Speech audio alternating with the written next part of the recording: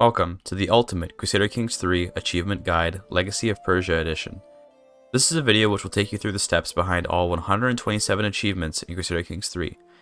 I completed every achievement in the game in 34 hours live on Twitch. Okay, I have to interrupt myself actually because I didn't complete every achievement in a single sitting live stream as I had planned due to some real life constraints, but I will say this. I got 2/3 of the 127 achievements in TK3 in 31 hours, including all the Legacy of Persia achievements in one sitting, live on Twitch. I ended up doing End of an Era and the miscellaneous easy achievements off stream. Back to the guide. And I'm now making a guide for you to get them yourself. Obviously, you don't have to do all the achievements in one sitting like I did, but you can easily use my experience and knowledge to help you along. I used my speedrunning expertise and immense experience with Crusader Kings 3 to get all the achievements as fast as I could, and although not all the runs are optimal due to the tiredness inflicted upon me by such a long stream, I will expand upon the strategies shown here with my commentary over the video. If you've seen the other all achievements guides I've made, then know that this one is a whole other level of difficulty due to the new patches of CK3 having two features. First of all, no creating a custom ruler and then not playing as them. Second of all, the AI is a bit more competent in new patches. While these two things hinder our ability to speedrun, it only acts as a speed bump in what ultimately is still the same set of runs. As an additional challenge I placed upon myself, I tried to complete the achievements with as few individual runs as possible, and I won't be using any custom characters at all, let alone switching out AI custom characters. If you remember previous guides, I did a lot of runs that were just a few minutes long where I quickly grab an achievement and then move on.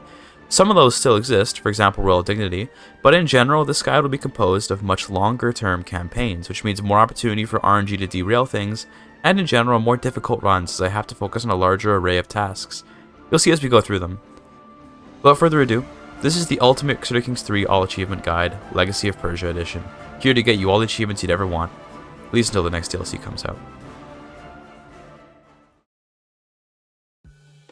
The very first achievement of the All Achievement run is The Things Love Does For Us, which requires you to have a lover save you from a murder attempt. It sounds simple, but in practice, it's really not. Estimate is 2 minutes to 3 minutes, and the RNG is extreme. It's actually the highest RNG in the entire game, even more than Ahab. Let's take a look. The hard part about this run is finding a character with the circumstances that are good for us to pull it off.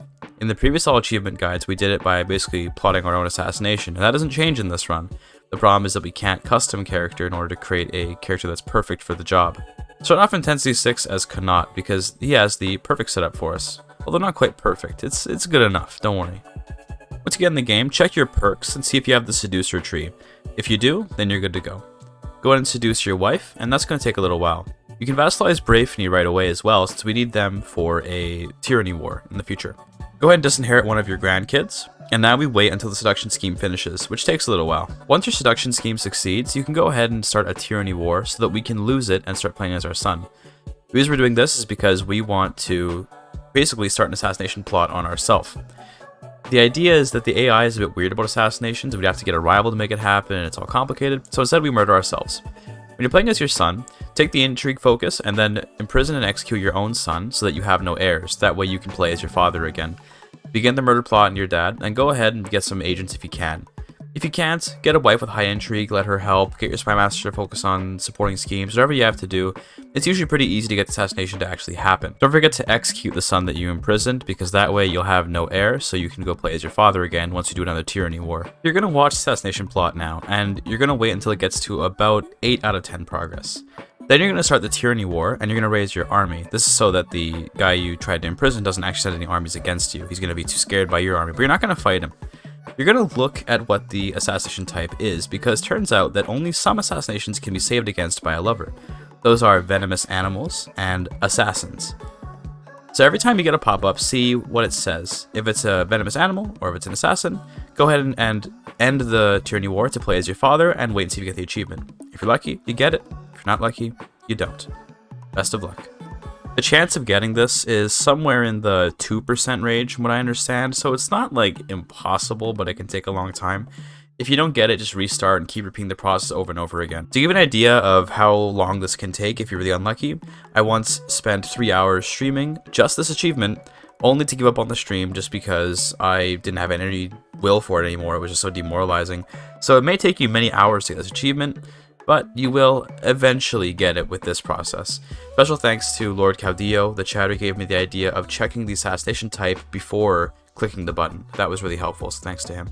Let's take a look at the next achievement now. This one's also going to be kind of RNG, but not as much as this one. Up next is what would normally be a relatively easy speedrun, but which is made complicated by the lack of custom rulers, and that's A Dangerous Business, which requires us to, as a dwarf, win a Varangian adventure outside of Europe. Obviously, in a custom ruler game, you just make a dwarf character somewhere outside of Europe and win a Varangian adventure, boom, easy. But we're going to have to do this a little more creatively using Haesteinn. I'm also pairing this run with Far From Home, which requires us to start and stay as a North Germanic Asatruan of any kind, and have our own capital in any of the islands in the Indian Ocean region. Although I'm doing this in 2 different runs, I'm just putting them together for convenience sake. The estimate for these runs is 10 to 15 minutes, and the RNG presence is high because of the dwarf stuff. Let's get into it. The gist of this run is traveling to Crete so we can become Orthodox, and then marrying a dwarf. For whatever reason, the Orthodox happen to have quite a few dwarf characters around that you can marry. I'm not sure why, they just do. Start as Haesteinn, go to Napoli, then go to Crete, and just chill there for a minute while wait for a dwarf to be born. When you get married, be sure to seduce your wife, but don't make her your lover. Just keep repeating the seduction scheme over and over and over and over again, because every time you succeed, whether you make her a lover or not, you get a pretty high pregnancy chance. So do that until you get a dwarf child, then imprison and execute everyone that's not a dwarf. If you ever fail to seduce your wife, and therefore can't seduce her again, imprison and execute her, and get remarried to a new wife that you can seduce. It's way faster to do the seduction spam. You can get like 6 kids in just a couple years. It's great. Anyway, once you have the dwarf child, go ahead and start a Varangian adventure off in East Africa, but critically, don't win it right away. You want to wait a second. Once you have a 100% war score, start a tyranny war, and then surrender it so you're not playing as your dwarf child, then enforce demands on the Varangian adventure. That way you get the Dangerous Business achievement. It's pretty easy. You have to get lucky with having a dwarf kid. It's not as bad as the previous achievement by any means, but it's still a bit tough, so best of luck with that. The second part of this run is much simpler and has no RNG.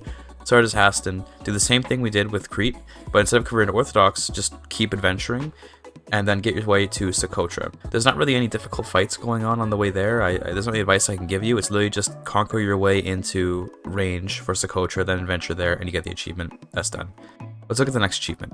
On to real runs now. This next run covers 6 of the 10 Northern Lords achievements all in one go, which is pretty cool on its own, but it basically involves us just conquering a huge amount of land pretty quickly.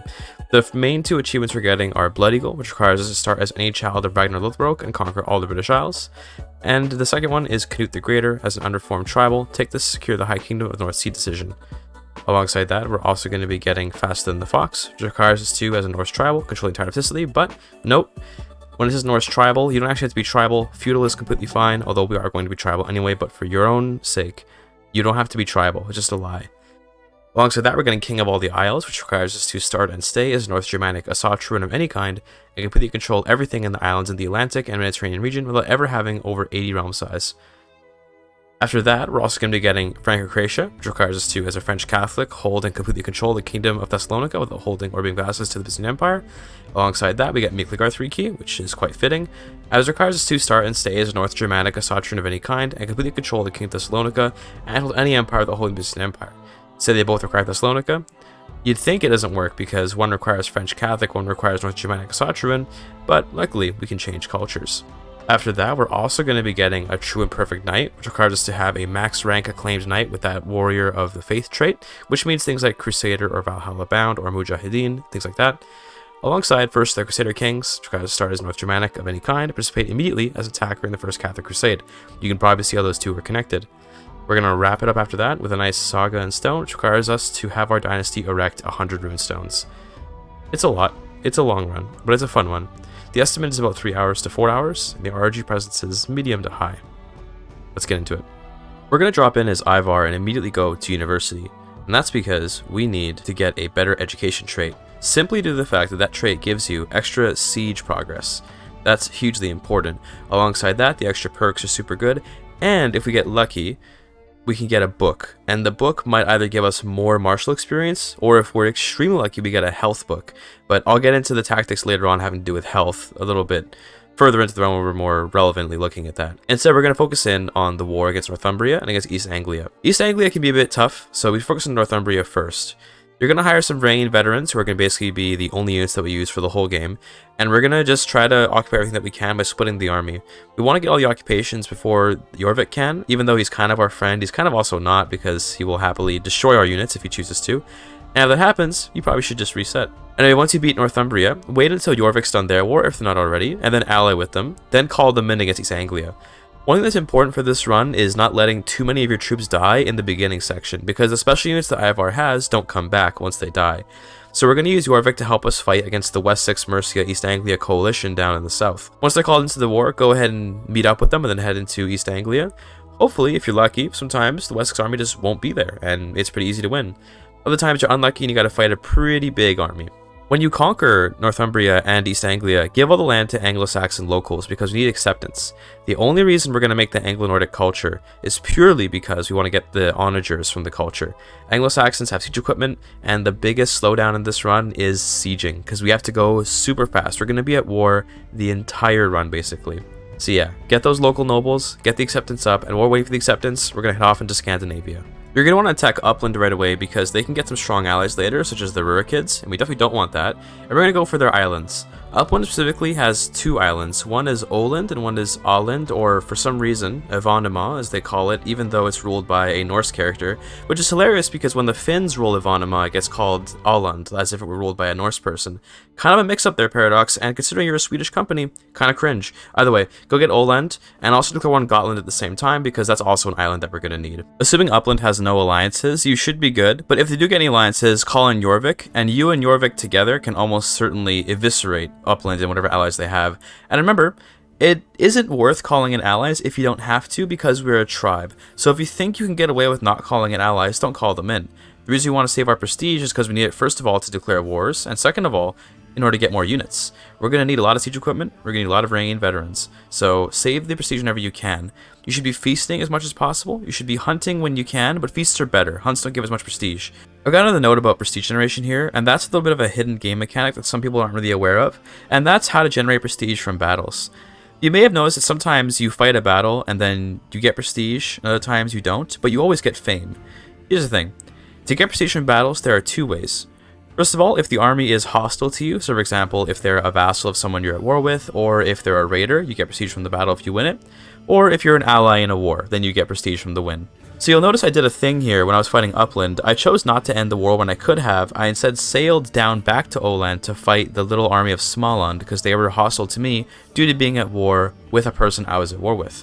It is completely worth it, always, to go and fight battles for prestige, because we have the Dynasty Legacy that gives extra prestige from battles, and that prestige can be translated directly into more units and more siege equipment. So definitely take all the battles with orange troops. That's the color they're going to be. Rather than red, they'll be orange. That's how you know you get prestige from them. Anyway, once you've got Gotland down, go ahead and head into Ossel, because that's another island that we're going to need, and the reason why we're going for the Baltics first is purely because they're just relatively close by, and it's a good opportunity to make some prestige. We could work towards Mediterranean right away, or we could do the Atlantic Islands. There's all kinds of directions you can go. It doesn't matter that much. I just like to get the Baltics out of the way first, because some of the people in the Baltics can get really strong if you give them the time to do so. For example, Upland. If Upland forms Sweden, they get much more powerful than they would be if you attack them now. The reason why I focus on the islands first is because we're not going to be able to go above 80 realm size, and if we focus on doing, say, Canute the Greater, which would require us to hold England, Denmark, and Norway, our realm size will almost certainly go above 80.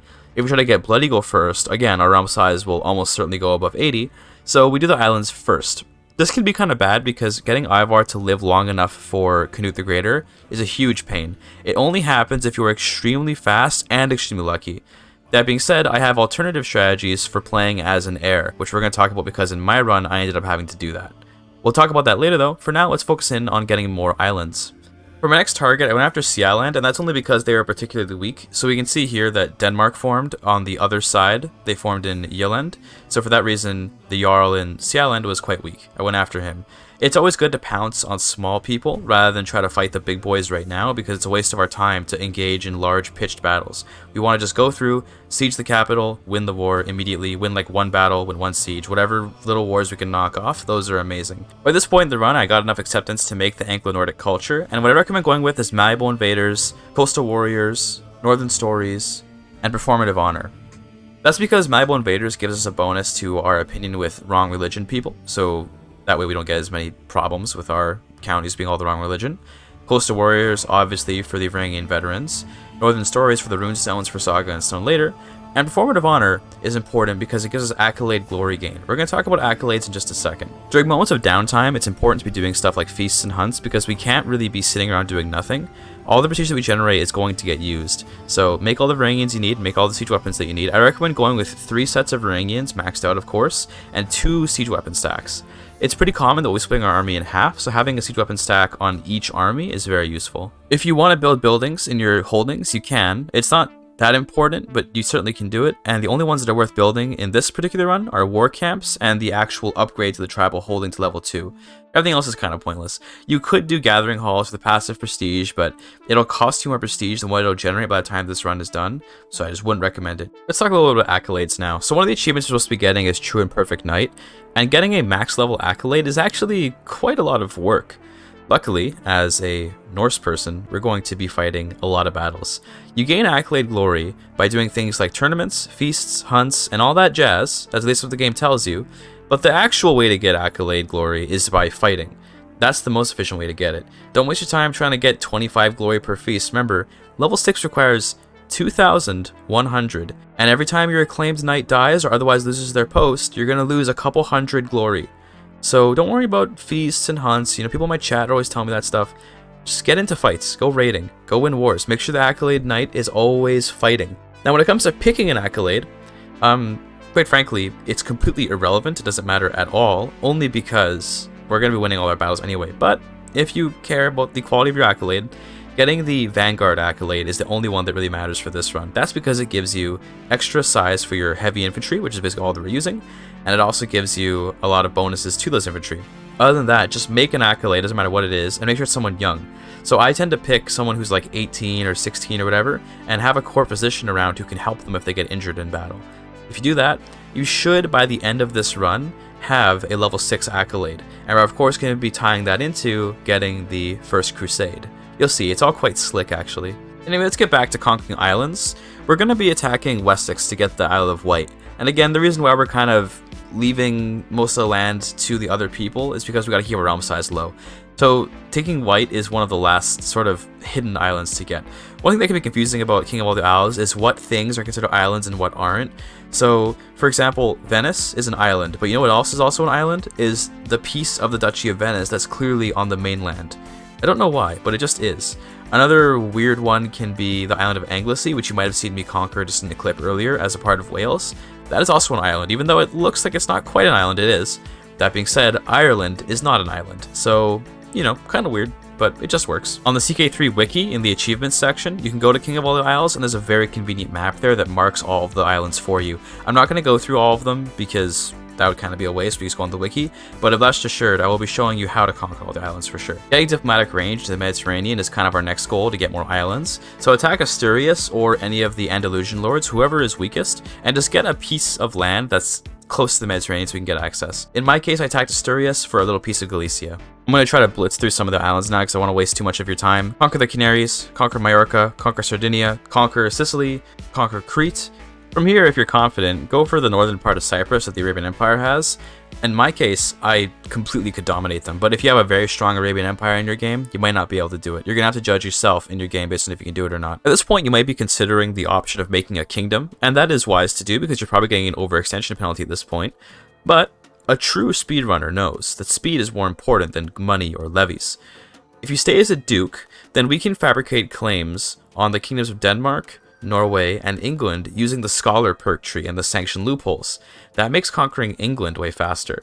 Now when it comes to Denmark, it's not that many duchies to conquer anyway, but Norway and England, that's a lot of duchies. So I highly recommend not becoming a king if you think you can handle the negative income. That being said, learn to evaluate your own situation. If you're looking at England and you see that Alfred died or something, and there's just no way England's going to form, it's probably not worth gambling the difficulty of the run on a thing that won't pay out.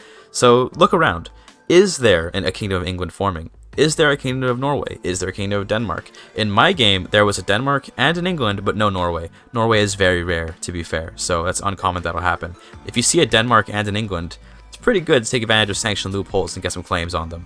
If Sigurd forms Denmark, you can always claim it using Renown as well, so you don't necessarily need it, but England's the big catch here. That one's really hard to form if you don't claim the kingdom in like one go. The next major war of this run is against Byzantine Empire. We've been saving our Invade Kingdom casus belli this entire time for the particular reason that Invade Kingdom lets you take all land that you occupy. Now, Byzantine Empire is unfortunate because they have a lot of land in many islands and they're all across different kingdoms and different duchies, which is painful. For that reason, invading kingdom on them for Thessalonica is perfect. We need Thessalonica because it has several duchies that have islands in them. We need it because we need to get Franco-Croatia and Bukligarthriki, and also to give us access to some pretty nice land in general. That being said, we need more than just Thessalonica, so we're going to have to go and occupy a bunch of stuff. The AI is a little bit challenged, we could say, and will tend to just send their army down to Crete to siege those holdings, while you send your armies in fleets to go and siege all of their islands. There are particular islands we have to focus on. So first of all, the Byzantines tend to hold land in Sicily, including Malta, so you have to get those.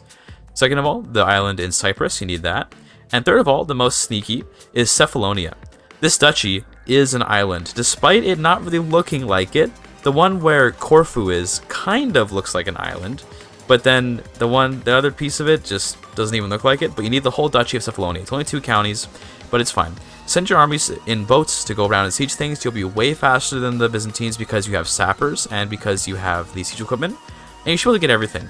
You're also going to want to grab Lecce, which is in the heel of the boot of Italy there, because that's part of Sicily.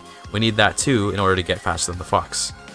Once you have everything occupied that you need, go and fight the Byzantine armies for real, and hope that you can capture the emperor or something and just win the war like that.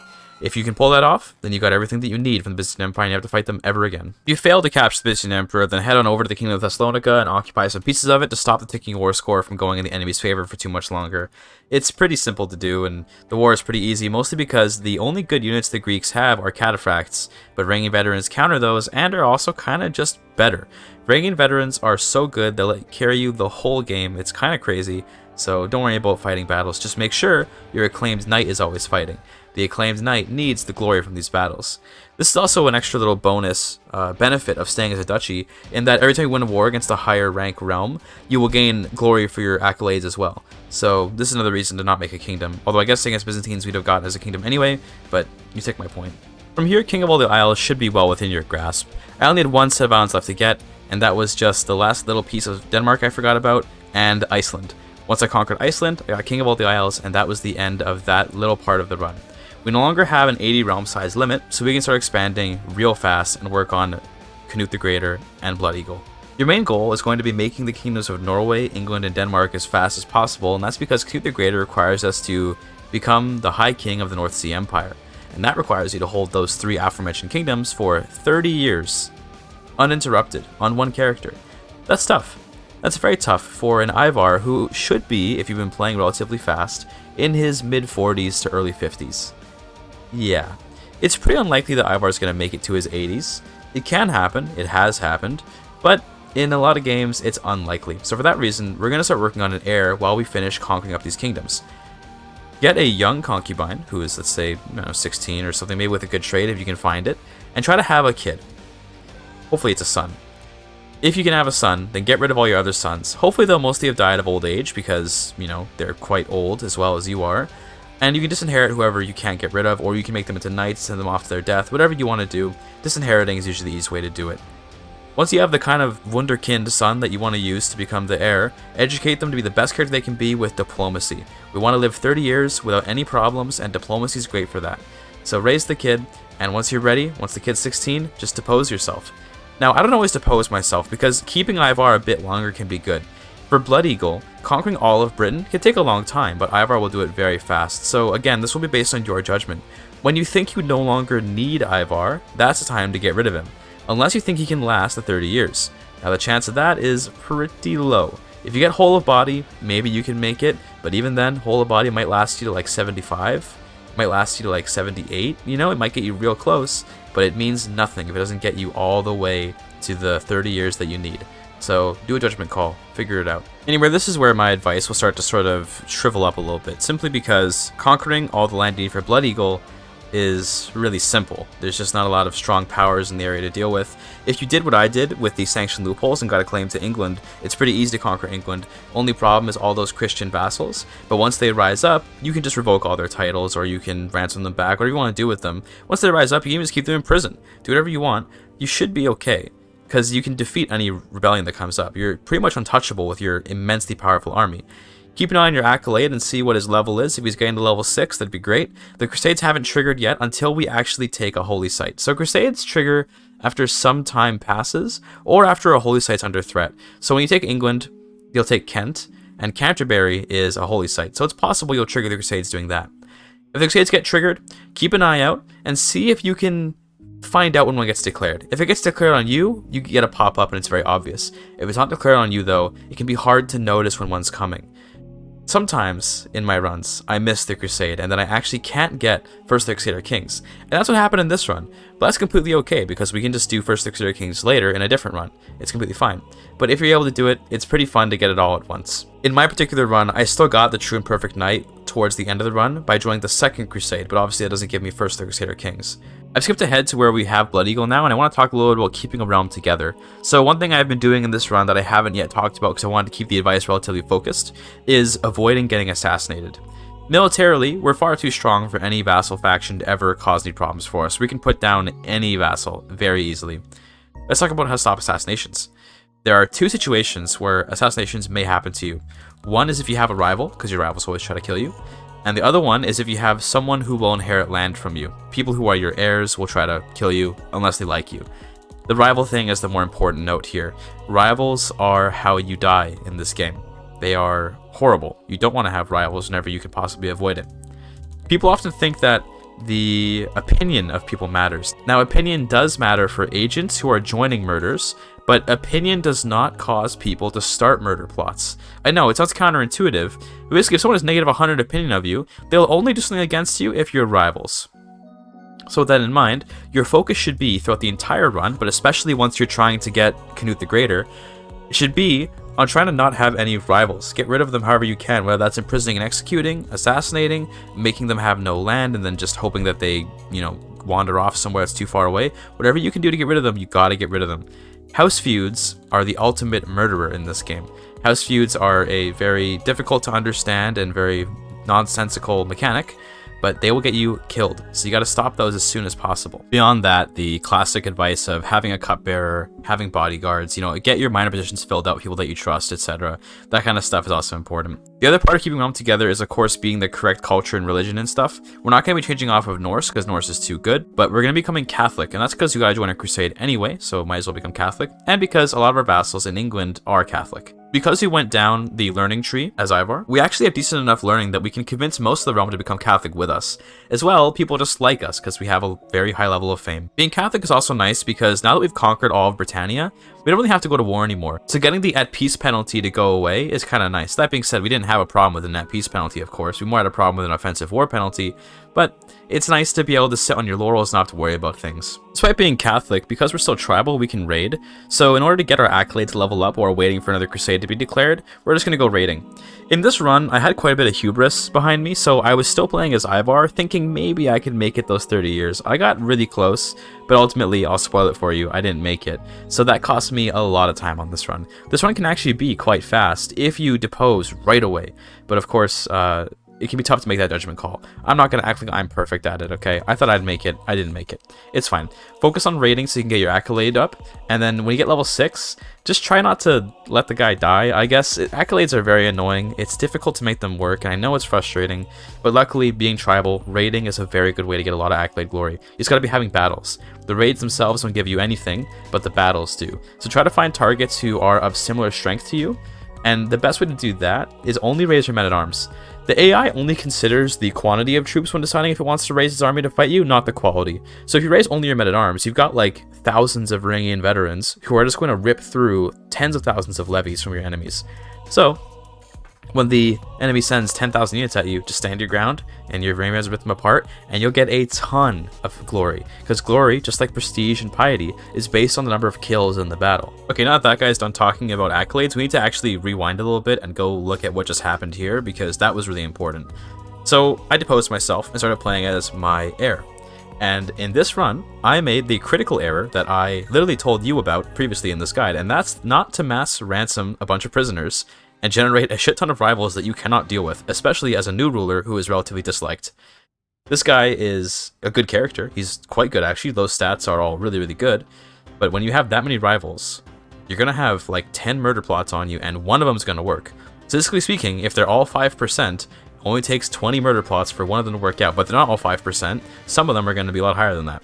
So for that reason, this guy actually got killed and ended up making my run almost look like it was going to be a failure. But of course, I don't give in, okay?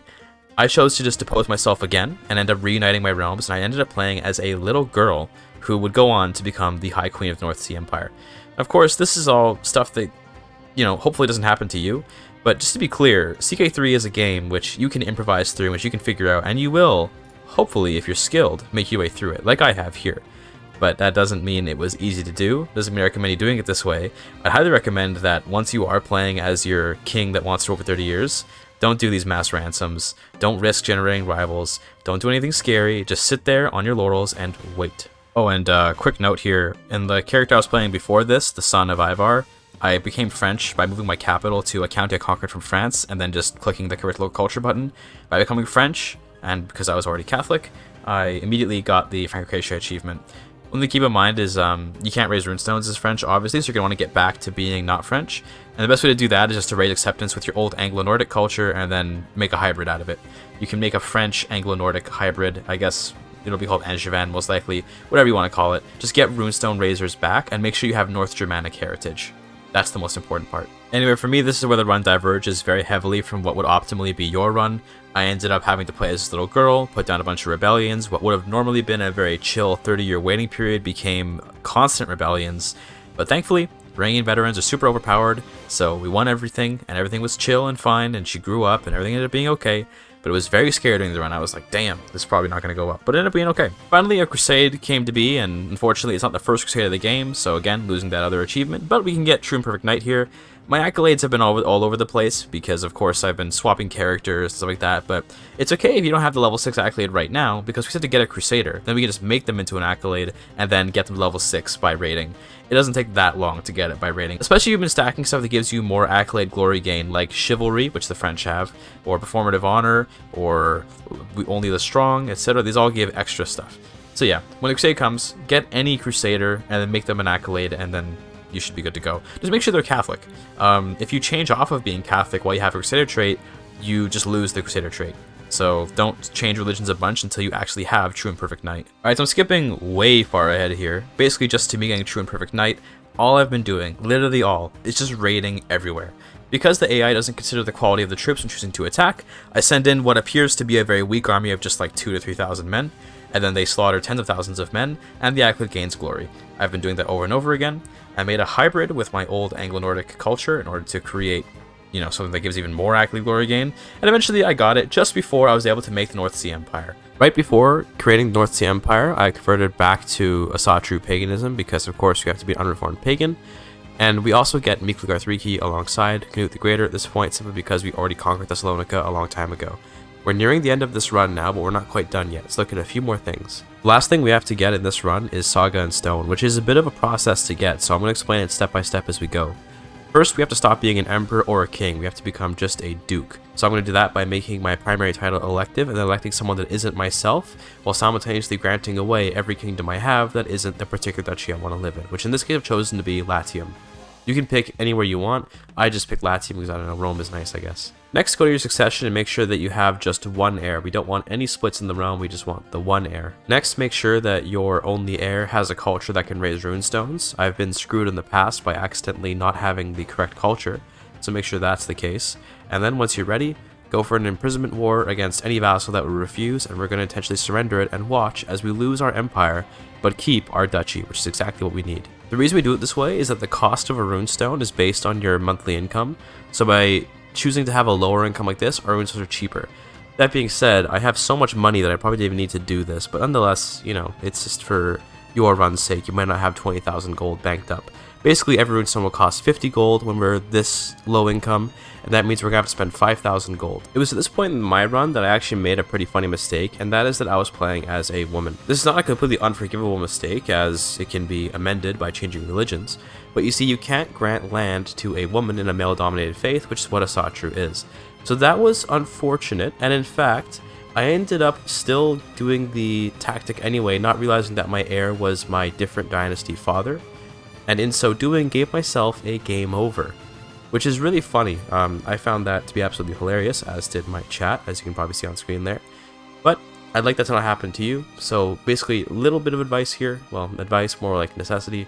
If your character is female, then change to a religion like Cathar, for example, so that you can have equal granting of titles and therefore won't get game overed by having a mom instead of having a dad.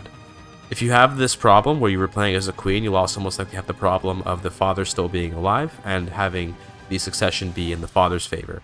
So for that reason, I recommend getting that father out of the picture before you do the tyranny war. But if it doesn't work out that way, do a murder plot as I'm doing here and just wait it out. You'll get it eventually. Once your father's out of the picture, and once all of your siblings have been disinherited or otherwise removed from succession in some other way, you're ready to begin the runestone loop, as I call it. It's a very simple name, of course. This is the exact same process by which we got the achievement in the previous all achievement guide video, so I'm not going to spend a huge amount of time going over it again. But basically, you're allowed to create a runestone for one of three things happening. Either one of your parents dies, you win a war against someone else, or you gain a rank in your title. So let's say you go from Duke to King, you can raise a runestone. Let's say your father or mother dies, you can raise a runestone. And let's say you won any war, you can raise a runestone. They give different modifiers, but those don't matter for this particular achievement. So what we're going to do is we're going to create a runestone by increasing our rank, but you might be wondering, well, how are we going to increase rank over and over again? It's quite simple. You're going to grant a county to your mother. She's a count now, a countess rather. Then you're going to depose yourself by losing a tyranny war, which will take your mother from being a countess to a duchess because she inherited your duchy from you. That means she gained a rank, so she can raise a runestone. Now here's the problem, there's a 5-year cooldown on runestone, so you're thinking, well, I can't raise another runestone, can I? That's correct, but that cooldown goes away if you lose all of your land. So now we're going to give a county to our son, and he's going to be a count. Then we're going to depose again, making the mom landless. She no longer has a cooldown on the runestone, and the son has also gained a rank, so he can raise a runestone. You keep doing this over and over again, and you'll find that you have raised 100 runestones in no time. Well, I say no time, but it does take quite a while. It's very mind-numbing. I recommend having some good music to listen to while you do it. Okay. Alright, a little bit slow, but not bad at all. Not bad at all, chat. Next. That was the Great Viking Conquest, as I've named it, and it encompassed a great many achievements, but we got it done. It's one of the longer runs in the whole collection here, and if you want to, you can always do most of this stuff separately. In my previous achievement guides, I did most of the achievements separately, although some of them together, and if you want a more particularly focused guide, you can always check that out. But I like to do this stuff the way that I do it, which is in one big run. It's a lot more fun that way, if you ask me. The next run is sort of the opposite of that. The next run we've got on the list is much simpler, although still a bit RNG, and we'll take a look at that now.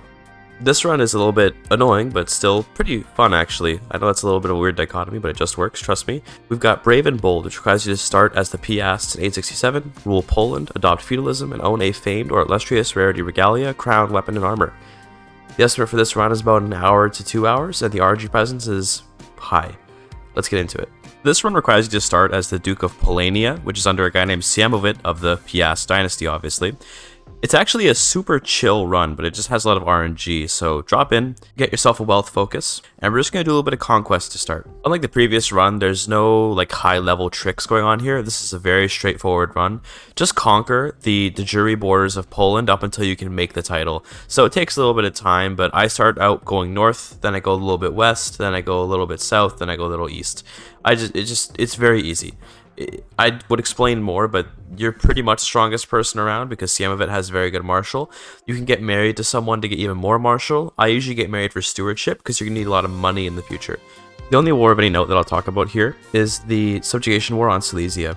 I recommend doing subjugation on them because that way you get a second duchy for free, which you need to be the Kingdom of Poland, and because Silesia just kind of is a large opponent, so it's good to use it on them.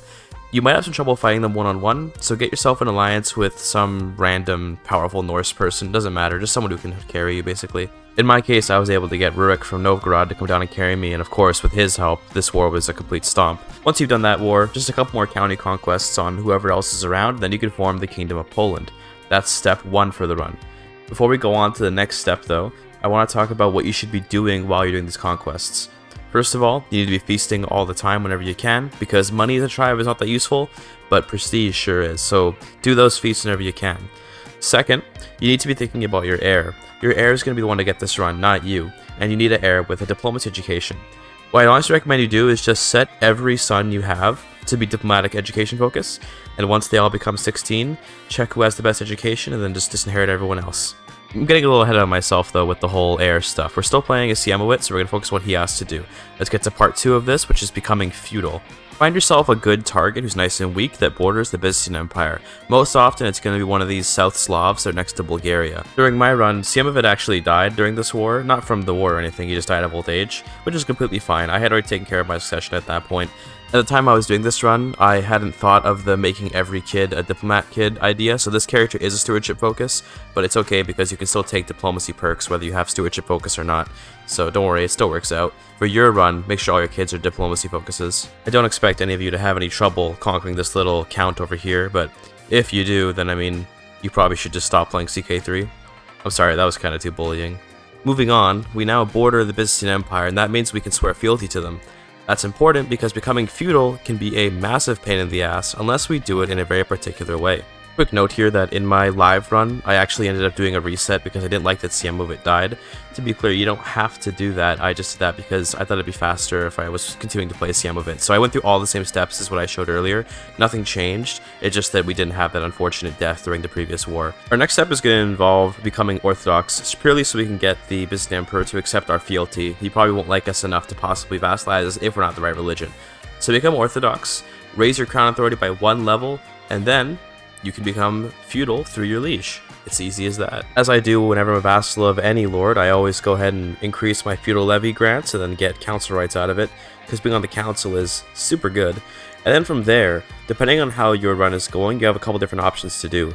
We're entering step 3 of the run now, which means we have to get a bunch of artifacts. We need blue or purple level artifacts in all of our slots except for the inventory slots, so those 4 on the bottom.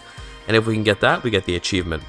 So it can be a bit tough to get them high level artifacts like that. Your best bet is to find other people who already have them, who may have been making them as you've been playing the first 3 parts of the run, and then steal them from them. The way that we steal artifacts is that the left hand side of the diplomacy perk tree, the very bottom one, that perk lets you fabricate claims on artifacts at the cost of prestige. We're going to need a couple of things in order to make these schemes go well. First, we need gold to get agents so that we can actually be able to help us take the artifacts from people. We need a high diplomacy character so that we can be liked enough to have people actually want to help us with the schemes. We need that same character to also have high intrigue so they can be good at scheming in general. We need a ton of prestige to be able to fabricate the claims to the artifacts, and we need to find people who actually have the artifacts.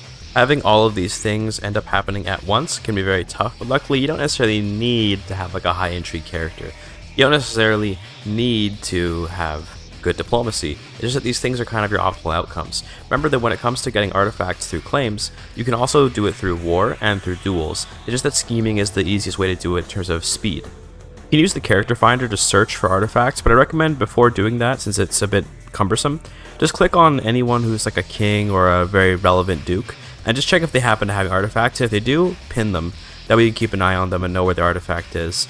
In my case, I had been pinning throughout the run, and if you can handle the multitasking, start pinning right away, but if you can't, you can wait until later. I found most of what I needed just on random characters, but eventually I did have to go to the character finder. Once you are playing as your diplomacy education character, be sure to go on university visits as much as possible to get perks, as we got to get to that bottom perk on the left side tree in diplomacy as soon as possible. Also, make sure you're the chancellor for your liege, because being the chancellor for the Byzantine Emperor gives you quite a bit of prestige, and that prestige is basically our bottleneck. While you're waiting for your perks to come, I highly recommend doing a ton of grand tours and grand weddings to generate a ton of prestige. Getting money as Poland isn't that hard because you have a lot of farms and fields and manor houses available, and if on your previous characters you're able to get quite a bit of infrastructure built up, you should have a pretty strong income. You can also drop your amenities to almost nothing in the hopes that you can make more money, but at the same time, you will want to have your amenities high at least briefly because you might be able to get the True Royal Court achievement, but that's a really minor thing, so I wouldn't worry about that. Anyway, once you've got accomplished Forger, this is where the guide more or less ends. If you're lucky, there will be people around you who you can fabricate artifact claims on, and then you can either duel them for the artifact if you think you can beat them in a prowess challenge, you can scheme against them, or you can declare war on them. Given that I've been completely ignoring the health of my realm in every way, my army is basically non-existent, so I don't plan to do any wars. I'm just going to scheme. Sometimes you can get away with a duel, but most characters, if they're going to lose to you, will just refuse the duel, and the ones that have good artifacts tend to have high prowess, so it's unlikely to work, but it can. Just depends on your character. If you just can't find any artifacts anywhere, you can try looking for artifacts in India, you can try looking in Tibet or in the Central Asian steppes, but then you have to get diplomatic range over there, and it's a huge pain. So if you really can't find any, it might be best just to restart. Or you can just sit and wait if you're not speedrunning. You can also just enjoy a nice campaign as Poland and just hope you eventually find the artifacts. But yeah, it's not too tough. It's literally just RNG. So best of luck with it for you. I finished it and I moved on without looking back. Let's look at the next run. For this next run, we're combining two relatively simple but time-consuming achievements. And those are Iranian Revival, which requires us to take the Iranian Resurgence ending in the Iranian Intermezzo struggle, and Rise of the Gurids, which requires us to start as the Duke of Gur in 867 or 1066 and to conquer the region of the historical Gurid Empire. Obviously, because we are doing Iranian Revival, we have to start in 867 for Rise of the Gurids because the Intermezzo doesn't happen in 1066. The estimate for this run is about 2.5 to 4 hours, and the RNG presence is medium. Let's get into it. We're going to be dropping in as the Duke of Gur of the Gurid Dynasty, of course, since we have to. And this run basically revolves on getting the vast majority of the work done as this one character. Right when we drop in, we're going to take a scholarship focus because although we're a stewardship character, we actually need to focus on getting to the sanctioned loopholes perk, as well as using the perks later to get lots of health so we can live long enough to pull off the run. We start off as a Buddhist, and that just isn't really going to work for this run because there's a lot of war going and we don't want to be a pacifist. So your first goal is going to be to change religions. We do that by taking a pilgrimage, and since we're going on a pilgrimage, it's a long one, we're going all the way to Eastern India. We're also going to make a custom route and visit as many places as we can to get lots of lifestyle experience. We're looking for stewardship experience explicitly because we need to get the meritocracy perk, and I don't want to have to spend time on a stewardship focus to do that, nor do I want to reset my perks and waste that opportunity that I'm going to use later. So set up a custom route and visit every stewardship granting location that you can, and just whatever stuff is on the way anyway. You might as well visit as much stuff as possible because there's no need to rush. Take your time, visit all the locations, then get to the holy site. This pilgrimage obviously has a ton of danger along the way, and this is one of your early RNG hurdles. If you die in the beginning, or if you get maimed, or some kind of horrible thing happens to you, just restart. Don't waste your time trying to play with a hobbled character. I like to get it done right away in terms of the RNG, just because that way the resets don't hurt as much. During my speedruns, I tend to reset at least once or twice every stream on this run, because someone loses a leg, and that's not okay. Once you've made your way over to the actual pilgrimage site, you should by this point have at least one stewardship perk. Anything else you get is a nice bonus, so you don't necessarily have to get it, although I like to get extra perks when I can. But the only thing you need is one stewardship perk. If you don't get that, then you didn't do this route right, and you need to reroute so that you can actually get one stewardship perk. You should also have almost max level piousness if you took such a long route. It's possible you won't, in which case hopefully you get it once you're actually at the holy site. But in my case, I tend to always have maximum piousness right away. During my run, I actually had 2 resets due to dying on the way through this pilgrimage, so that's why you'll see that the timer has jumped quite far ahead, despite me only finishing the pilgrimage now. Next up, we convert to any kind of Islam that's hostile to the Azarika, which in my case I chose Ash'ari, just because it's kind of like the default Islam, you could say. Sorry, Shias. And then we're going to get ourselves an alliance with anyone who's strong enough to help us against the Azarika people to our west. These guys have event-spawned troops, so they're pretty strong to start off, but you can take them down with an alliance for sure. Be careful when finding an alliance. Make sure that whoever you find is also a detractor of the Caliphate, because people who are the opposite of you in the Intermezzo will not support you in wars, even against heretics like the Azarika. So make sure to check, are they a detractor of the Caliph? Are they strong enough to help me beat the guys to my west? If yes, go ahead. We're going to use a Holy War CB against the Heret Azarika Muslims and try to claim the land for ourselves, and this will be sort of our main territory, you could say. This will be the domain that we use for the rest of the run. Once you finish that war, we're going to solidify our realm by getting rid of the only vassal that we have in Upper Gur, which is actually our uncle, or is it brother? I forgot. But point is, get rid of him. We're also doing this because it's going to drive our dynasty towards antagonism. We're going to need the antagonistic house unity in order to do invasions over and over again. So this is a good way to start off that movement. Once you revoke Upper Gur, you should have enough domain limit to be able to hold all the counties, although probably not the mosques. So give away the mosques, hold the counties, and now we're going to begin snowballing this run into the massive empire that it's going to become with relative ease. We're going to be swearing fealty to the Safarid Sultan, but before doing that, we actually want to take advantage of the religious exemption fealty option by converting to Mu'tazilism. Mu'tazilism actually is one of the best Muslim sects in the game, purely because it gives you more learning perk progress, which is crazy, and it's righteous to Ash'ari Muslims because we both have the same Caliph. So, become Mu'tazili, then swear fealty with religious exemption. Now, we don't really need the exemption because we're seen as righteous, so go to your contract and get rid of your religious exemption in return for council rights.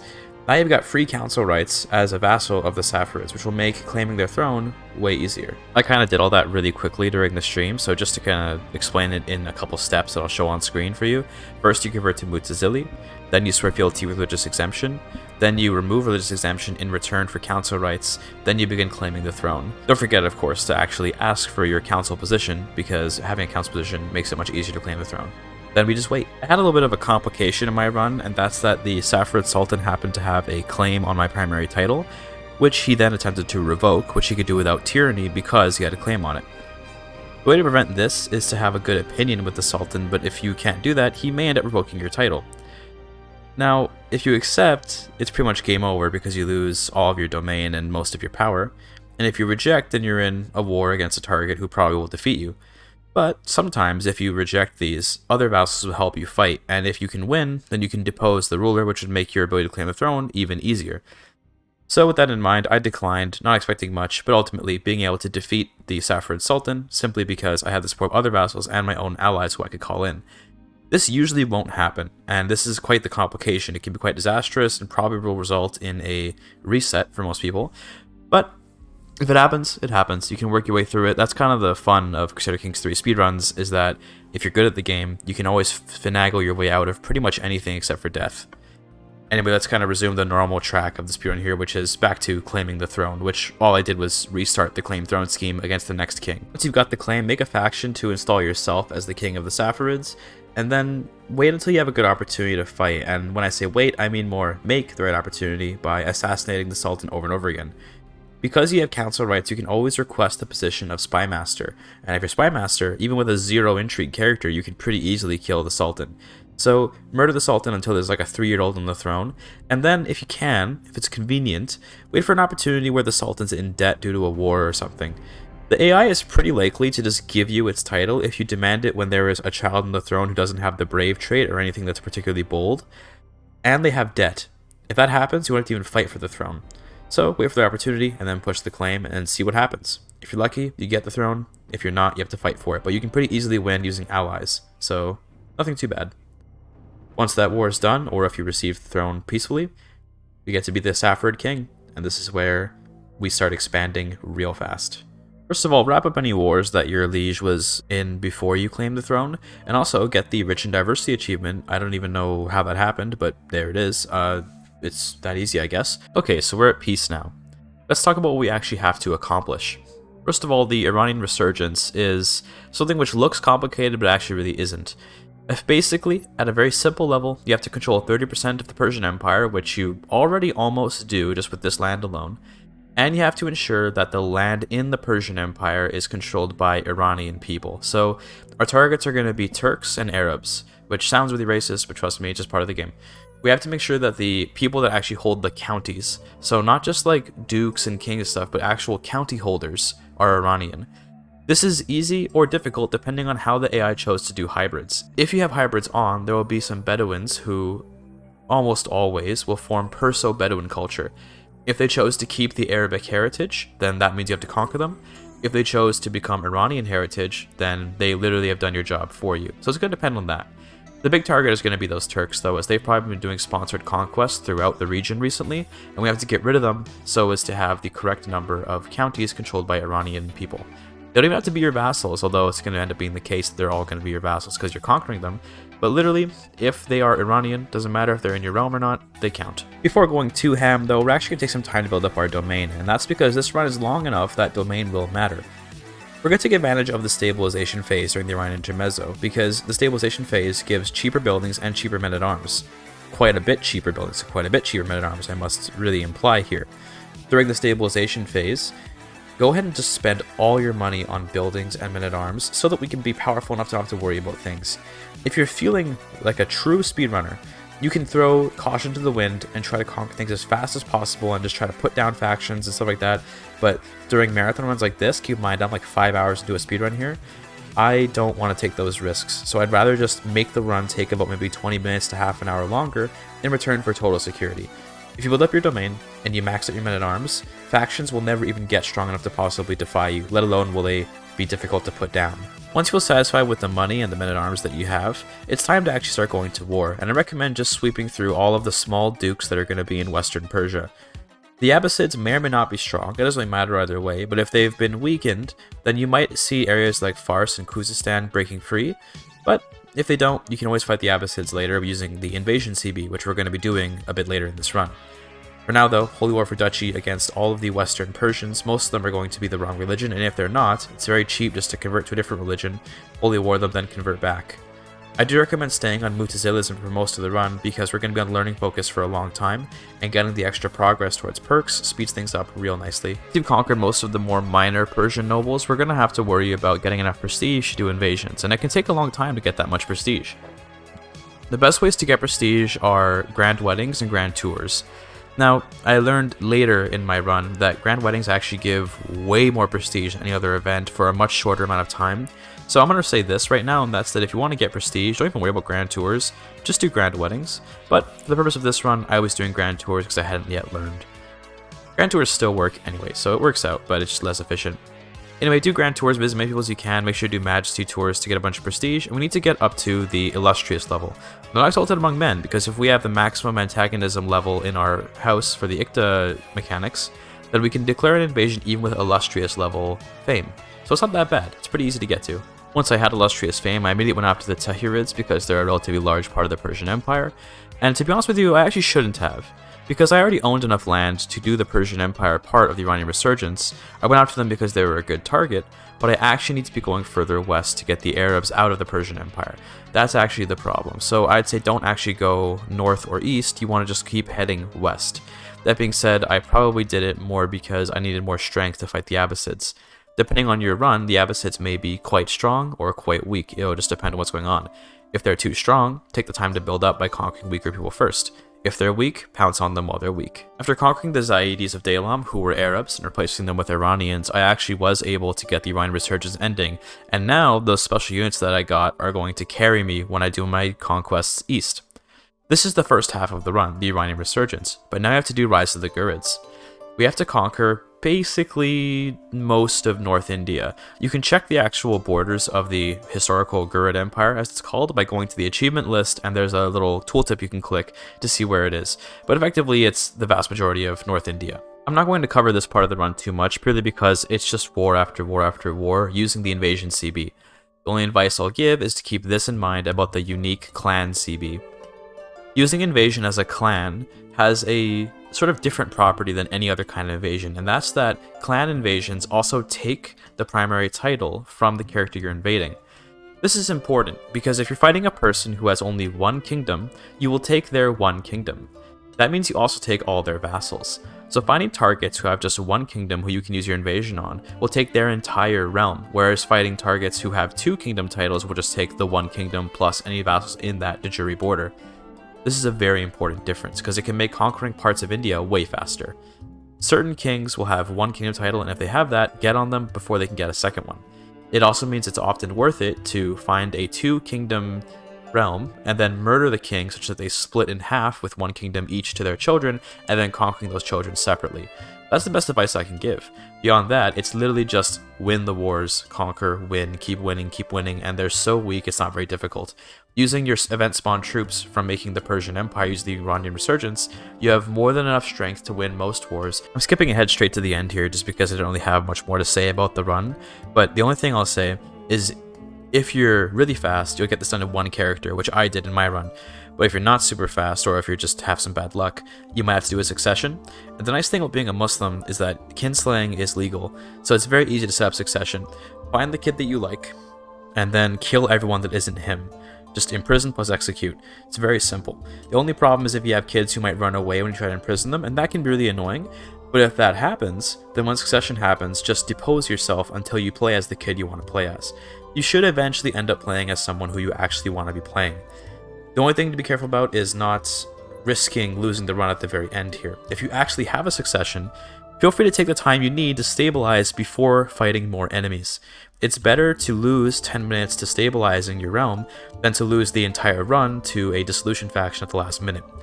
This is particularly prevalent because if you're using the strategy I mentioned about invading single kingdom realms and then taking all their vassals, you're going to have a ton of wrong culture, wrong religion people who are going to be very upset at you all the time. That can be tough to deal with, so definitely take your time and be careful. That's the best advice I can give.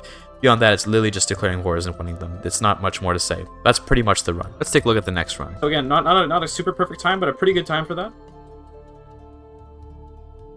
For the next run, we've got a relatively simple and short run for Wily as the Fox, which requires us to start as Robert the Fox in 1066, rule the Kingdom of Sicily, hold either the Kingdom of Epirus, Hellas, or Thessalonica, in this case we're doing Hellas, and have converted all of its original counties to Catholicism. There's a couple of different strats to get this. The one that I go with is way more consistent than the fastest strat, but the fastest one is very, very quick.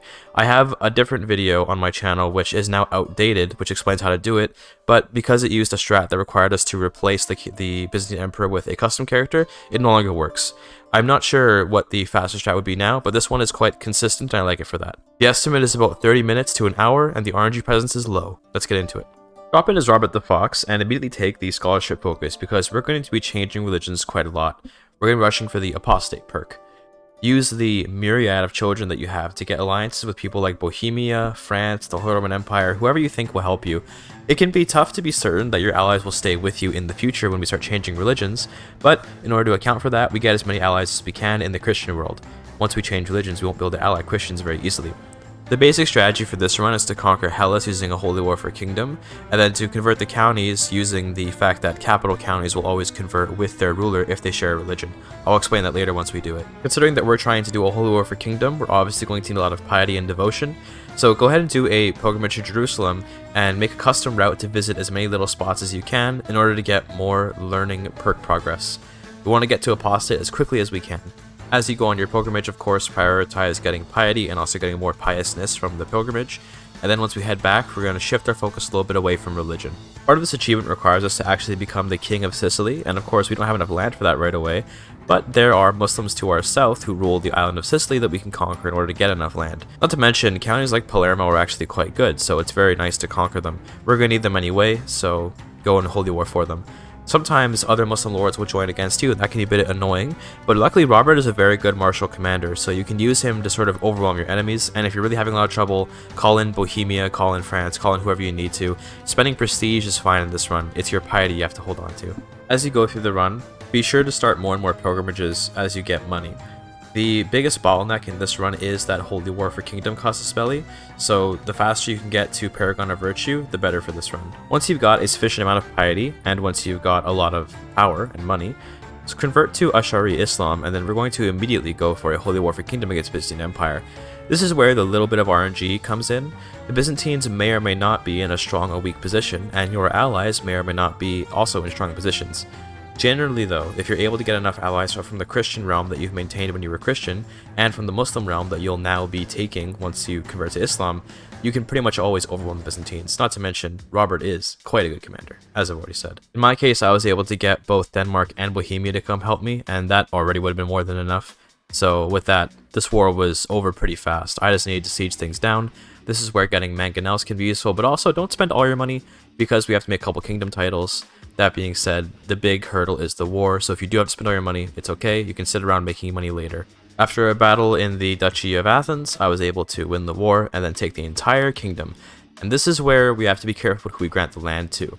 We're going to grant the land to Normans who are not zealous and who have low learning wherever possible. Despite what I'm doing in the stream where I just hit the random lord button, you should take the time to actually search for characters. I was just feeling really confident and wanted to get this run done and get out of the way, and I was hoping that I wouldn't have any problems.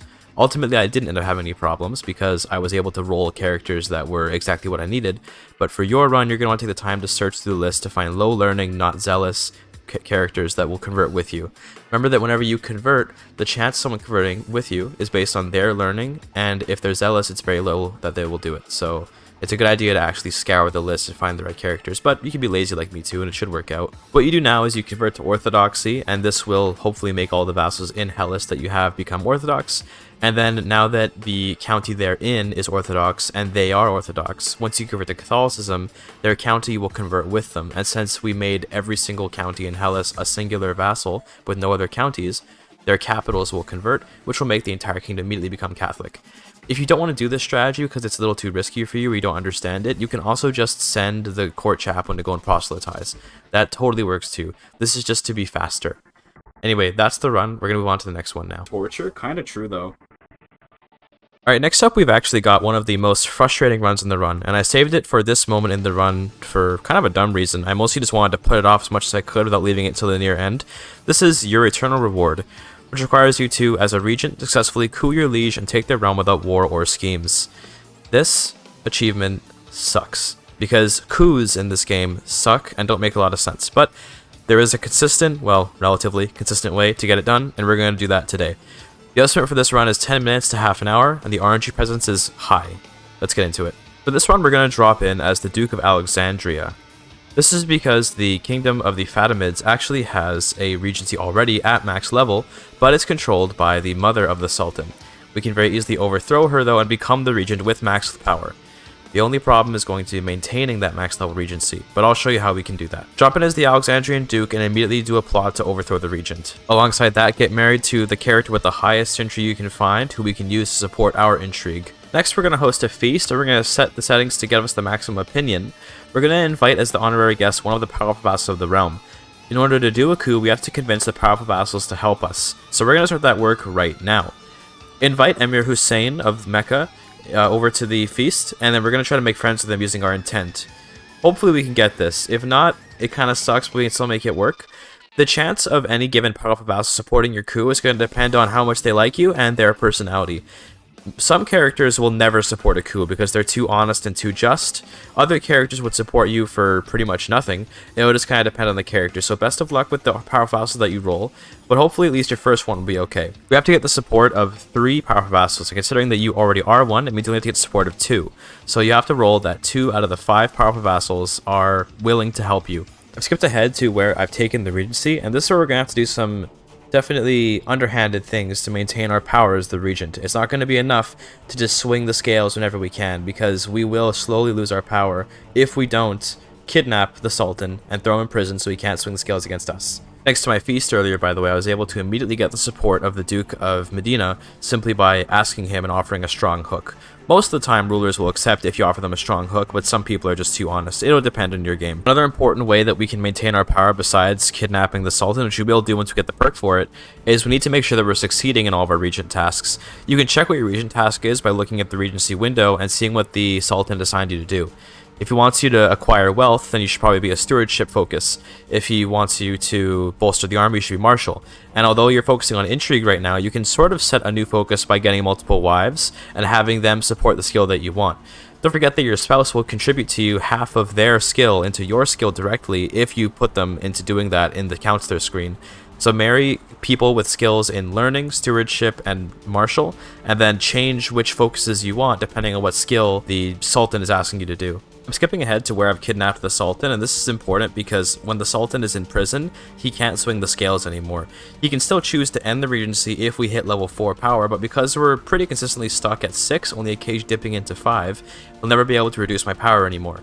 So long as I shift the scales every single time that I can without missing any opportunities, I'll maintain my power, and in order to gain power, I'll need to succeed in Regency events and be shifting the scales constantly. It's definitely something you have to pay very close attention to. You gotta babysit it, otherwise you'll mess it up. From here, it's all about just waiting and getting the support of the powerful vassals. You can sway powerful vassals, you can do feasts and invite them to it, you can do whatever you need to do to get them to like you, but ultimately promising a strong hook and getting them to like you should be enough to get them to help you. You only need 2 supporters. Now, if you get truly ungodly luck, all 5 powerful vassals will be people that are too honest and just to help you. If that happens, you gotta restart. Luckily, it's a short run. But if you're at least mildly not horribly unlucky, then at least 2 vassals will be willing to support you if you can get them to like you and you bribe them enough. If you're super lucky, then they'll support you for a strong hook with no relations because they're just really bad people. It'll totally depend. Once you've got everything that you need in order to do the coup, the last thing to do is to release the caliph from the prison, since you can't coup someone who's in prison. Make sure not to unpause anything after you release him, because if you do, then he will swing the scales against you and you'll lose the ability to do a coup. Pick the coup type that best corresponds to your stats, and then it's pretty likely that you'll succeed. I wouldn't worry about actually failing here. You get the achievement right when you succeed, and that's the run. This one really sucks because it's basically all luck, and I hate it, but we got through it. Let's look at the next one. Up next, we've got one of the sort of behemoth runs of the All Achievement Guide, and that is for 5 of the Iranian Intermezzo, Legacy of Persia, whatever the DLC is called, achievements. We're going to be getting today the Umayyad Strikes Back, which requires you to start as a member of the Umayyad Dynasty and hold the Empire of Arabia and the Sunni Caliphate, alongside Abbasid Might, which requires us to take the renewed Caliphate ending in the Iranian Intermezzo struggle. We're also going to be getting Mokdam Dry, which requires us to loot 4 illustrious tier Vizier extravagance modifiers from the Vizier, alongside Fiscally Responsible, which requires us to fill 5 tax collector slots with excellent aptitude characters, and we'll be finishing it up with Darius' Revenge, which requires us to, as a character of Iranian heritage, hold the Empire of Persia, Kingdom of Thessalonica, and Kingdom of Hellas. This run is complicated, to say the least, and it definitely can be weird, and has a lot of RNG, and is quite inconsistent, but when you pull it off, you feel real good. We have a set of contingency plans that we can do if things don't go well. So let's say you're 3 hours into a run and you don't want to throw it away. There's usually backup strategies that I have in mind that I'll explain as I go, so you can still get the run, but it'll just be slower. An optimal run will take about 3.5 hours, but it may take as much as 5 hours. It'll depend on, you know, how your RNG is. The estimate for this run is 3.5 hours to 5 hours, and the RNG presence is medium to high. Let's get into it. We're going to drop in as a Sultan of Al-Andalus, just because they're kind of the most powerful Umayyad character in the game to start, and also because they're one of the only Umayyad characters in 867 that we can play as, since we need to pick 867 for the Iranian Intermezzo. This run is going to mostly consist of a relatively simple playthrough that will get complicated in what actions we do later. We're not going to really focus on Iberia much. We're going to focus on mostly moving our realm over towards the Abbasids. You'll see what I mean soon. We're going to start off by making our dynasty get more towards antagonism, because we're going to do a lot of invasions later in the game. So do that right away. We're also going to try to get out of the Asturias War by either surrendering, so we don't care, or just hoping the claimant dies. In my case, the claimant died, so the war was invalidated. And we're going to focus on enforcing our demands on Toledo, because we want their domain in order to support our country. We already have some of the best domain in Iberia with Cordoba, but Toledo and its surrounding counties are also extremely good, so I highly recommend that you build up these counties. We're not actually going to do a whole lot of conquest from here. We're taking the scholarship focus only because we need to get down to sanction loopholes for the classic buy-in claims of the empire that we want to conquer, but beyond that, we actually are going to focus on our domain as this character. Our first sultan is quite old. It's unlikely that he'll live long enough to possibly do the entire set of achievements. In fact, I would say it's impossible to get everything done as the first character. So we're sort of building up for the long game here. It's completely valid to do nothing to progress towards the achievements in this short period at first, so you can build up your domain and get that all done. It depends on you though. If you feel like you want to start working your way east right away, you totally can. Just be aware that you have to get ready for succession. This is not a run where we can ignore succession, because we will be having many successions this run. What level of development you consider yourself to be comfortable is dependent on you as a player. I like to have maxed out men-at-arms, and I like to have a positive income with max court amenities while having those maxed out men-at-arms. The positive income amount doesn't matter that much to me. I just like to know that I can be at war permanently without going into debt. When I have that, that's when I usually feel comfortable going east, but it'll depend on you. Since I'm speedrunning, I sometimes push my luck and try to go even if I don't quite feel ready. If you feel okay playing with less than max men-at-arms and with a little bit of negative income, you go ahead and leave earlier. Since this character's going to die anyway, it doesn't really matter. The only thing that really matters is making sure that you at least live long enough to get to the Sanction Loopholes perk. If you can do that, then we can buy the claims that we need. It's also pretty easy to live that long, considering that the character isn't that old and that you can use the health focus to live a little bit longer. In terms of actually going east, you can county conquest your way to Crete pretty easily by hopping through islands, and then we need to conquer a little piece of Egypt that we can use to get a land border with the Abbasids. It's after we get this border with the Abbasids that the sanction loophole button actually becomes important, and funnily enough, we're actually not going to just be claiming the Arabian Empire so simply. We're instead going to be taking just Baghdad and the region around there. As a clan, we can always declare duchy wars for pretty much anywhere that we want as long as we border the realm, but here's the thing. We're not using sanction loopholes in order to do the war for Baghdad. We can just do that as a clan anytime we want. We're using sanction loopholes so we can buy claims to vassals that we'll be getting from taking Baghdad. We can buy claims to land and then revoke it like taking on tyranny. We have to revoke quite a few titles this run, and we don't want to end up needing to constantly take tyranny every time, so sanction loopholes is quite useful.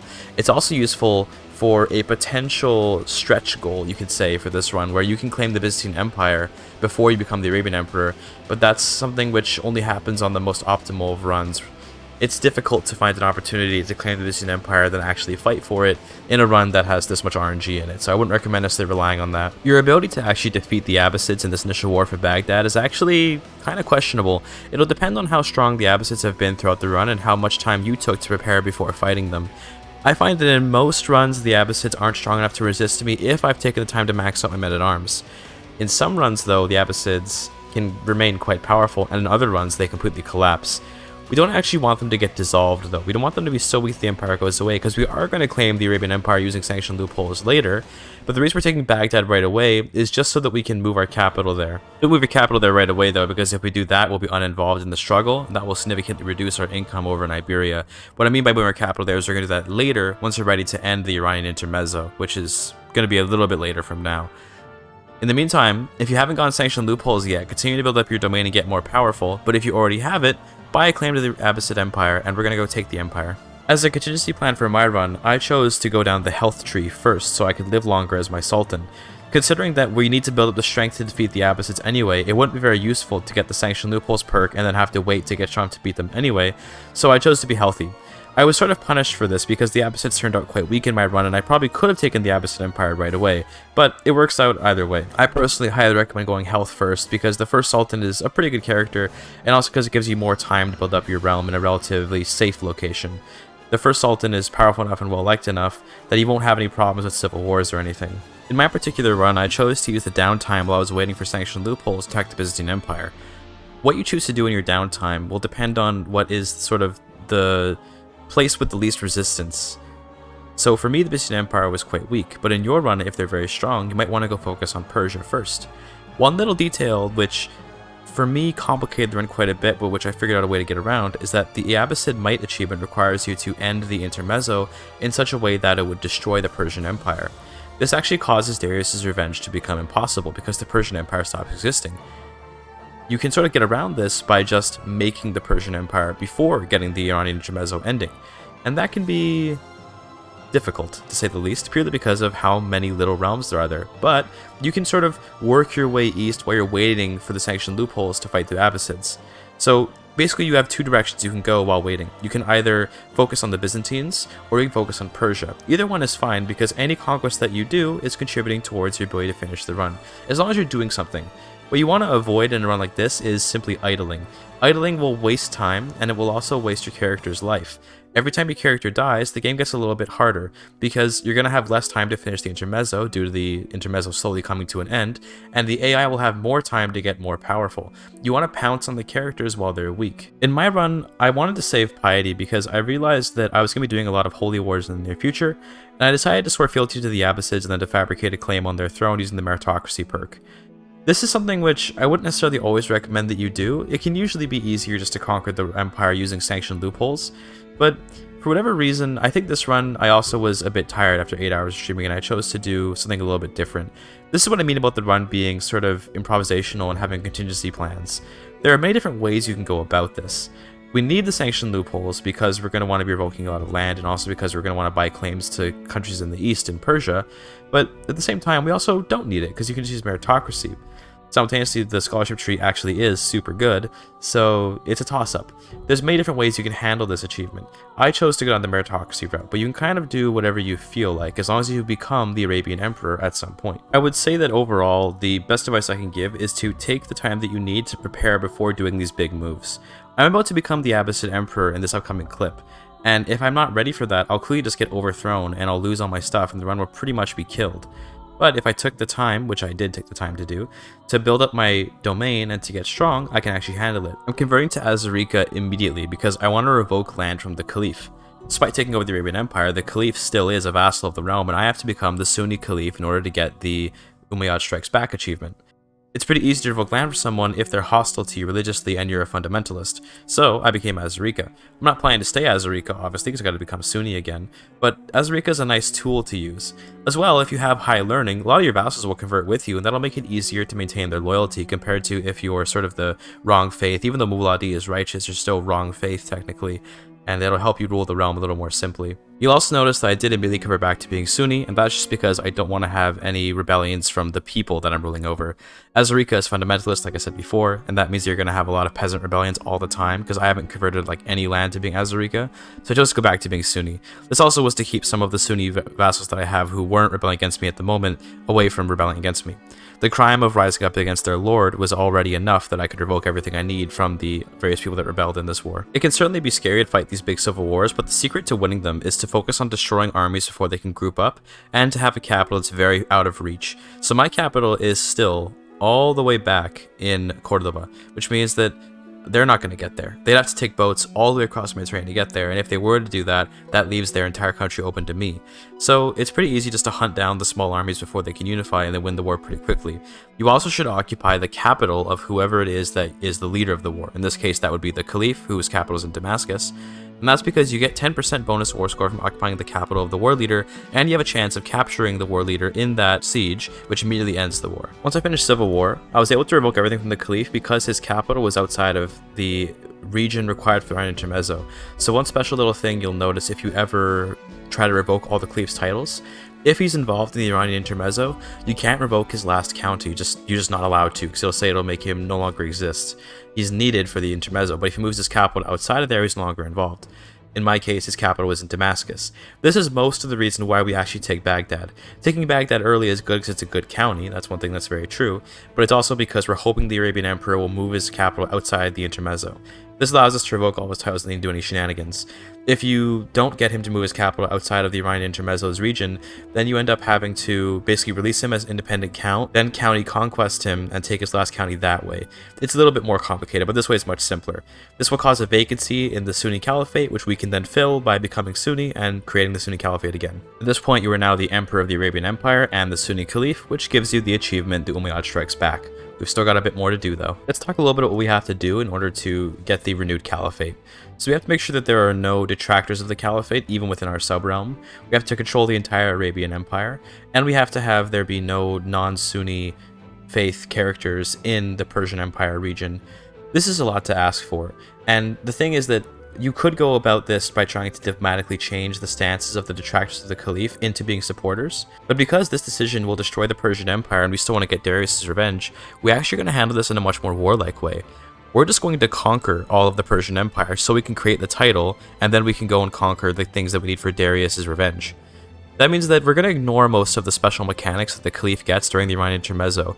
It also means that we're going to be doing a lot of warring, and at this point your character might be getting kind of old, so if you've accomplished all of this within your first Sultan's life, I'd say you can consider yourself pretty much good to go. This Sultan has done a lot of great things, and it's ready for him to, pass on to the next life and leave it to the next heir. Focusing on who your heir is going to be is pretty important. You want someone who has high diplomacy and high stewardship, I'd say. You're going to be big enough, you're not going to worry about martial because you're just a massive empire, you're going to have a big army no matter what you do. The diplomacy is important to keep the empire together because you might be losing a lot of people to rebellions if you don't keep the empire together, and the stewardship is important so you can keep your income high enough to be able to support this massive army. Income is very important also because we need to be able to send gifts to people to get them to stop being detractors later, once we actually need to convert our sub-vassals to not being detractors. I'm skipping ahead to where my Sultan has passed away, and that's mostly because the rest of this run is just conquest. This is where I'm not going to have a lot to say, and this is going to happen in a lot of the runs that involve a ton of conquest. What advice can I give you in order to conquer faster? Well, use your invasion CB, get prestige through grand tours and grand weddings, and manage your succession well. I chose to play as a very young character, in fact a child, purely because they were just a really good character. Even though children can be risky to play as, ultimately really good characters are worth taking the initial turmoil. So I'm playing as a child here, and they're a diplomacy focus. I want a lot of diplomacy so as to reduce the chances of rebellions. This is something that I was keeping in mind because I was streaming for the past 8 hours and I was getting a little bit tired, so I don't have as much energy to focus on putting down big rebellions. Whereas for you, you might want to focus more on something like Marshall, just so you can have a larger army to do more wars at once, since you'll have more focus available. This will depend on what your personal preference is. I like to have big diplomacy numbers when it comes to big empires, but you might not. The other thing you should be doing throughout this run, since we needed this for both the fiscal responsibility and for Darius' revenge, is you should be making a hybrid with Persian culture and making sure to take the Iranian heritage. The Iranian heritage is obvious for Darius' revenge, since we need to be an Iranian character for that, but the other part of becoming a hybrid with Persian is to get the various cultural traditions that they have, which give us more tax collectors. Getting 5 tax collectors is a little bit tough this early on in the game. It's easy to do if you have a good vizier, but as a nice backup, it's nice to have the various cultural pillars that the Persian culture has to help with that. I've skipped ahead again to the point where I've actually gotten enough land to make the Persian Empire, and this is another transition point where now we have to go and conquer the Byzantines. This is because of Darius' revenge, like I mentioned before, and again, conquest is so simple I'm not going to bother explaining. The rest of this run really is just that simple. I'm going to start explaining more about what to do when we get to actually getting the Abbasid Might achievement. Here's some footage of me conquering the Byzantines. Again, it's very, very easy. By this point, you should be extremely powerful. And if you're a high diplomacy character like I am, you don't have to even worry about any, dissolution factions or whatever might come your way. You should be relatively safe. Alright, I'm skipping ahead here to the point where I've conquered basically every piece of land that I need to in order to get the Abbasid Might achievement. And now I just need to get the detractors to become supporters. This is pretty simple if you have a high diplomacy character. If you don't, it gets a bit harder. Basically, first you're going to demand everyone convert so that everyone that's not your religion is your religion so they like you more. Then, you're going to hit the join my side button and hope they accept. If they refuse, then kill them or revoke their titles or get rid of them in some way, and then try again. Just do this basically until you have everything that you need. There's an opportunity for 2 bonus achievements here, by the way. These are very minor ones, but they're still useful to get. You can get trapped in the web very easily at this part by just demanding submission on supporters of the Caliphate before you end the Iranian intermezzo. You do that 3 times, then you get the Trapped in the Web achievement. Then later on, after we've ended the intermezzo, you can grant the Caliphate to any vassal you have a strong hook on, and that will get you above God. Those are just 2 little bonuses you can get pretty easily. While we're waiting, I'm going to explain how to get the Fiscal Responsibility achievement, which can be a little bit difficult if you don't understand what exactly to do. The ability to be a tax collector is basically based on the opinion of the liege and then the sum of all stats, but learning is worth double. So I don't know why it's learning and not stewardship, but for whatever reason, it's learning. So basically, the way that I always do it is I just have a bunch of sons who I educate in the learning trait, and I hope that they're geniuses and just make sure that they're really good learning characters. Or you can just keep on inviting tax collectors over and over again, hoping to get excellent ones as you go. One thing which I didn't know about until later, which this would have been very helpful, is that your vizier increases the proficiency of your tax collectors the more power the vizier has. I didn't even know that. So I managed to get 5 excellent tax collectors without a vizier. That's actually really impressive looking back. I'm not sure how I did that. For you, the best thing to do, unironically, is to get a super good vizier and then make them have a lot of power in the realm, and then just appoint 5 tax collectors who are reasonably good and they should be excellent. That's the easiest way to do it.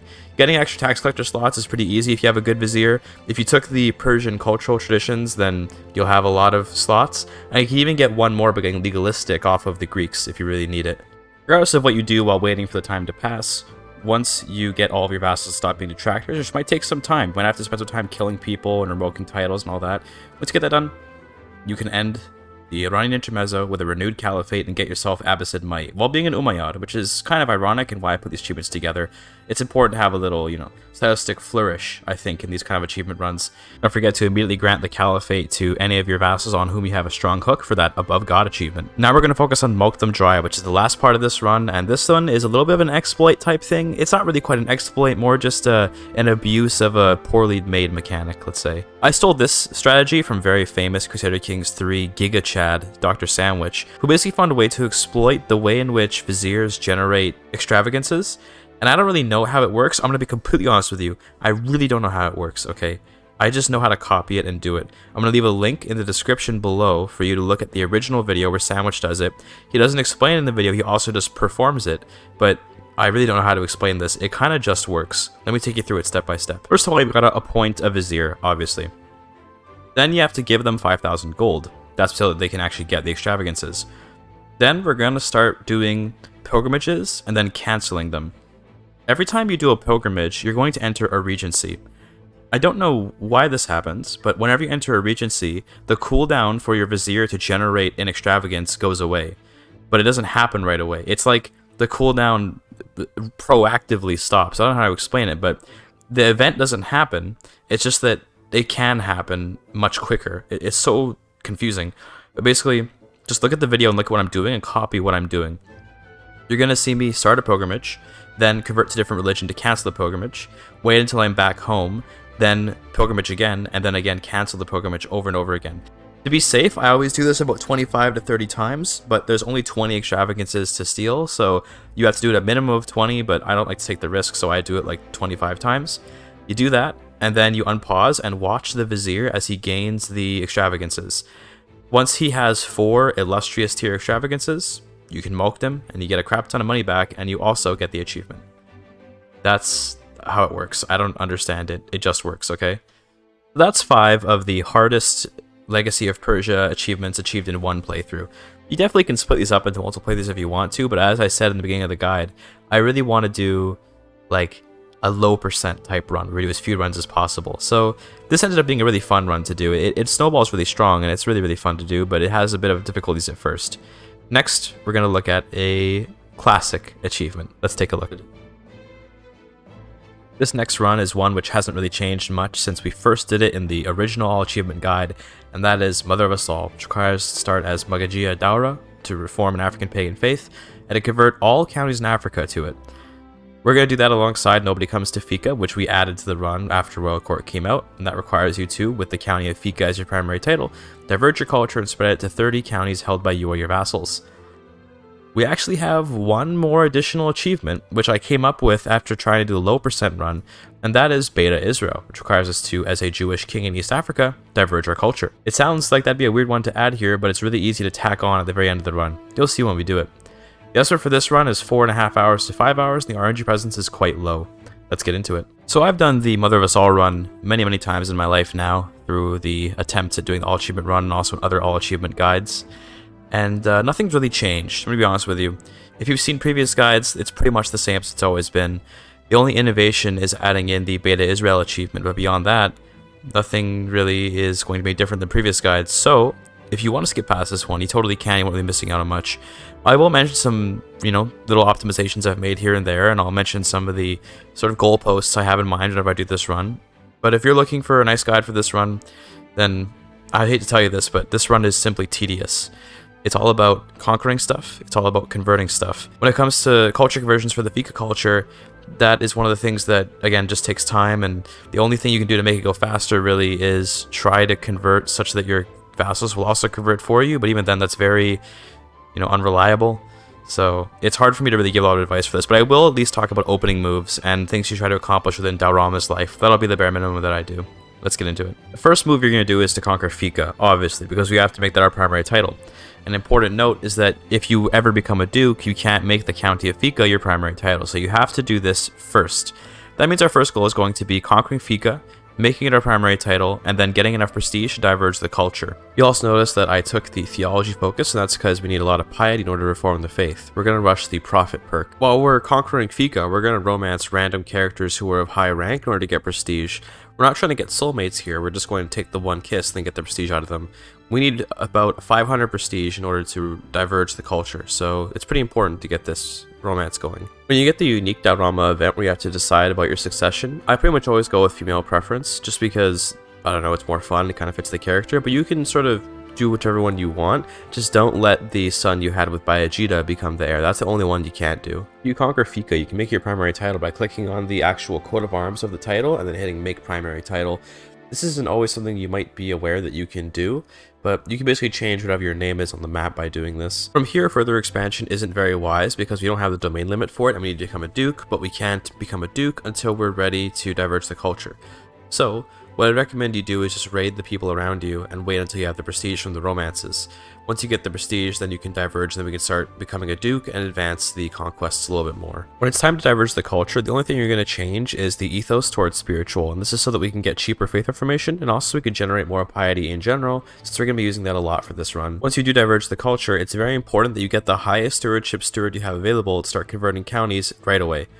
The bottleneck of this run actually is the culture conversions most of the time. Not always. It's going to depend on your average stewardship that you end up with stewards, and it's also going to depend on how willing your vassals are to convert counties too, since sometimes they're more willing than others. Where the run sort of really blows up is once you become a duke. So in my case, I almost always become the Duke of Kaga, just because it's a convenient duchy. But once you do this, you can actually conquer the rest of the map more or less.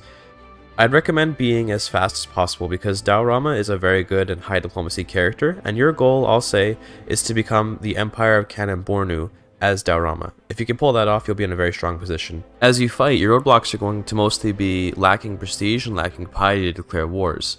Keep in mind that we also can't lose all of our piety because we need it to reform the faith. The best way to gain prestige at this point in the game is to just use feasts, and the best way to gain piety is through pilgrimages. Those cost money. Now as a tribe, you don't spend a whole lot of money given that all of your troops only cost prestige and not cash, but it can still be hard to procure a lot of money. The best thing to do is to always ransom any prisoners that you get, even if it would mean that you have to end a war later. It's usually worthwhile to get the gold. It'll depend on the war though. If it's a very big target and you just captured the person, maybe worth ending the war, but a lot of times it is worth it to get that gold. Becoming a queen is a very important part of your power gaining, and there's different ways you can do it. In this particular run, I chose to just make the kingdom of Sao, which was quite expensive, but a free way to get a kingdom is to subjugate Kanem, or Hausaland, or Igboland, depending on which one forms. In my case, Hausaland did form, but it was formed by my husband, who I'm allied to. Kanem also did form, but I didn't really have the opportunity to subjugate them without it being difficult because they're allied to Ghana, and Igboland didn't form. I'd recommend trying to do the subjugation route if you can, but the creating a kingdom manually route is available if you just don't have an opportunity to subjugate a kingdom. It'll depend on your run. Your next big step is going to be reforming the faith, and when it comes to that, I have a highly recommended set of tenets that you should take, and that is mendicant preachers, adoricism, and warmonger. Adoricism is kind of the wild card. You can make that whatever you want, but I just like adoricism. Mendicant preachers makes you convert faster, that's very important, and warmonger lets you stay at war without getting a massive offensive war penalty. Everything else is pretty much optional, except I like to get accepted to kinslaying because it makes succession much easier. You can just execute all the children that you don't want to succeed. I also recommend polygamous because then you can get multiple husbands, each of which can help you with a certain stat as you change primary husbands. With the religion reformed, you now have access to holy wars, which is a much better way to be doing war in general compared to conquests because piety is more disposable than prestige. Our next goal is going to be adding the By the Sword tenet to the culture as soon as we possibly can. With By the Sword, we can declare infinite great holy wars for kingdoms, and by being able to do that, we'll be able to conquer most of Africa significantly faster. For now, I'd recommend just unifying the lands of Kanem-Bornu until you become the empire while you build up the prestige. Keep an eye on what vassals you appoint as you're aiming for By the Sword, because if you can get 5 zealous vassals of your faith and of your culture, then that'll reduce the cost of By the Sword significantly. I've skipped ahead to the point where I founded Kanem-Bornu, and by this point you should have diverged the culture to be Fika, you should have reformed the faith, and you should have a By the Sword tenet for your culture. If you have those things, you can basically conquer all of Africa with just some tedium and time. I don't have a lot of notes from Mother of Us All, and it's unfortunate because every time I do one of these guides, I really wish that I did, but quite frankly, this run is just conquer, conquer, conquer. I like to go east first, and then north into Egypt, and then wrap around west, so think of like a little counterclockwise circle that I go in as I conquer. Go east through Nubia, north into Egypt, then west across North Africa. The reason we go across North Africa is because we don't want anyone interfering with Africa. We want to secure the coast before the Italians and before the Andalusians can get into North Africa. Then I focus on West Africa. I try to get rid of guys like Ghana, I try to get rid of any big people that happen to pop up other places, and I try to deal with the Sahara because those really low supply counties are really annoying to deal with, and it can be nice to get them out of the way. For this run, I particularly recommend taking care of your mental health because it can be very draining to do this run. It's a lot of just mindless conquest with no challenge. Succession is also a problem, but because we took the accepted kinslaying, it's very easy to wait until you get the 1-year warning before death using the medicine focus, and then just kill all of your children that you don't want to succeed. Ensure that you personally hold a county in East Africa. I always pick Lasta because it's just a good county to hold. This is so we can do Beta Israel later. In terms of vassal organization, there's basically a trade-off you can make. The more kings you make, the slower your conversions will be, and the more frustrating it will be to find sub-vassals that are of the wrong religion in order to get them to convert. But the safer your realm will be, because you can always make a one big king and then ally with them so they can't fight you. The other thing I'll say for advice is to research onagers as fast as you can. Siege equipment is hugely useful for making this go faster. Beyond that, not really much more to say. It can be difficult to get vassals to culture convert. So one thing that's interesting is vassals will sometimes culture convert, and it's based on whether or not there's a bordering county of the culture they're trying to convert to, and also based on their personality. I don't really know enough about it to possibly tell you how to consistently make it happen. Usually, if you're converting from the beginning of the game right until the end, you'll have gotten 30 counties by the time you're done conquering Africa, but sometimes you have to wait a little bit longer. From here, converting is just a matter of waiting. The trouble is going to be converting Ibadis, because they're often going to flip back to being their old religion after you convert them, and that can be really annoying. But if you are dedicated enough, then you will eventually convert all of them away, and then you'll be done and good to go. You need to wait for your culture conversions anyway, so conversion taking a long time doesn't matter that much. You're going to have to click around on the sub-vassals by right-clicking counties that aren't converting and seeing if their ruler is the correct religion. You can convert counties yourself, obviously, but if only your court chaplain's working on it, it's going to take forever. So right-click on counties that aren't converting and see what the religion is. If they're anything besides Bori, demand conversion from them. If you have a high learning, high diplomacy character, which is probably what you should be focusing on for a run like this, then it shouldn't be too difficult for people to convert. Remember that you have to convert all of Africa to your religion, not to your faith. So old Bori counties are fine, you can leave them alone. Only non-Bori counties need to be converted. Old Bori and reformed Bori are acceptable. Also, last piece of advice I'll give throughout this entire run, never stop being tribal. This is important because if you were to change off of tribal, you would lose a lot of military power, and then all your vassals would try to overthrow you. In the long run, staying tribal is bad, but we're not here for the long run. In theory, you actually would want to convert to feudalism as soon as possible and choose to build up your counties right now. But remember, we're only here for the achievement, and with that in mind, we don't want to change off of tribal because it will immediately weaken us. Anyway, here's me finishing the last conversion as we get Mother of Us All. I'm sorry we didn't cover a whole lot in this particular section of the run, just because what is there to say besides conquer, conquer, conquer, having a high diplomacy character helps, blah blah blah, all the big, large empire advice that I can give. Let's do Beta Israel now, which is as simple as moving your capital to Lasta, which you've been holding on for this whole time, and then becoming Jewish. From there, you can diverge your culture in any way, it doesn't matter how, and then you get the achievement. That's the end of the run. Let's look at the next one. Okay, Beta Israel. Up next, we've got a pretty specific but useful run, which will get you some achievements that normally are a bit difficult to get, and that is Holidaying in Iberia, which requires you to start as an uninvolved character and become involved, then end the Iberian struggle, alongside Iberian Conciliation, which requires you to end the Iberian struggle by setting your differences aside. We're going to be doing this in not an exploited way, but more just in a, let's say, unintuitive way. The estimate for this run is 45 minutes to an hour and a half, and the RNG presence is low. Let's get into it. We're going to start off as Haesteinn, which is perhaps an interesting choice you might think, but think about it. We got to be someone uninvolved who is better to end the struggle than a guy that lives way too long and is really, really talented. This run hinges on being able to conquer Iberia within one lifetime, which sounds like a lot, but actually it totally isn't, especially as Haesteinn. We're going to immediately do a rain adventure off to Cordoba because it's got a lot of really good domain, and we're going to use that as our base of operations. Defeating Andalusia might seem intimidating, but usually they actually don't even fight you because they're too busy fighting their other rebellions and the war against Asturias. So you can kind of sneak into Cordoba through the river, and then you can siege it down, and if you're lucky, you capture the guy and you win, but if not, you occupy more of your war goal, you kind of just wait. Once you've taken Cordoba, now we're going to conquer the entire peninsula. The issue with Andalusia is that it will often collapse on its own weight because its vassals are very disloyal. We don't want that, so instead of letting it collapse under the weight of its bad rulership, we're actually going to be swearing fealty to it and taking it over from the inside. This is pretty much the only way to ensure that Al-Andalus won't completely collapse, and if that were to happen, it would significantly slow the run down. Like usual, you're going to trade extra levies in return for council rights, and we're going to take a place on the council, and we're going to work towards getting the meritocracy perk. This is why you'll notice I took a stewardship focus in the beginning of the game. It's because we have to get meritocracy. While you're waiting for your plot to go through to claim the throne, go ahead and attack the other independent lords in Iberia, such as especially Asturias. The reason we target big guys first, then small guys, is because we want to get through truces faster. So let's say we attack Asturias first. While our 5-year truce is running out, we can go and conquer some of the smaller guys in central Iberia, and we can attack Navarra. Feel free to conquer as much as you want while you're waiting, but once you're able to conquer the Kingdom of Al-Andalus, you need to conquer that right away. So stop whatever you're doing once you get the claim, and begin your faction to take the throne. If you get given the throne, that's great. If not, you can easily fight for it and defeat the king with very little struggle. Once you win the war, this is where we're going to pivot into focusing on getting the phase to shift to conciliation. By this point, you should have almost all of Iberia conquered, might missing a duchy or two here or there, but you should be pretty much done. We're going to become Muslim and Andalusian at this point so we can be involved in the struggle. This is so we can influence the progress towards conciliation. Because of how the struggle CB works, we're actually able to take pretty much the entirety of Asturias in one war because we border almost all of their counties. This makes the war go really fast compared to if we needed to conquer them duchy by duchy. If you were able to conquer more of Asturias during the war, you can get the last little bit that you need so that you can take them in just one struggle war, but that can be a bit difficult. Now that we're involved, by the way, there's something we're going to do, which is that every time we capture a landed character in Iberia, we're going to release them instead of ransoming them. This is because every time you release an imprisoned landed character who's involved as an involved character, you get a bunch of points towards conciliation.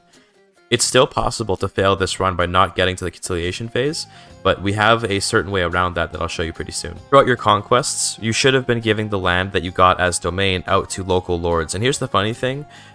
It's still bugged to this day in the Iberian struggle that when you give the land out, it doesn't have to be a local lord. It can be one of your culture, it just can't be one from the list of people.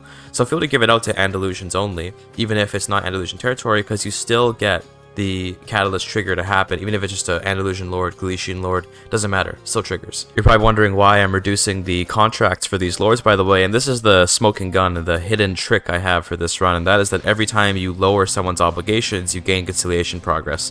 So if you've been releasing landed lords, lowering contracts, granting land to locals, you'll almost certainly get to conciliation. Do this to every single one of your vassals, and you will almost definitely get there. Let's say you don't quite have enough progress from all the stuff that you did. Well, just trigger a tyranny war by trying to arrest someone, and watch as all your vassals rise up against you. Once you defeat them, release them from prison, or, even better, revoke their titles, give their lands to new characters, and then lower those characters' contracts. It's as easy as that. You'll definitely reach conciliation with that strategy. Now that we're in the conciliation phase, it's now time to actually end the struggle. And the way that we do this is by finding a duke who is not in the Kingdom of Andalusia. So that would be somewhere in Badajoz or somewhere in Asturias, doesn't matter. Just can't be in the Kingdom of Andalusia so we can release them as dependent. And then granting them vassals such that they control enough land that we no longer control half of all of Iberia.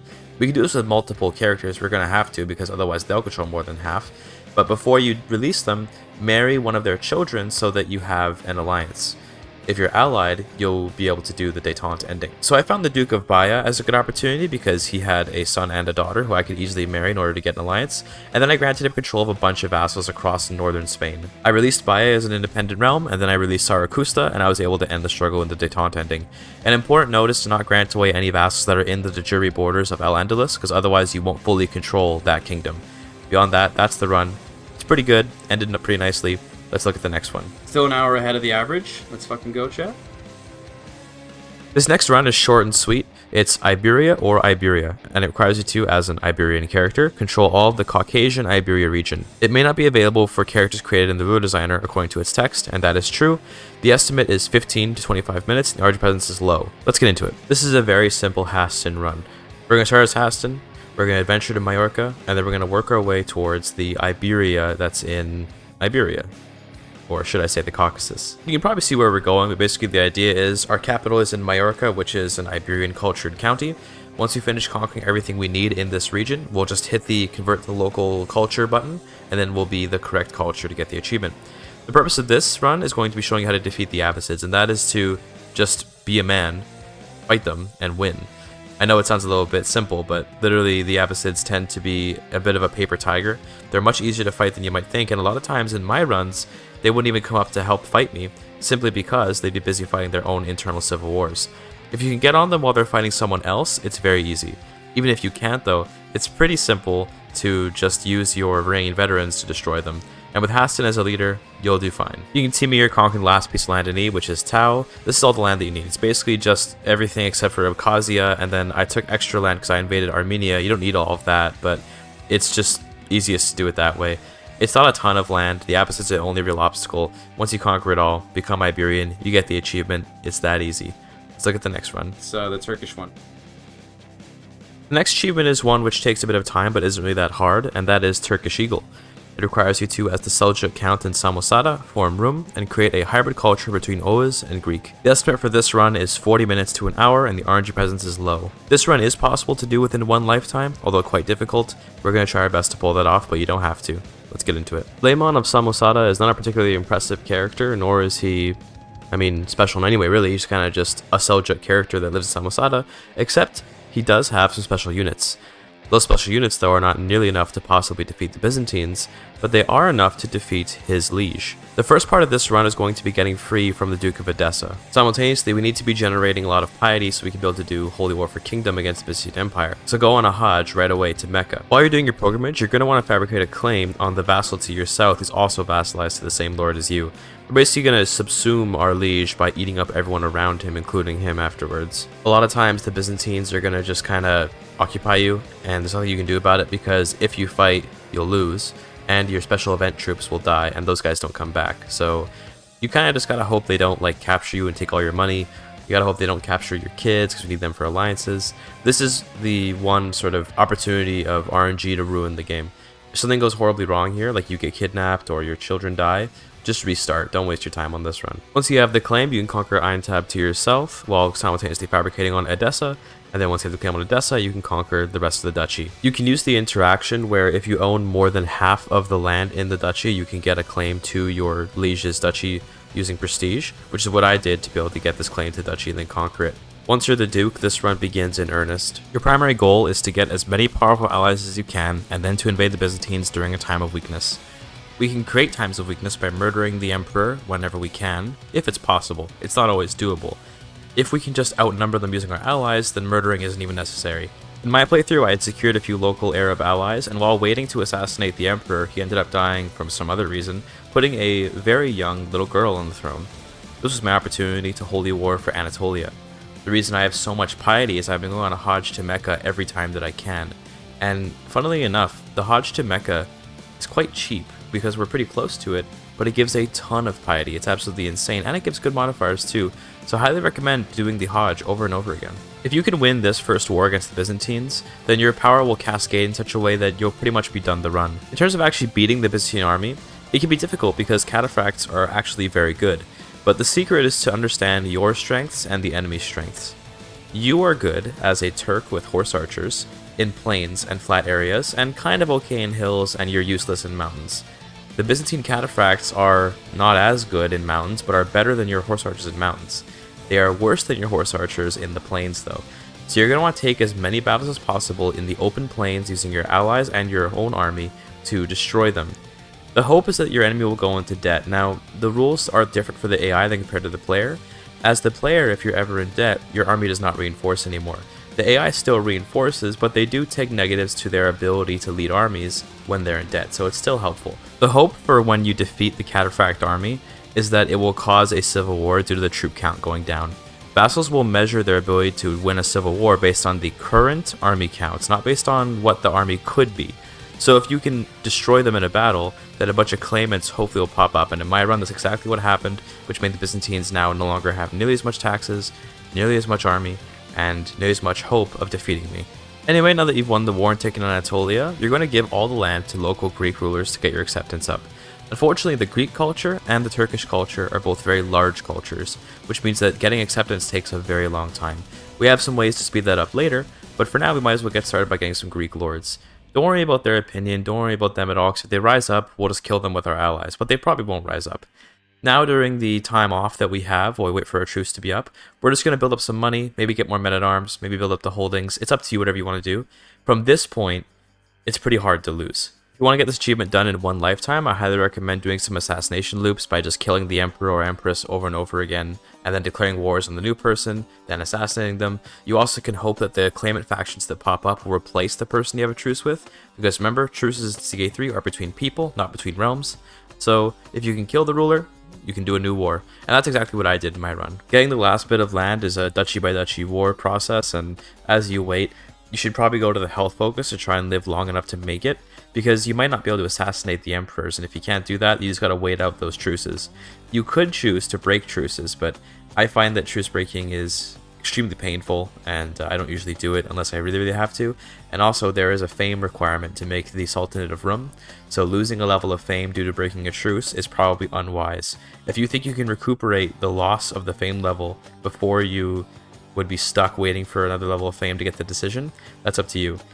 I also recommend while you're waiting doing some grand tours and making sure that you do cultural festivals in every Greek county that you can to create more and more Greek acceptance. This way you can make the hybrid culture faster. Anyway, I'm skipping ahead to where I'm forming Rum. I just kept on winning wars against Byzantines using my allies, and also because they were weak. I got enough prestige from doing feasts to do the decision, and then I formed a hybrid culture where I didn't really care what was in it because the run's over at that point. Let's look at the next one. This next one's another long one and is pretty unchanged from the previous all achievement guide, and that is Sibling Rivalry, which requires us to start as any of the Jimena siblings in 1066 and become Emperor of Spain, alongside Reconquista, which requires us to start as an Iberian Christian and convert all of Iberia to Christianity. We're also going to be going for Iberian Compromise, which requires us to end the Iberian struggle through compromise, and we're going to be getting Legacy of the Campeadores, which requires you to create and rule Valencia as an heir to El Cid. By the way, you just have to grant it to El Cid, you don't have to actually be El Cid's heir, so it's much simpler than it might look. Finally, we're going to be getting Andalusian Inquisition, which requires us to convert all of Iberia to Mozarabism, and this one goes along with Reconquista, since they both require you to make Iberia Christian in some way, so I might as well do them both. The estimate for this run is 2.5 hours to 3.5 hours, and the RNG presence is medium. Let's get into it. This run's always interesting to do because I feel very proud of it. It's a run that required a lot of thinking and a lot of strategizing to actually make work due to the dilemma of how to do the Sibling Rivalry achievement, which requires you to form Hispania, while also doing Iberian Compromise, which destroys Hispania. We do have a way to do it, and I'll show it once we get there, but for now all you need to know is we're starting as Sancho, and that's because he is the most martially adept character of the Jimena siblings, and therefore he's best suited to conquer all of Iberia. Despite this being an Iberian Compromise run, we're actually going to be conquering the entire peninsula, and then we'll be revassalizing everyone afterwards, since we'll have to release them in order to get the compromise. Your immediate goal is to just conquer the entire peninsula, which is pretty simple when you're Sancho and you have El Cid to help you. I usually make El Cid into an acclaimed knight just because it's fun to, but you don't really need to. The first thing you're going to do is you're going to kill all of your siblings through murder plots, and then you're going to fight against Navarra and Aragon to conquer them. Basically, you're going to unite the northern Christian part of Spain. I should add the important note that your brother in Leon, who you saw me conquer through war here, is far too skilled and intrigued for you to kill, so you're better off conquering him through war, but your brother in Galicia definitely can be killed. Heading east, there's not really any Christian lords that can possibly fight against you. In my case, Aragon actually got conquered by Saracusta before I could even get to them, so that's going to complicate things a little bit, but not really, because also Saracusta is an interloper, so we can holy war against them. Regardless, take Navarra and let's focus on the Muslims. The jewel of Iberia is Toledo, because they're the largest taifa in the region, so it's important to kind of surround them. The struggle CB is really good, because it lets you take all bordering counties. The problem is that our border with most of our neighbors is quite thin. Thankfully, Saracusta we can holy war, but we're not going to holy war them yet, because we can instead wrap around to the west and get around Toledo. In my game, I think Saracusta had a bunch of alliances, so I didn't come after them first, but regardless of who you go after, you should be able to win, and if you're feeling desperate, you can get an alliance with France. With France, you can mop with anyone. The only reason why we don't want to call on France too much is that it costs a lot of prestige, and we need prestige in order to be able to continue to do our struggle CB wars. So use France sparingly if you do ally them. I went after Badajoz first in the west, and they were a complete pushover. I didn't have enough piety to do a whole war for duchy against Saracusta, so I went on a very long pilgrimage off to Jerusalem, ensuring that I visited all of the learning perk progress sites that I could, because we have to get to whole of body eventually. To be fair, if you're extremely fast, you don't actually need whole of body, but I've never been able to complete this run without whole of body, so I recommend taking the time to visit those sites and get those perks. Upon returning home, I immediately went after Badajoz again, looking to avoid fighting strong enemies like Toledo and Saracusta until I get stronger by eating up everyone around them. After being Badajoz again, I was able to go to war with Saracusta with confidence this time. By doing a whole war for duchy, I'm taking an absolutely massive amount of land away from them because that duchy is just huge. I don't know why it's so big. And that'll let us get into Valencia. This is where some RNG comes into the run. If El Cid hasn't died to injuries or died in combat, then you can still get the Legacy of the Campeadores achievement. But if he has died, I wouldn't actually recommend restarting, because it's very easy to get El Cid to be the king of Valencia by just starting a new game at some point and then focusing on getting to Valencia as fast as possible. So if he's alive, good for you. If he's not, don't worry, just keep going and we'll do a second run to quickly get the Legacy of the Campeadores. I had a lot of trouble against Saracusta because they ended up allying the Almoravids, which are extremely dangerous, but I was able to win using France's help. This is the kind of time I'm talking about where you'd want to get France's help. The Almoravids are an absolute beast. So good to use them for that war. Now that that's done, we have a very large chunk of Spain. This is where we're going to introduce the next sort of thing you should be considering as you do this run, and that is to ensure that you have no ducal vassals. We want to have only count vassals. The counts can be more than one county in size, they just can't have actual duchies. That's because when you click the Iberian Compromise button, every duke will become a king, and every king becomes an emperor, but the dukes become kings before you become an emperor, so you'll suddenly lose a bunch of land to random kings that pop up out of nowhere. For this reason, it's best to avoid having duke vassals just for that, but it also is good for your power, because the more counts you have, the more vassals you have who are giving you a larger portion of the taxes and levies that they're collecting by not having any sub-vassals. It also makes conversion easier, because then every vassal has a court chaplain that they can use to convert things. That being said, we're not doing conversion yet, so don't worry about it. My next war was against Toledo, which was obviously very powerful due to all the borders I have with them. And the war was pretty smooth. I wouldn't have many notes for it. By this point, if you have this much territory, you should be more than powerful enough to defeat any of the taifas in the area. Again, barring maybe if they're allied to the Almoravids, you might have to call in France. Even then, by this point, you probably can defeat the Almoravids too. Don't forget that Sancho is a very skilled commander, and you also have El Cid, who's a powerful knight alongside whatever other knights you've collected. One important note about the struggle CB is that if you take all of a character's counties and they are a tier below you, so they're a duke and you're a king, for example, you will vassalize them. And remember, we don't want ducal vassals. So what we're going to do is we're going to leave the Duke of Badajoz independent briefly, and then we're just going to buy a claim to his last county. Since we're in the opportunity phase, we can always buy claims. We have tons of piety to do it, and that way we don't get any ducal vassals. So basically, declare the last war, we reduce them to one county, buy the claim to their county, and then wait for the truce, and then declare the war to take that last county. This way you avoid getting any extra dukes that you may not want to have. I've skipped ahead to the point where I've conquered all of Iberia, and by this point, unfortunately, in my game, El Cid did pass away, so I'm not going to do Legacy of the Campeadores. But like I said before, it's very easy to start a second run, just rush for Valencia and then grant that title to El Cid. You can see me here destroying some of my own vassals, and that's because I'm trying to reduce the size of these counts. Some counts have 2 or 3 counties, and I don't want that. It's okay, it's tolerable, but preferable that they don't have that. I need the phase on the Iberian struggle to switch over to compromise anyway, so while I'm waiting, I'm going to go ahead and just get my vassals to be the correct size and shape that I want them to be. In theory, the perfect run would have every single county be held by 1 count, but I know that can be difficult to pull off, so I wouldn't say that's necessarily something you absolutely have to do. Just aim for it if you can. This is because once we do the conversions, it'll be easier the more single count vassals we have. Anyway, once you're confident that you've got enough single count vassals that you can convert the land pretty fast, we're going to do the conversion swapping tricks in order to convert most of Iberia to Mozarabism in one moment, basically. What you're going to do is you're going to convert to Mu'aladism, then to Catholicism, then to Mozarabism. We're cycling through all of these because that way we're changing the religion of each of the counties. I explained this in the Wily as the Fox run, but in case you skipped past that to go look at this, basically a ruler's capital county will convert with them when they change religions, if the county in question was their religion before converting, and if it was their capital. That's why we have all these counts. Every single one of these Iberian counties is a capital right now. So, if we convert and they're willing to convert, and we convert through to Mu'aladism, then to Catholicism, then to Mozarabism, we're going to have all the counties sort of converting along with their ruler like we want. We can see that Mozarabism now is the dominant faith of Iberia in one moment.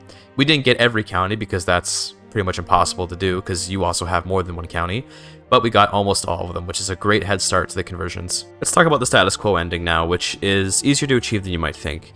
There's a bunch of stuff to read here about requirements, but in essence, all you have to do is make sure that you fully control one of the kingdoms of Iberia, and that you still control one of the major cities. So in our case, that would be Cordoba, which we're going to not give up because it's our capital. We control all of Castile, so we have a kingdom, and we have an important city.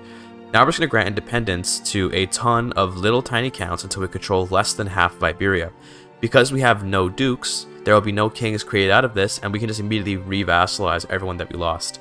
Only problem with this is that Sancho, if you're still playing as him, which you should be, is ambitious. And that means that he is going to gain stress every time you release a count.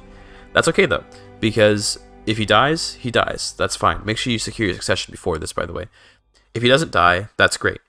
Once you're ready to get the Iberian Compromise, this is what Iberia will look like. It'll just be your kingdom and then a crap ton of very small counts. They're going to be very easy to revassalize after you end the struggle, which will let us do the next step of this run in order to get the Andalusian Inquisition, Reconquista, and Sibling Revelry. Anyway, in my run, Sancho did not die of stress, so that was very nice. If he does in your run, it's okay as long as you handled your succession. I'm now going to re-vassalize everybody. The thing is that Sancho is the one that released them, so he's going to have a penalty to vassalize someone who recently released. So for that reason, we're actually going to do a tyranny war and then immediately lose, meaning that Sancho dying would have actually been a time saver in a way. It's just that it's nice to kind of have control over it, you could say. Regardless, play as the next character, and then go ahead and revassalize everybody. It should be particularly easy because everyone should be your religion, since you created Mozarabism earlier, and most people should be at least of a culture you have a good level of tolerance with, if not your actual culture. That'll depend on what exactly happened during your run. If there are any stragglers after you try to revassalize everyone who refuse to get vassalized, it's also completely fair to just declare war on them and conquer them. There's no reason why you have to revassalize everyone, it's just convenient. In my case, I got everyone, so I was able to completely restore my empire in just a few moments. From here, I'm going to focus on converting Iberia to Mozarabism, which is I'm going to have to conquer the piece of Iberia that France has. France is still quite strong, but you should be stronger, so go ahead and declare war on them, take that last duchy of Barcelona, and then just convert everything. While you're converting, you should be going on pilgrimages because we're going to need a lot of piety in the near future, and that's when we do a holy war for kingdom against France. That's for the final step of the run, though, to get sibling rivalry, so don't worry about it yet. We're just doing the pilgrimages for piety right now, and also to get perk points so that we can convert faster, because the right side tree of the learning focuses does have some bonuses to conversion speed. Since I got nothing better to do while I'm waiting for the conversions, I'm going to go and fight France now to take Aquitaine. We need Aquitaine so that we can avenge the Battle of Tours later in order to recreate the Empire of Hispania. I'll explain exactly how that works in just one more second. I know I keep delaying it, but I will. France can be tough to beat, especially if you, like me, ended up actually having a death during the war, but it's okay because you can call in allies if you really need to, and you should be able to win eventually. I actually had quite the scary moment here when my king died and I wasn't really ready for it, and I had to deal with a pretty low income, pretty bad domain, etc. It's a hiccup, but not a hiccup so bad that I had to restart. Once you conquer France, it doesn't really matter how exactly you give out the land, just give it out in a way that won't cause you to go too far over your vassal limit, and then from here we just keep converting the last of the Catholic counties over in Iberia, and once that's done we can do the final step of this run. I've skipped ahead to the point where I've made all of Iberia Mozarabic, and now we can do the last part of the run. Convert to any form of Islam, avenge the Battle of Tours, you already own all of Aquitaine so it's easy, and then that makes the Kingdom of Aquitaine drift into Hispania, the Empire, which allows you to make the Empire of Hispania, giving you the Sibling Rivalry achievement. And that's that. Let's look at the next run. There's Sibling Rivalry. That's done. This next run is one of our last Iberian runs, and that is to do Al-Andalus, which requires us to start as an Iberian Muslim, control all of Iberia, and take the Avenge the Battle of Tours decision. This run in particular is actually quite difficult purely because of the lack of choice around Iberian Muslims. In both start dates, there are very few characters who are an Iberian culture and Muslim. It's kind of strange, I never thought of it, because in the past we always just did custom characters, but now that we can't do custom characters, it's much more difficult. We're also getting Iberian hostilities, which requires us to end the Iberian struggle through means of force. Alongside that, we're tacking on Bask in My Glory, which requires us to embrace the Euskal Herri faith during the Iberian struggle. The guest for this run is 2.5 hours to 3 hours. The RNG presence is low. Let's get into it. Who the best option for this run is kind of debatable, but in my experience, it's got to be the Taifa of Toledo. That's just because Toledo is a pretty good duchy in general. Only problem is that you start off at war with your liege, but because the liege is busy fighting Asturias and also may get distracted by other people in the war, and because our only goal is to get a white peace, it isn't that hard to actually end this war without too much of a struggle. It's important to not raise your troops immediately so that the Sultan doesn't try to target you down right away. Instead, you want to wait until the AI gets its grip on Asturias, and then while they're fighting Asturias, we're going to go in and just win a handful of sieges such that we can get a white peace. You also want to take a stewardship focus so we can get the meritocracy perk, because we're going to be taking over the Sultanate as soon as possible before it collapses, which it commonly does. Here you can see the Sultan's units kind of just moving around my country because they see no armies, and instead they're going after Portugal's troops, which are troops that are part of my war, but which I'm okay with them dying because they're not my troops. Hopefully, as the Sultan approaches Portugal, he'll end up getting focused on Asturias. That's what we're hoping for. If in your run, the Sultan ends up just rushing your capital, just restart. I had a couple of this sort of thing happen in my stream, and it was really annoying. I had to restart a couple times, but it's alright, it still works out. By the time the Sultan decided to focus on my capital, I was already able to get a white peace, and with that, the war was over. This is where the run properly begins. Now I'm just going to do the classic strategy of fabricating a claim with claim throne, and then once I have the claim, I'll make a claimant faction and begin an abduction scheme. Because we're in the Iberian struggle during the opportunity phase, all involved rulers can do abductions. Once the abduction scheme is about to fire, push the claim of the faction, hope you get the abduction. If you do, the Sultan's in your prison, and then he immediately loses the war against you and he refuses your demands. It's that easy. Now that you're Sultan, we have to conquer all of Iberia, and that is pretty easy to do, considering our massive size and the relatively large army that we have. We don't have an insane army, but we have a good enough army. You can always get allies to help you anyway if you really need it. I don't really have a lot of advice for this run, purely because it's another just Conquest run. The one thing I'll say is don't forget to be converting away anyone that's not Muwalladi in the Kingdom of Andalusia to Muwalladi. The culture there is already all Andalusian, so that covers the one requirement for a hostility ending, but the religion has to be changed. There are Mozarabs and also Ashari people there. In the custom ruler route that we did in the other achievement guide, we sort of cheesed this, but in this run there's no way around it. You're going to have to convert manually. Luckily, throughout the amount of time it will take in order to conquer all of Iberia, you will almost certainly end up converting everything, so it sort of works out, at least timing-wise. Also, I'll say this, the character that you start as is pretty old, so you're going to have to account for a succession almost certainly, so definitely do pay attention to your succession. Try to have a good kid. I always go for a diplomacy kid. It's the most stable. Might not always be the fastest because less martial score, but it is stable and reliable, and that's what matters right 21 hours into a run. Speaking of a 21-hour run, I actually made a slight mistake in this run, and that was that I just completely forgot about championing the Basque faith, and that's just because I was too tired and I forgot to do it, but it's very easy.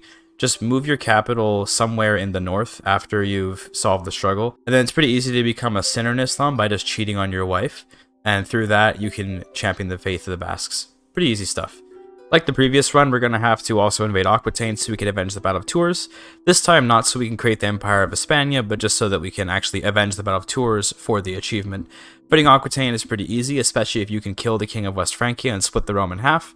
But otherwise, again, relying on allies or just being a strong power can easily get you there. It was also during this run that I was able to get the high stakes achievement by just gambling some land for a chess match and winning it by just clicking through randomly. The way I do chess matches is I always just take whatever my highest stat is, and I just keep clicking that over and over again, occasionally alternating between my highest and my second highest stat. It's pretty random, and I'm not going to act like I understand how chess works in the game. I usually just win by relying on my high stats. Anyway, after converting the final county in Andalusia to Muwalladi Islam instead of Ash'ari Islam, I was able to get the Iberian hostility ending, and then I already gotten the Andalus achievement by avenging the Battle of Tours earlier, but that was really easy, so I didn't bother showing it. From here, what you would do is move your capital to Navarra and then become a sinner, and then you could embrace the Basque faith. But I forgot to do that because I was 22 hours in, I was quite tired. For you, it's very easy to do, so don't worry about it, you got this. Let's look at the next run. I'm not good at chess anymore, okay? I'm not good at chess anymore. Moving into some of the easier runs now, because the way I ordered my stream was to do all the hardest stuff first, and then move towards easier and easier things. So next up, we've got a very simple run. This is Royal Dignity, which requires you to start as Vratislav Přemysl in 1066, and to lead your dynasty to rule the Kingdom of Bohemia and the Holy Roman Empire simultaneously. The estimate for this run is 9 to 12 minutes, and the orange presence is very low. Let's get into it. To be completely honest with you, this run is so simple that I don't really have much to tell you, besides drop in as Duke of Bohemia, get the meritocracy perk, fabricate a claim to the Holy Roman Empire, and then murder the emperor over and over again until a child's on the throne, or just get outside alliances to help you win the war when you push your faction claim. This is one of those runs that just is really, really simple. You can even get elected to the throne pretty easily, so if you don't want to do a warlike route or a faction-like route, you can actually just sway all of the electors and also make friends with them in order to get them to vote you in and then just murder the Kaiser. It's really not that difficult to get, honestly. It's only in here because it is one of the runs of the speedrun, so I gotta show it to you. I could even just play the whole run. It's so short I could just play it for you in the video, but I won't. I'll skip to the point where I end up taking the Holy Roman Empire, and then once I have the Empire, it's easy enough just to wait until you have the gold to make the kingdom, and then the run is over. It's simple as that. Let's look at the next one, which is an even easier run. New PB. This next run is actually so fast that I could genuinely just display to you the entire run from my stream, and you know what? I think I will. This is Emerald Isle, which requires you to start as an Irish ruler and hold the Kingdom of Ireland. The estimate is 8 minutes, 12 minutes. The orange presence is very low. I'm just going to put the whole run in front of you, and you can just watch it live, because, I don't know, why not? Get a taste of what it's like to be on my stream. Rotate. Yes, okay, cool.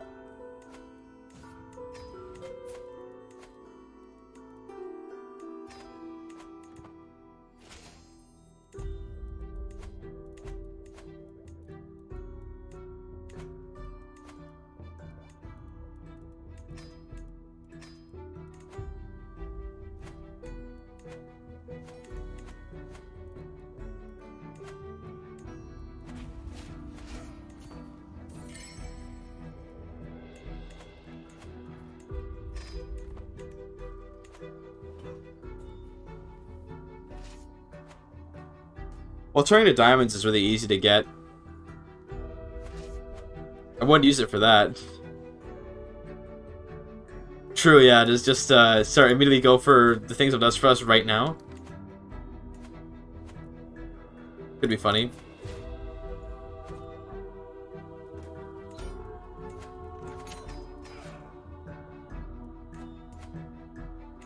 Gold for that, that's fine.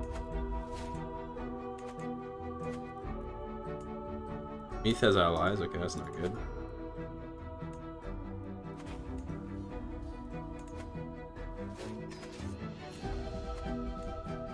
Oh god, be careful here. 26 plus 6. 32.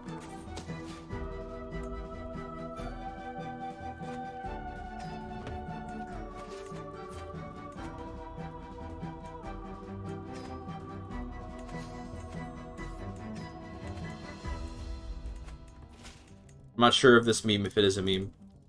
Don't go to Dublin? Okay, I won't go to Dublin. Wasn't planning on it, little bro. Don't worry. We'll take the money, actually.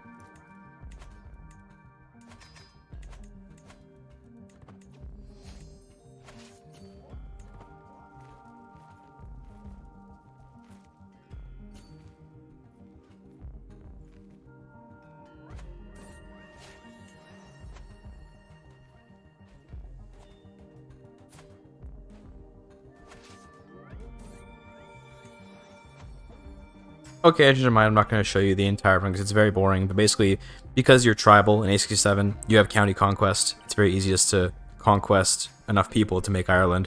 The hard part is getting the gold, but you can raid afterwards once you've conquered everything to get enough gold. And then once you've done that, you form the Kingdom of Ireland, and it's very, very simple. It's a very boring run that you kind of just go through. If you have trouble with this run and needed a guide for it, I'm going to be honest with you, you got problems, okay?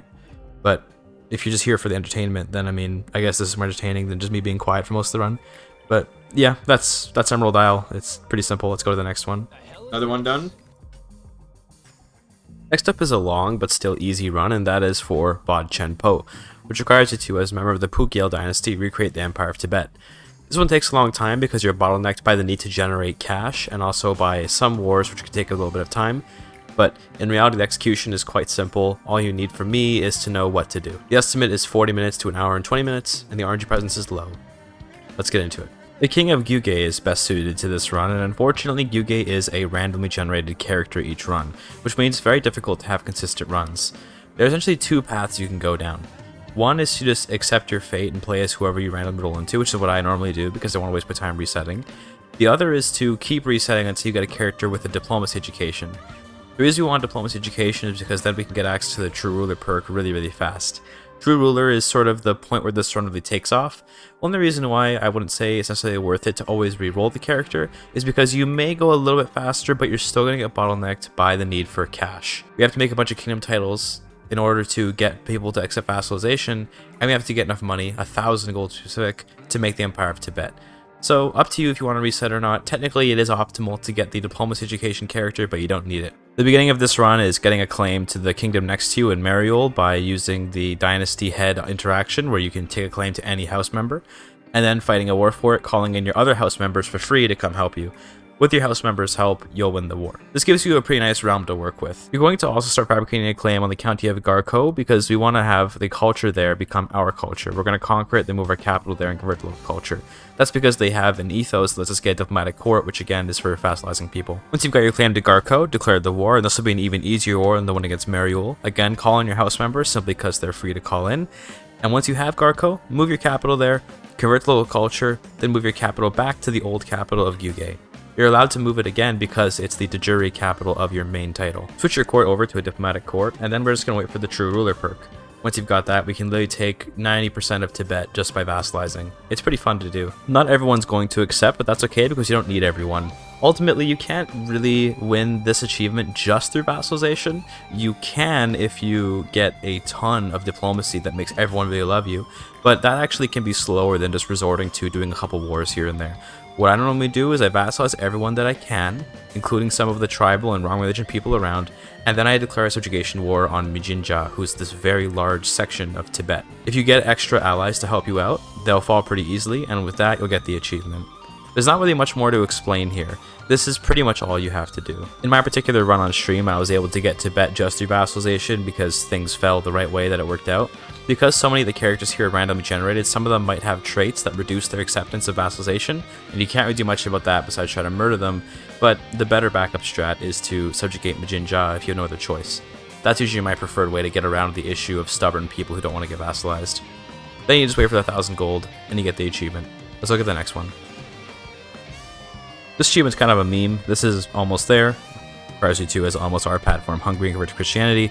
Estimates 3 to 5 minutes. RNG presence is very low. This is the easiest achievement in the entire game besides, I don't know, getting married, I guess. Let's just quickly look at it. Okay, so you drop in as Almost Arpad of the Magyar Confederation. You extremely easily win the war, and then you convert to Orthodox. This run really doesn't have any advice because losing as the Magyars is almost impossible. The only way to really lose would be if you chose to fight the Bulgarian army with a splintered army instead of keeping it unified, or if you chose to let them occupy your capital.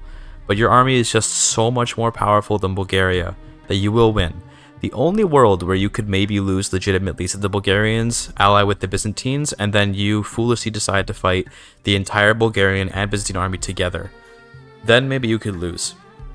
Once you convert to Orthodoxy, the run is over. It's simple as that. I get the feeling this achievement was created with the intent of it being more about clicking that button that turns Magyar culture into Hungarian culture. I forgot what it's called, but that would have felt more appropriate for an achievement maybe. This achievement is so quick and easy that it's just not even really worth including in the guide, but I always include it because it is a funny meme, and yeah, it's just enjoyable to dunk on it a little bit. Let's look at the next one, which is a bit of a longer one, but still pretty easy. This next run is one which made lots of people scratch their heads when it first came out, but at this point it's basically been solved as far as I'm concerned, and that is AEIOU and me. It requires you to start as the Habsburgs, rule the Archduchy of Austria, arrange 5 grand weddings, and not to wage war. The waging war thing is definitely a restriction, but honestly this run turns out how most HRE minor character runs go. The estimate for this run is 1 hour and 45 minutes to 2.5 hours, the RNG presence is low. Alright, so this run is like 80% waiting, and the rest of it is just setting things up for the future. So our goal right off the bat is to get our only son married to one of the daughters of the Duke of Austria.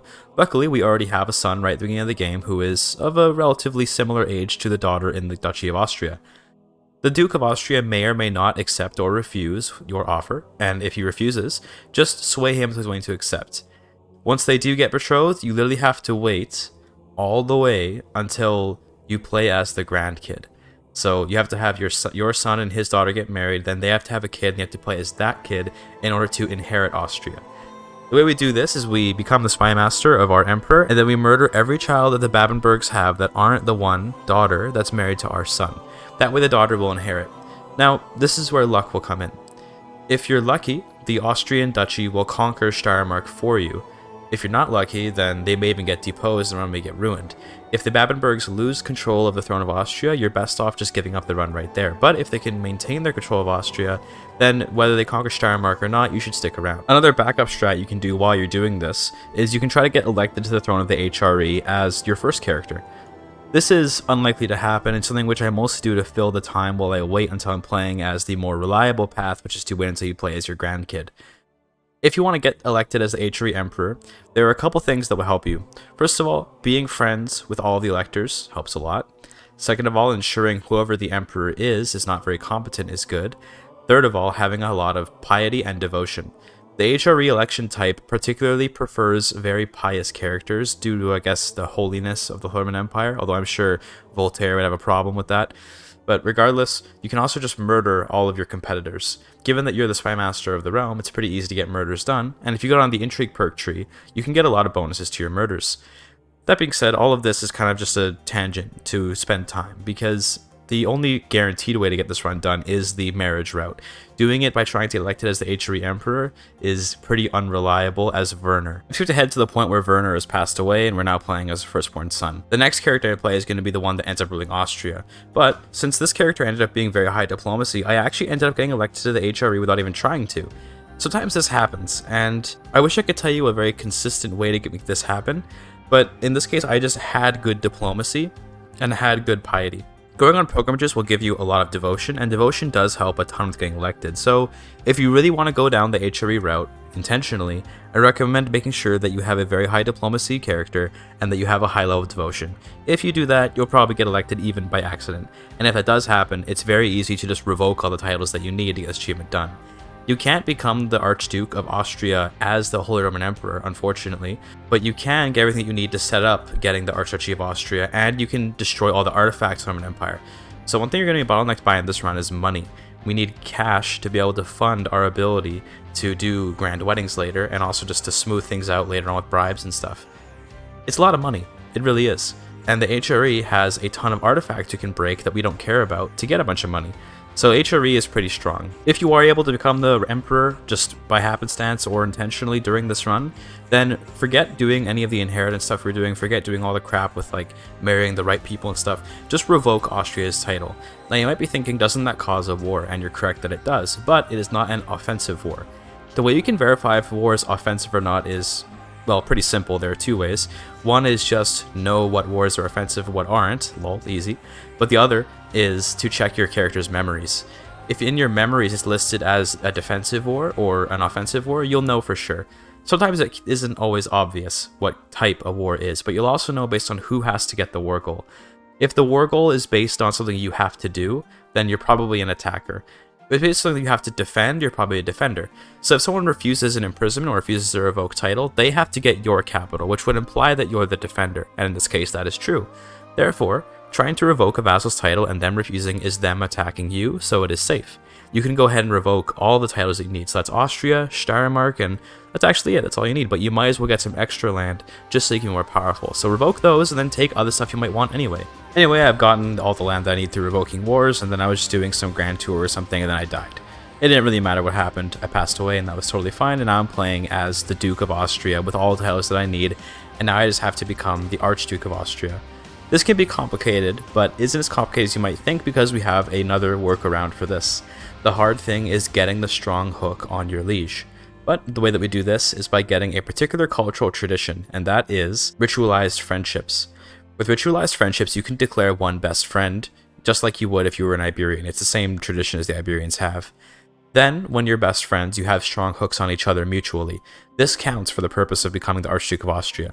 The problem is, getting a best friend who is an emperor while you're a duke is very difficult, so we have to make best friends with the heir to the empire and then kill the emperor.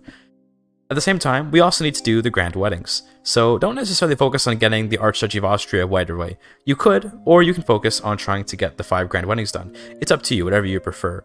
But from here, it's as simple as sitting around, waiting, building up your domain, getting a bunch of money, and doing the weddings. Technically, it's best to do the cheapest weddings possible so as to not waste money, but I also just can't help but do expensive weddings because, I don't know, I just like all the stuff they give you. You get a lot of stuff out of weddings, so I ended up doing really expensive ones anyway. I chose to do my grand weddings before becoming the Archduke of Austria, so I had already done 5 grand weddings. Then I set it up so that my best friend became the emperor, used the strong hook to become the Archduke of Austria, and that was the end of the run for me. This run just takes a long time. It only has one critical step, and that is your very opening move, which is to marry into the Austrian family. If you become the emperor, it's easy to revoke the land, but if you don't, which because it doesn't always happen, then wait your way into becoming the ruler of Austria by murdering anyone else who would be heir to the throne. From there, the runs are the same. Let's look at the next run. Now it's time for a really fun run as Rurik.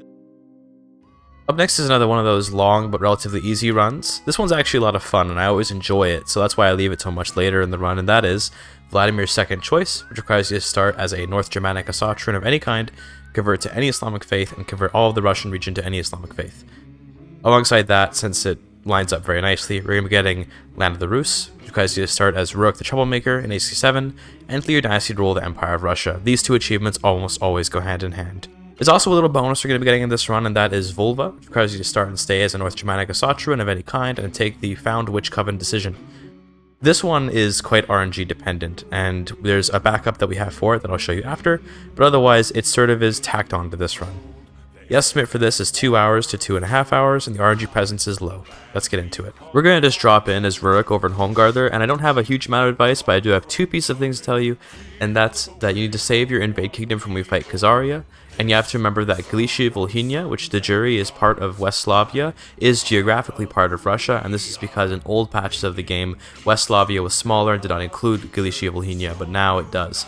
So they never changed the borders of what Russia was considered since that update.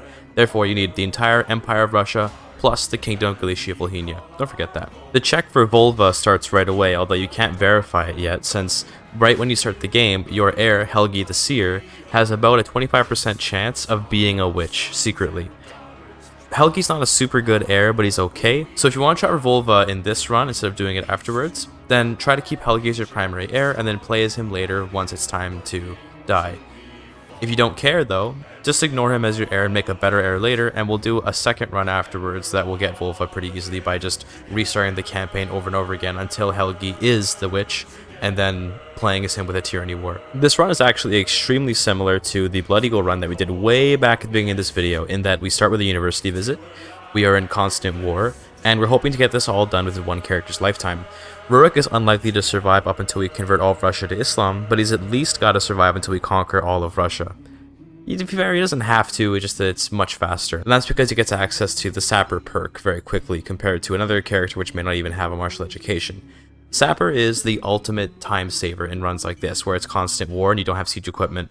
Norse are unfortunate that way, they just don't have access to siege equipment, but you can get a ton of heavy infantry, and I highly recommend getting Huskarls and Varangian veterans. The reason Huskarls are good in this situation is because we're fighting a lot of forests, and because the local Finnic people have very powerful archer units that Huskarls counter. This is one of the rare opportunities where Huskarls can sometimes outcompete Varangian veterans. That being said, if you wanted to go pure Varangian veterans, you'd still win every battle. It doesn't really matter that much, it's more just a slight optimization thing. Yeah, this is where I tell you that you just go and conquer all of Russia, and it really is as simple as that. I do recommend trying to do a similar thing to what we did with the Andalusian Inquisition run, where we try to have as many single counts as possible. This will make converting the land easier, and I've already explained that achievement, but in case you missed that one, I'll explain it here again. The capital county of a character who is converting will convert to their new religion if its current religion is the same as their religion before converting, which means that we have to do some religion cycling like we did last time, but it'll make things convert a lot faster as well because there'll be more court chaplains working. The more independent counts there are, the more court chaplains exist, therefore the faster conversions go. Let's get to Khazaria because that's one of the most important wars in this run, and that's because Khazaria is your only real challenge. We want to use our invade kingdom on them because that way we can target one kingdom and take that and then occupy everything else they take within the area of Russia so as to only ever fight one war against them. Depending on exactly how the war goes, this may actually be less efficient than just fighting them for the individual duchies, but in most cases, in fact I'd even say 95 to 99% of cases, being able to defeat Khazaria in just one war to get everything that you need is really, really good. You're going to declare a kingdom invasion CB for the largest of the kingdoms that they hold within the Empire of Russia, and then you're going to ignore that kingdom during the war and occupy everything that isn't in that kingdom, and then win the war by having occupations and everything that you need while taking the kingdom that you targeted. This way you can most efficiently take all the land in the empire that you need. Fighting the Khazarians can be intimidating because their horse archers are very strong and they counter units directly, but the best way to handle them is just to use overwhelming numbers. No matter how strong horse archers are at countering heavy infantry, having more heavy infantry with very high stats like we do will just win. So in my particular run, I always make it a priority to get an acclaimed knight with the Vanguard trait. That way you can get stronger heavy infantry and more heavy infantry, and I also make it a point to build war camps wherever my heavy infantry are stationed. This is so that I can have the strongest units possible to defeat the horse archers who may be countering me, but who don't matter when the numbers are in my favor. Anyway, I defeated the Khazarians, taking most of what I wanted. I did miss a county or two here or there, but it's not worth it to keep pursuing the war endlessly to get one more county. We can always come back and fight the Khazarians later. It's better to take the massive amount of land that we've taken here and then to focus back on conquering more of the other parts of Russia while we wait for the truce to go off. I was able to form the Empire of Russia as Rurik, which was to be expected, and once you form Empire of Russia, you may consider actually converting to Slovianskin to try and just vassalize whoever remains, if you're feeling like you don't want to do any more war. If you're like me though, then you might as well just finish off the wars and just conquer everything manually, just because converting can be a bit of a pain in the ass. If you're feeling it, you can also even convert to Islam at this point. Just keep in mind that you've been at war for years, decades even, and your vassals will not be very happy about your offensive war penalty that Rurik has generated. Offensive war penalties do disappear between characters, so if you were to change characters, that would go away, but just keep in mind before you convert to a non-warmonger faith that you're gonna have to deal with some negative 100 opinion vassals all over the place. Here's me as Rurik doing all of the religious conversions now that I've conquered all of Russia. By this point in the run, I was done with Conquest, and I'd actually taken a few years to let my offensive war penalty go away. Not entirely, I didn't let it go to 0, but I let it at least lower a little bit. I'm converting to the major religions of the Russia region, which would be the local Finnic religion, the local Slavic religion, and then I'm converting back to Norse one time, just so everyone is losing the warmonger penalty. Then I convert to Almohadism, and I chose Almohadism explicitly because it has the warmonger faith. Previously, Karmatian was better, but they changed some of Karmatian's tenets so that now it's not quite as good at converting. Almohadi will serve just about as well, and it'll let you keep your warmonger penalty down by just being a warmonger faith. From here, it's all about just converting, although I did have some complications, which I'll show you some backup plans for.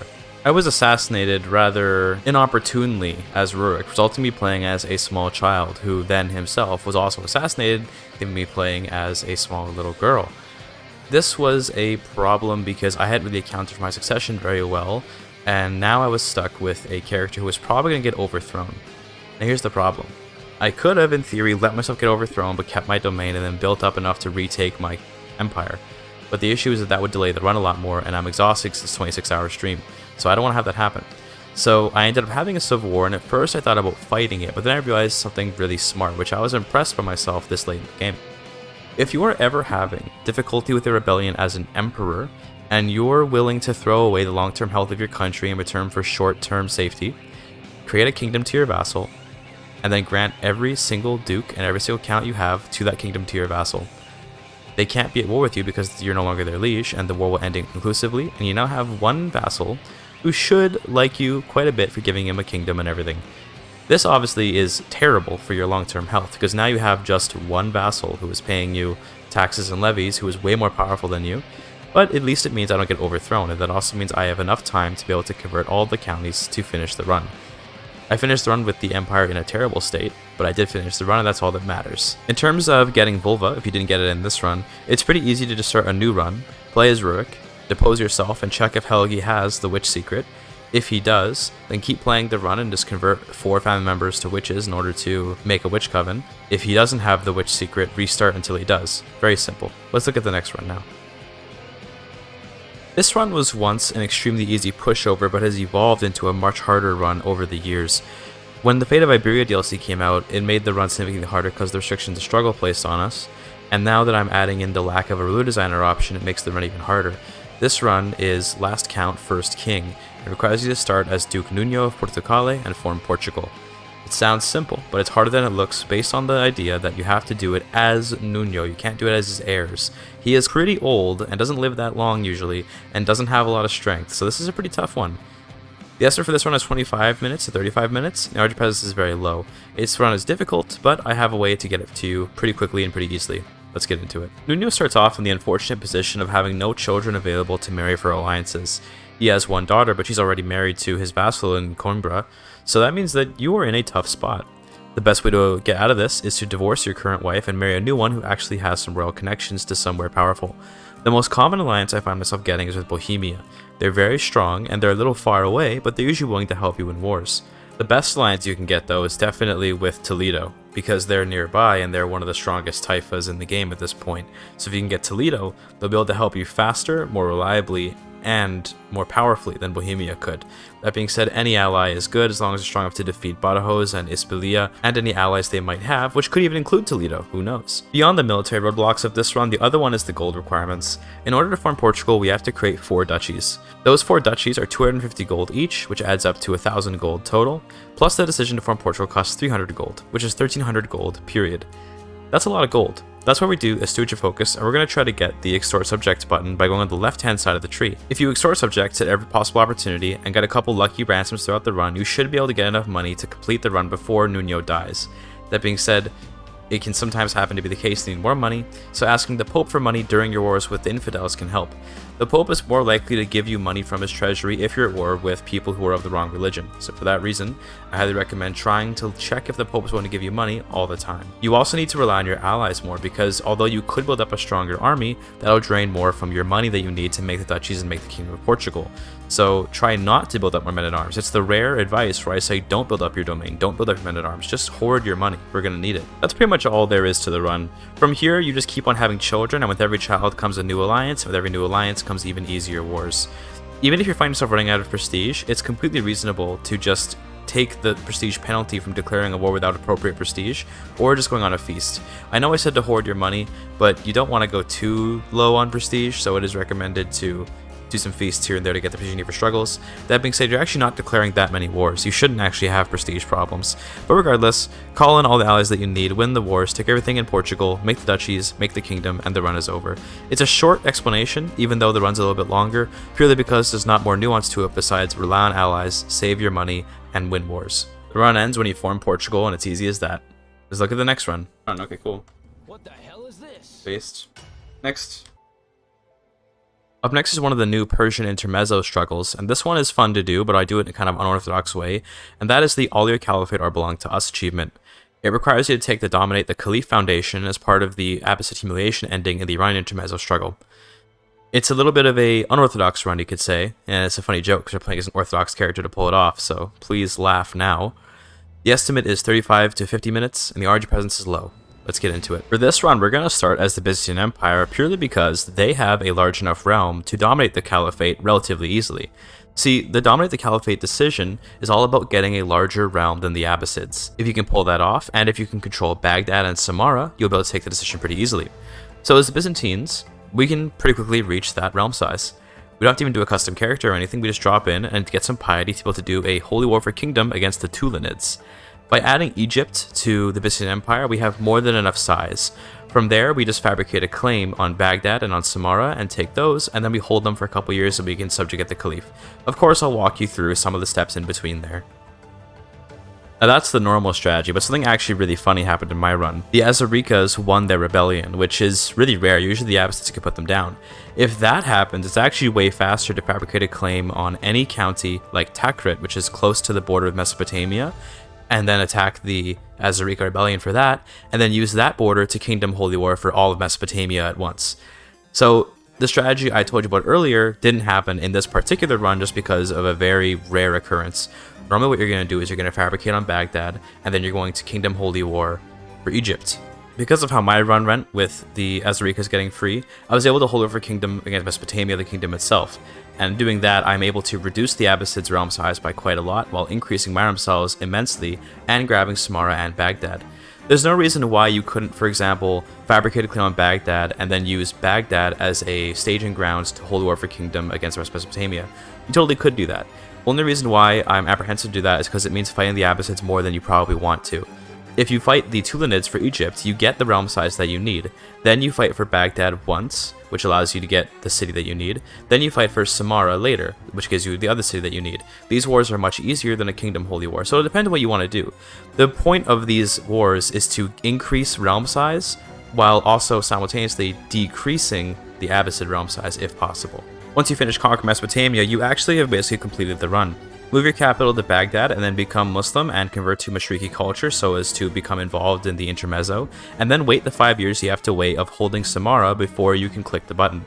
After those 5 years are up, you win the run. The only reason why this run takes a little bit of time is because of the 5-year wait for Samarra, and because of the time it takes to go through the pilgrimages to get the piety to do the Kingdom Holy War.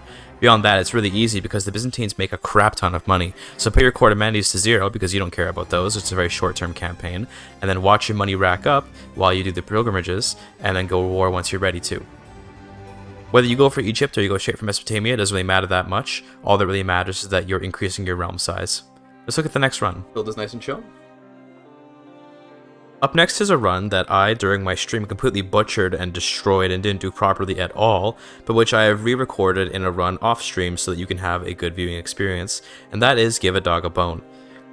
It requires you to start as Matilda di Canossa in 1066 and lead your dynasty to rule the Kingdom of Italy, have at least 50 living dynasty members, and found a holy order. This run is not hard, it's just that it's long, and when you're like 28 hours into a stream, you start to get antsy and make mistakes because things are taking a long time and you're bored. I got really bored during this run because the bottleneck is waiting to have 50 kids. It takes a surprising amount of time, even with the techniques that I'll show you. The estimate is 1.5 hours to 2 hours, and the RNG presence is medium. Let's get into the run. This is one of those runs where I'm not here to explain to you how to do it, because how to do it is really easy. I'm here to explain to you how to do it quickly, which is a little bit harder. As Matilda, even though Matilda is of course a shining beacon of Catholicism, we're going to be taking the seduction focus and we're going to be seducing a lot of men. It doesn't really matter if we get caught because who's going to punish? Was the Emperor going to arrest us? Whatever, doesn't matter. We just need to have a lot of kids. I'd actually recommend romancing the Pope just because you can use the Pope to get a lot of stuff done, like buying claims or like getting money, stuff like that. This is something which I hadn't actually really learned about until after the stream and even after this run. And again, I had mentioned it back in the Dangerous Business achievement a while ago, and that's that every time you seduce a character, the pregnancy chance is really high. So technically what you'd want to do is you'd want to seduce your husband and then not make him your lover, and then just repeat that over and over again. Now, I kind of overcomplicated this run by romancing the Pope and trying to be all complicated, but to be fair, we also do have to accomplish a couple other things. Become King of Italy is not that difficult, nor is founding a holy order, especially when we can just go on a pilgrimage to get a bunch of piety, and then we can make the Pope the soulmate and then just get a claim to Lombardy. Those two things alone will let us do both tasks. The other part of this run you have to do is make sure to get all of your kids married the second they grow up and get them married to attractive characters. The attractive genetic traits have increased fertility, so that makes them better at having more kids. I like to have fun during my runs and try to do things in a more stylish way rather than just focusing on getting the achievement solely, which sometimes means things take longer, but it means I get them done in a more fun way. My way of becoming Queen of Italy is to become the Roman Emperor and then just purchase the title of Italy for 500 gold and then lose the title of Emperor later, or even just keep it, doesn't matter. As long as you hold the King of Italy, it works. So that's how I do it. If you want to buy a claim to Lombardy and then conquer it, if you want to buy a claim to Piedmont and then conquer it, you do you. Just become Queen of Italy. It doesn't really matter how you do it because we're limited in speed for the achievement by needing to have 50 kids. That should be your only focus. Make sure your kids are getting married and do the seduction loop on your husband. One strategy I've thought about but haven't actually tested is whether or not it would be faster to immediately depose yourself and play as a man and then convert to a polygamous religion and then just seduce cycle all of your 4 wives at once. I'm not sure if it would be worth it because it is nice to play as Matilda, who's a very good character, but it probably would be faster. So if you want to try out a strat I haven't even tried out yet and try to get a really good time on this speedrun, consider becoming a man and then marrying 4 women, and then seduce looping all of them and see who can get 50 kids. I bet it wouldn't take that long. Founding a holy order is very easy. Just go on some pilgrimages to get some devotion, and then spend some money on making a holy order. I'm not even going to take you through that because it's such a just brain-dead thing to do that you really don't need any help with it. Once you've got the holy order, once you've got the Kingdom of Italy, all you have to do is focus on having enough kids. And like I said, there are some unexplored ways to do that, but beyond that, it's about just getting all of your children married as soon as you can. I believe landed characters are more likely to have children in general, so if you want to land all of your children, it's also a good idea. But, you know, up to you, whatever you want to do. I think that the strategy of becoming a polygamous religion would probably help a lot, but I just haven't tried it. Beyond that, that's the run. It's a very simple but long run. The estimate is very long, but it is simple. Not much to go over. Let's look at the next run. Up next, we have yet another long but not complicated run, and when I say long, I mean, you know, relatively middling.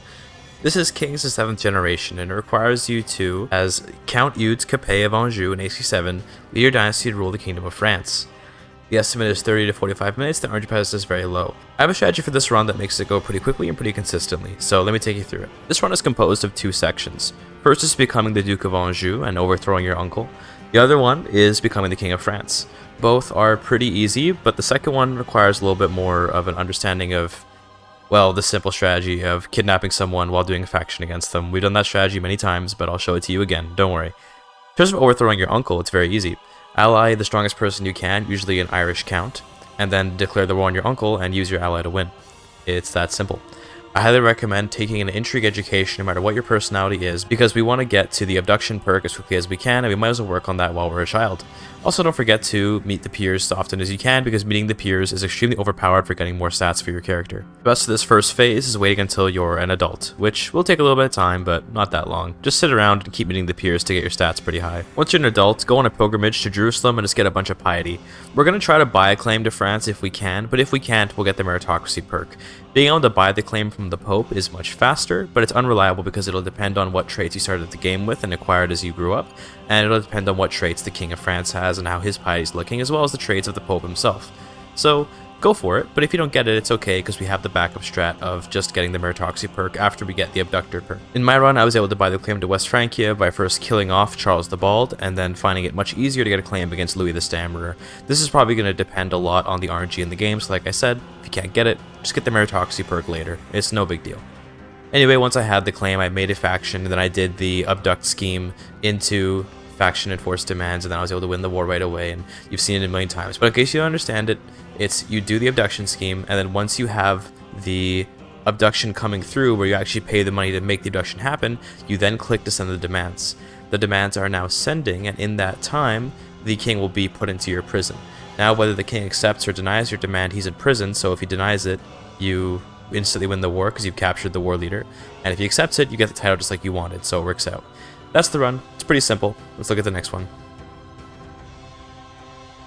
Next up is a very easy and very quick achievement. This is Carolingian Consolidation. It requires you to start as a Carling and be the only independent Carling to hold a landed title. This run is intended to be done in 867, where there are a lot of Carlings, but guess what? In 1066, there is one Carling still exists in Vermandois, and he's the only Carling that's even landed, so it's very easy to just get your independence and immediately get the achievement. The estimate is 20 to 25 minutes, and this is only because we have to get some perks, and the RNG presence is very low. Let's get into it. Basically, you're going to grab an Intrigue Focus, you're going to get the Abduction perk, and then you're going to do literally the exact same thing that we did last run. You're going to start an Independence faction instead of doing a Claimant faction, but it all works out the same. Once you have the Abduction perk, start the Independence faction, begin the Abduction scheme, and once the Abduction scheme is about to go through, send the demand, and then imprison the king at the same time, and you will immediately win the war. Yeah, that's all I have to say on this achievement. It's really, really easy. The second you gain your independence, you've consolidated the Carolingians. Congratulations. Let's look at the next run. This next run is so quick that I actually don't have a lot of time to explain this before I run out of footage. So this is Shia Reborn. It requires you to take the found a new Caliphate foundation as part of the Abbasid humiliation ending in the Iranian intermezzo struggle.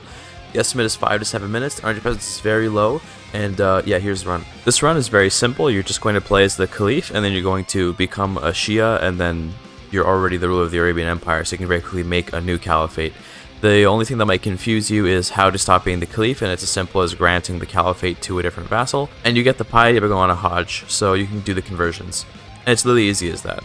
I've skipped ahead just 2 minutes here, and you can see that I'm just converting to a Shia religion, and I've given away the Caliphate, so I'm able to convert. It doesn't matter who you give it to, just give it to someone. And then once there's enough converted counties, you'll end up being able to found a new Caliphate. It's easy as that. Let's look at the next run. Up next is an achievement which, as of this guide, is bugged, but which may be fixed in the future, and that is Royal Flush, which requires you to, as a character of a faith with the Fedayeen doctrine, dispose of a lowborn, a king, and an emperor. Dispose meaning assassinate or murder, whatever. The estimate is 8 minutes to 10 minutes, and the RNG presence is very low.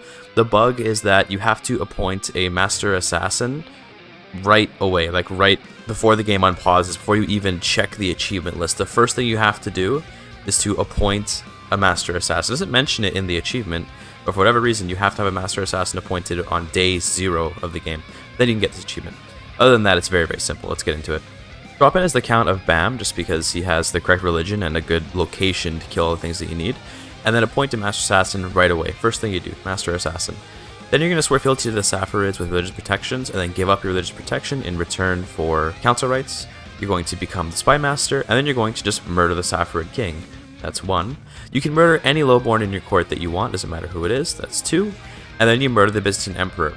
Because the Byzantine Empire is so unstable and everyone hates the Emperor, it's very easy to get him killed, so this makes the run very quick and easy.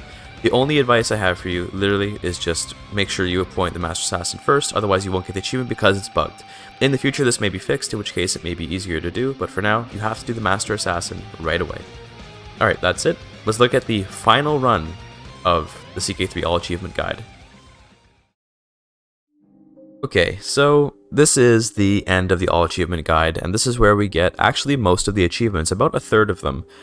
The previous runs were to get all of the achievements that required you to have a particular start, so that's why even small achievements like Last Count First King or like Kings of 7th Generation had runs. Those aren't very difficult runs, but they require you to start as a particular character.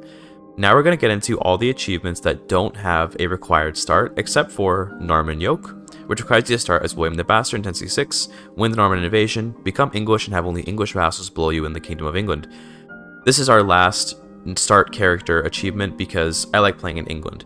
When it comes to getting End of an Era, which requires you to play until 453, it's entirely up to you how you want to play. You should do whatever is fun, because the hard part of playing to 1453 is staying entertained and keeping it fun for yourself. At least I find that's the case for me. For you, it may actually be a game of survival, but usually you won't have that issue if you're at least somewhat good at the game. So the other achievements we're going to be getting are mostly ones which are not really worth explaining. Like, I could explain to you how to get Monumental, or I could explain to you how to get some other achievements that are just going to be acquired by playing the game. But instead what I'm going to do is I'm going to sort of cut this run up into sections where I'm going to explain to you how to get some of the rare achievements. So the big one everyone's going to be wanting to know about is Ahab. Succeed a legendary hunt. And I do have a strat for you for Ahab that actually works extremely well, and you're going to be grateful that I have it. The other one that can be difficult for people to do that has to do with hunts is lions and tigers and bears, oh my. Capture a large wild animal while on a hunt. This one is even harder to get than Ahab, to be completely honest with you, but with the strategy I'm using, you can spam enough hunts that you should eventually get it just through the law of large numbers. Beyond that, some people struggle with things like Perfect Circle, which requires you to have only 2 distinct parents, grandparents, and great-grandparents, counting absent ancestors as individual characters, and the reason this one can be hard is because it's hard to account for cuckoldry. Perfect Circle accounts for your true parents, your true lineage, not whatever the game tells you it is, which means if you are a man married to your sister, let's say, you may have trouble with your sister having slept with someone without you knowing and ruining your lineage. There are ways around that, so I'll show you that. Another one is Rise from the Ashes, which requires you to restore the Roman Empire. This one isn't particularly hard, but it's one which lots of people might flock to the guide in order to see. Restoring the Roman Empire, in truth, is actually extremely easy, and I have an individual speedrun that I've done using a custom character a long time ago to get this done in just a matter of a few minutes. So it's not that tough, but I'm including it because it's a common ask. Another difficult one that people often talk about is the Iron and Golden King, which requires you to have a capital barony with 60 plus income, a 500 plus size stationed heavy cavalry unit, and a special mine. Luckily, in England, there is in fact a county, which is Gloucester, which has a gold mine, so we can make this work too, although this one is something which we leave more towards the end, just because there's no real way to speedrun this. You have to wait till the late game when you unlock all the buildings to get income that high. Another one is In My Elements, requires you to pass through every terrain including naval whilst on the same travel. This is very easy if you're, say, a Catholic and you're going to Jerusalem. You just make a very windy route that goes all over the place and it's easy to get this achievement, but I'll show you a particular route anyway. Another tough one are the tour achievements. So first there's Imperial March, requires you to as an emperor go on an intimidation tour visiting all of your powerful vassals, alongside the Grandest Tour, which requires you to visit 10 kingdom tier vassals on a tour. Neither of these are particularly difficult, it's just a matter of taking the time to ensure you actually have 10 kingdom tier vassals and making sure that you actually click on all of your powerful vassals. Now for the big one, this is the one that everyone always wants a fast way to get, but which unfortunately there is no fast way to get, that is Lingua Franca. Requires you to have all royal courts in the world speak your court language. There's no way around this. It's a world conquest. With the way that court languages currently exist in the game, there's no way to get this that isn't just conquering every kingdom on the map. I've theory-crafted a couple ideas, and I do have some thoughts about ways to do this. You could, for example, release a couple lords who are of the other religions of the people that are not changing court language. The only reason why this is just inconvenient is because it just tends to be slower than doing a kingdom holy war. Like, once you get the by the sword doctrine, and you're able to holy war for kingdom over and over again, it genuinely is faster to ignore the court language rules and just keep on holy warring over and over. Conquering the world is kind of a way to gain power for this one anyway, because we have to get what nepotism. Have your dynasty rule 10 independent realms of at least kingdom tier simultaneously. Since we're doing that, we may as well be conquering the world, because we have to get a bunch of people of our family on independent realms anyway, so it goes hand in hand with that one. Beyond that, there are some other achievements which you may be interested in getting, but which are just so sort of simple, or ones which will be achieved very quickly and very easily. And I'll talk about a couple of those too before we move on. These achievements can be broadly put into 2 categories. One is the ones that you'll get just by playing the game. So that would be things like a legacy to last the ages, monumental, order, things that are going to happen just by the process of you playing the game. You don't have to try to get a tier 3 duchy building. You're going to get that by the end of the game. You don't have to try and get a maxed out dynasty legacy. It's very likely actually that during one of the previous runs you already did get it. You don't have to try to get all the innovations. Then there are ones that require you to put in some effort, but not really a meaningful amount of effort. So that'd be things like polyglot. You may not end up learning 10 languages of one character just by doing nothing, but to do so is extremely easy. You may not end up appointing an adventurer as an antiquarian in your realm, but to do so is very, very simple. These sorts of things are just not even worth covering, so I won't cover them.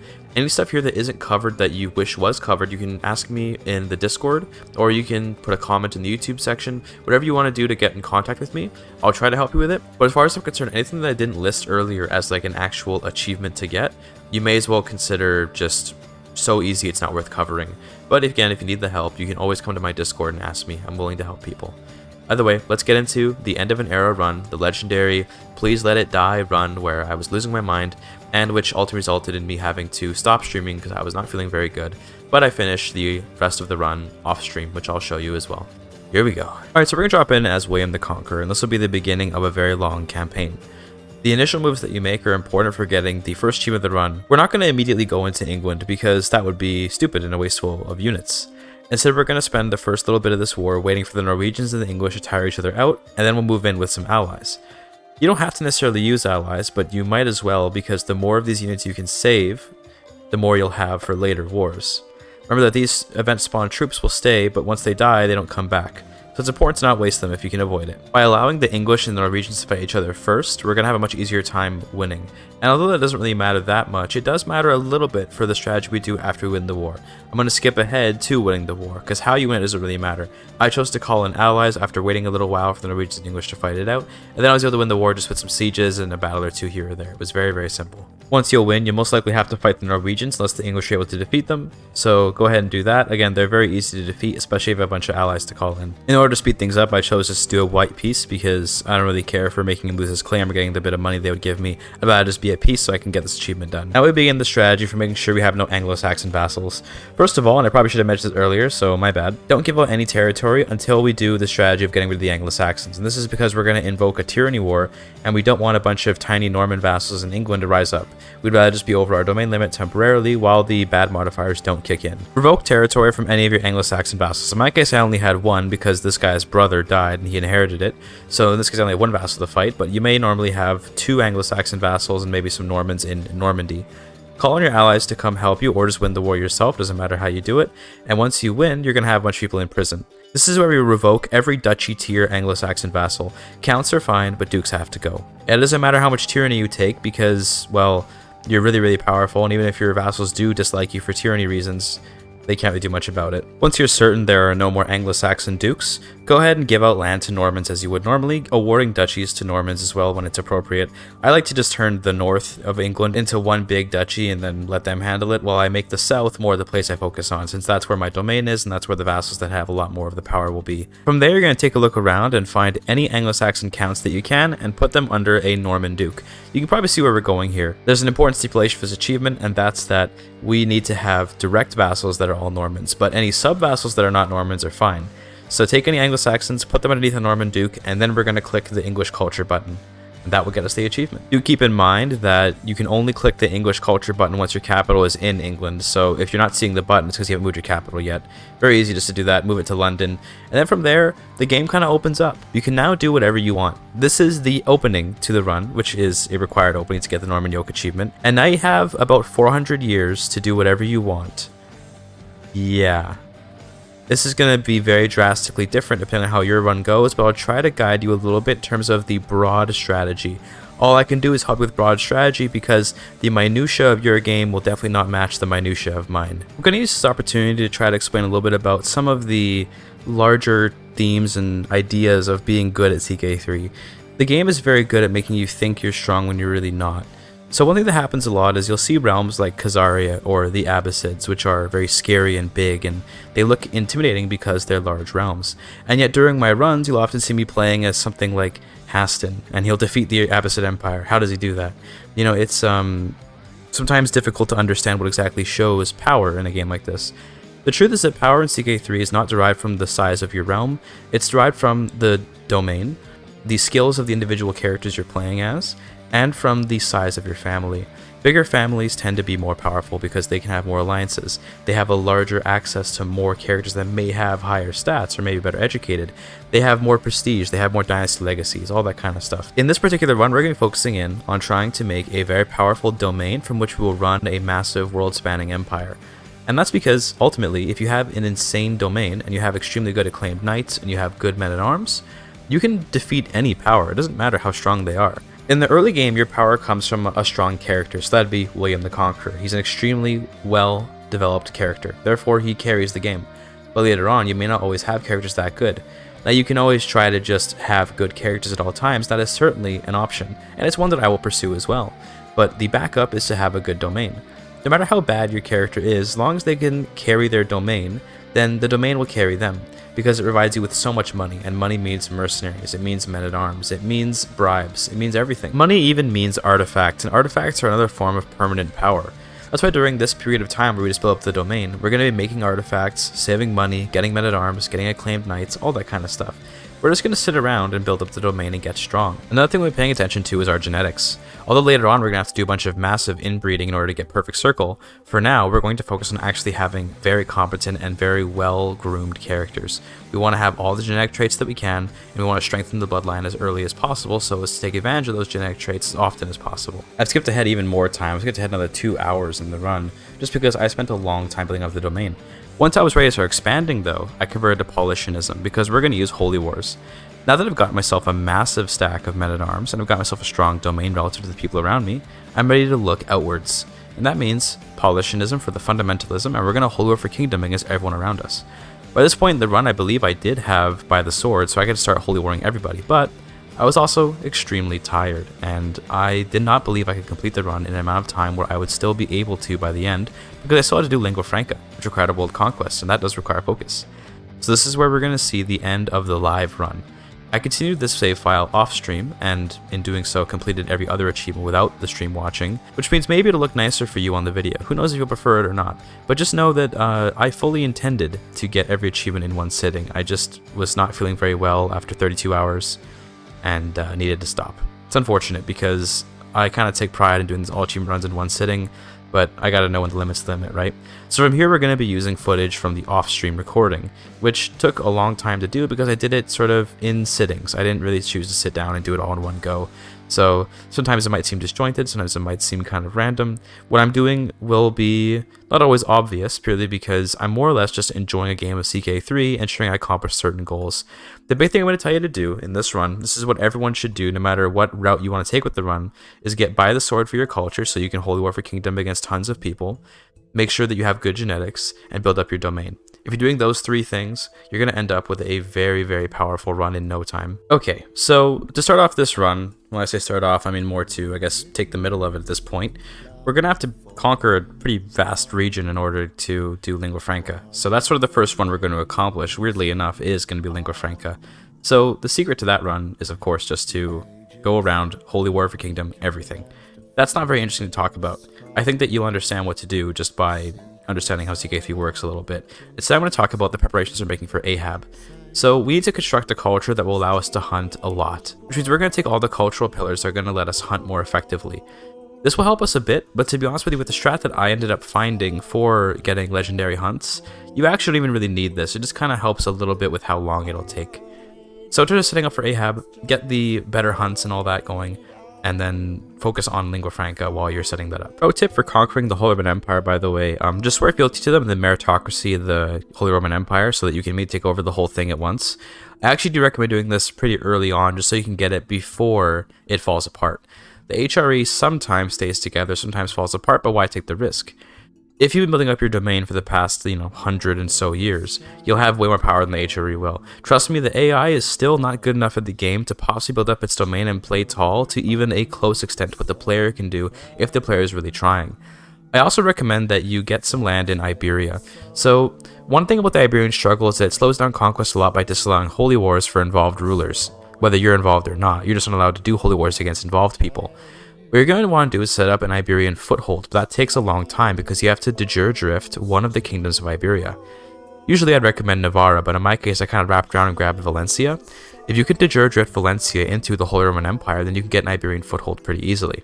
Now that's not exactly a priority, to be fair. You can totally just ignore the Iberian struggle or conquer it by other means that aren't holy wars, whatever you want to do, but it's a pretty good idea to get through Iberia quickly because they are actually a bit of a pain to conquer.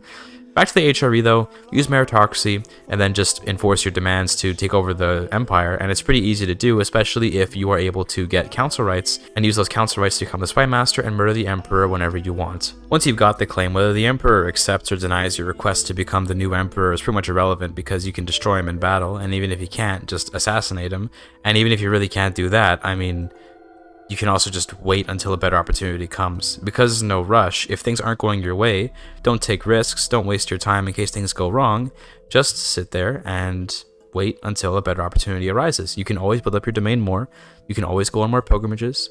You can always just chill and do whatever you want while you're waiting. A big thing I'd recommend that you do in your spare time is to make artifacts. So we need a lot of artifacts in order to get the achievement that requires us to make, I think it's 30. I don't remember exactly how many because I always just spam every artifact till I get it. I believe it's 30. 30 artifacts doesn't sound like a lot, but it is actually quite a few. Every time you get an opportunity to make an artifact, just make it, and that usually works out pretty well for getting enough artifacts before the game ends. In my run, I was able to just kill the emperor and then inherit the empire by there being a elective succession, and what I did immediately after that was then remove the elections from the Holy Roman Empire. This way the empire is now basically permanently mine. The only problem is we're going to have a ton of vassals who are not going to like us very much, who are going to want to rebel all the time. It's not a matter of us actually potentially losing the rebellions, it's more a matter of me getting a headache every time one pops up because it takes forever to do. So in order to remedy this, we're going to have to do a couple different things. We're going to sort of switch around some of the feudal organization of our realms, so we're going to make some dukes where there previously weren't, maybe make a few kings here and there. And we're also going to go back to being Catholic and then go to Paulician again.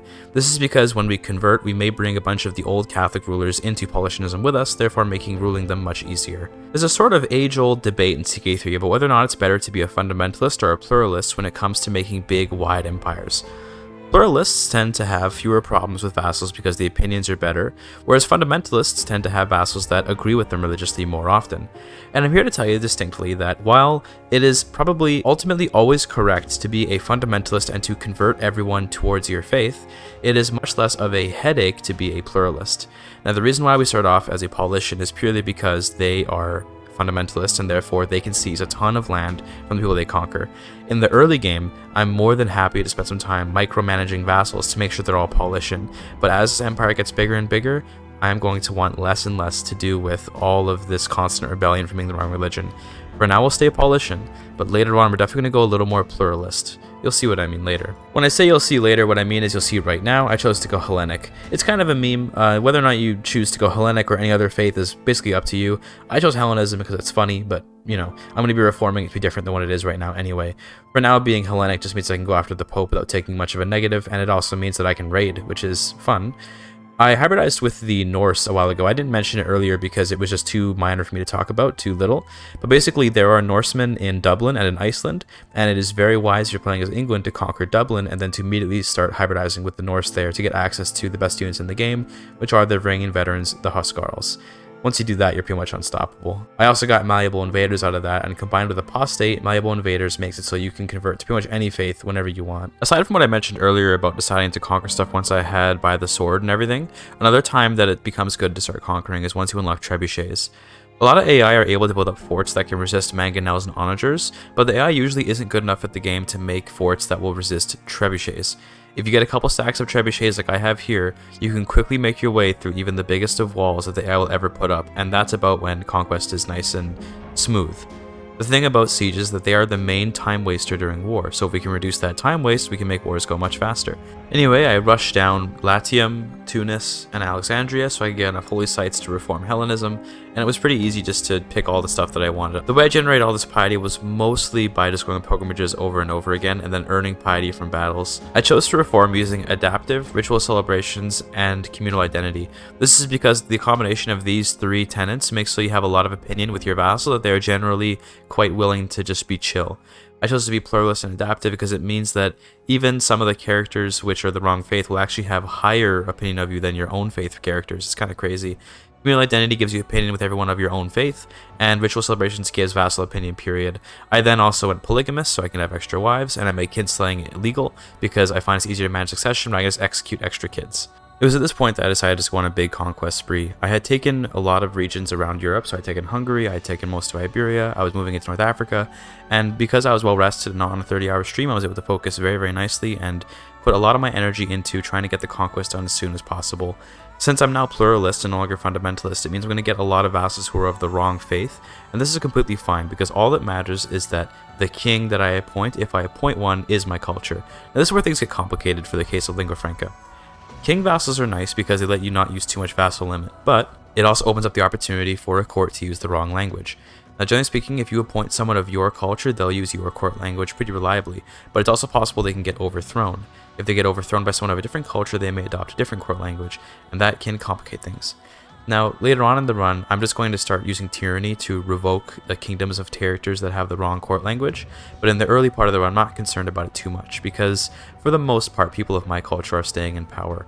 If you see that you conquer a kingdom and you want to make a kingdom to your vassal there, if most of the land ended up in the hands of someone of a different culture, then you probably want to not make a kingdom new there that's fresh, but you could assign that kingdom to an already existing king such that they could rule it and keep it safe. It'll depend on what you think is best, but to be honest with you, it's also pretty valid just to wait until later and then to revoke the titles off of kingdoms in your realm that aren't cohering to your court language. I want to pivot towards some of the opportunities you get for conquering the Byzantines and the Mongols. So the two major empires of the game that usually will pop up are of course the Byzantines and the Mongols. In my case, I also had the Baltic Empire, but I ended up just conquering them normally because they were quite small. So how do we deal with them? It can be very frustrating to have to kingdom holy war over and over again against target like the Byzantines and especially the Mongols because of their vast size. Sounds like a nightmare. Here's what we do. We are going to do to the Byzantines and to the Mongols exactly what we did to the Holy Roman Empire, but here's the problem. We are already an empire, so we can't swear fealty, right? Well, remember that your power is in your domain and in your character. The English domain isn't going anywhere, whether I lose the Holy Roman Empire or not. And for that reason, I'm going to intentionally lose an election to the Holy Roman Empire that I reinstated afterwards, so that I can lose the title, gain my independence, and then swear fealty to the Byzantines, only to meritocracy them and take their empire out from under them again. I'm going to do the same thing to the Mongols, although I think in this run, the Mongols took the Byzantine Empire, so did it to just one of them, but you take my point. The reason why here you see that I've retained almost my entire empire as England is that I hold all the kingdom titles. So one thing to keep in mind is that the empire title is just one of the titles. If you lose it, then you lose the empire. But I have all of the kingdoms underneath the empire, which means now I have this massive kingdom to your realm. And guess who I'm swearing fealty to? That's right, it's the Mongols, and we're going to be meritocracying them, which will vastly increase the size of my empire, while also eliminating the Mongols from power. Now you might think this will be difficult to deal with all these new vassals, but keep in mind, I am a pluralist, adaptive, Hellenic character. That means that even these Tengri people who are completely foreign to me are going to be pretty chill with me ruling over them, and if I have an appropriately high diplomacy skill, most of my vassals won't really care that much. By this point in the run, the empire is big enough that diplomacy becomes the most important stat in the game, not martial. Maybe you could argue it's stewardship, but diplomacy and stewardship are probably the most important by this point. Had I been a little more savvy, I might have even done the kidnap scheme here, where I would have kidnapped the Mongol emperor as I was doing the faction demand, but to be honest with you, I couldn't be bothered to wait for the kidnapping perks. I was okay just doing a war. The problem with attacking the Mongol Empire is that their de jure empire is in the middle of nowhere, and getting there can be a huge pain. So I recommend that you basically just run in and try to siege everything that you need to win the war immediately by assaulting and throwing away your army. And that's because the ticking war score against you is going to stack up pretty fast. The war score that you get for an occupation is based on how many subholdings were there and the development of the county. So starting in the Byzantine Empire is a great spot because the development there is very high and the number of subholdings is great. So I recommend raising Constantinople if you happen to own it, and then just rushing all those Greek counties. You should be able to occupy, siege, and assault everything that you need to before the Mongols can even raise an army against you. But to be honest, the Mongols raising an army against you is actually good, because we can get up to 50% war score from battles. And although the Mongols are a strong force, your massive English kingdom, not even an empire technically, should be able to completely destroy them because you have an amazing domain with great units who are stationed there with lots of buffs. Even if you have acclaimed knights, that helps too. You should have all kinds of reasons to be defeating the Mongols. And yeah, with that, we've taken over the Mongol Empire, and the reason why I love this strategy so much is because the Mongols take care of all the annoying conquests for you. The worst part of the game to conquer has got to be the steppes. And the Mongols are great at doing that, so let them do it, and then you just come in and then take all the winnings for yourself. And thanks to our Hellenic pluralism, we shouldn't have any rebellion problems with these massive swaths of wrong culture, wrong religion people. Anyway, from here I recommend heading east towards India. India is one of the few places where the AI actually can build up some pretty strong armies, and they have pretty good men-at-arms there too, like Lenkas and elephants and all that kind of stuff. So it's good to get there quickly. In my run, I was a little bit apprehensive to go there just because it can be a big pain to fight some of those massive Indian empires, and I wanted to make sure that my empire was stable first. I chose to become the Byzantine Empire because I like the purple better, and because I want to make the Roman Empire. Part of the achievements for this run is, of course, making the Roman Empire, and you can probably see why I'm not really covering it. With how we're playing, we're going to get everything we need for the Roman Empire just passively by conquering the world, so I wouldn't worry too much about the Roman Empire, but here it is. Here's me, you know, becoming Byzantine and then slowly conquering my way to getting everything that I need for it. It's not really a big errand when you're already doing all this stuff in the game. Just to shake things up, I did choose to do it as the Holy Roman Empire instead of as the Byzantine Empire because I rarely see that being done. So here's your cursed white Roman Empire, and I chose to make a crap ton of other empires and other kingdoms at the same time in order to make the Roman Empire de jure drift a crap ton of land into it. So you're going to see some very cursed legal Roman borders. Isn't that beautiful? Anyway, from here, the rest of Lingua Franca is just the busy work and minutia of conquering all the kingdoms. I don't have any notes for you beyond this. Once you make the Roman Empire like this, you have a ton of de jure land, which will all be very loyal to you because of your tolerance, and you should be able to just holy war your way through everything. It's just a really, really laborious process. The only thing I could recommend is whenever you see any kingdoms within your realm that are adopting the wrong court language, try to snuff them out as quickly as possible by revoking them just so they don't end up, I don't know, being forgotten about. It's easy to forget random little kingdoms here and there.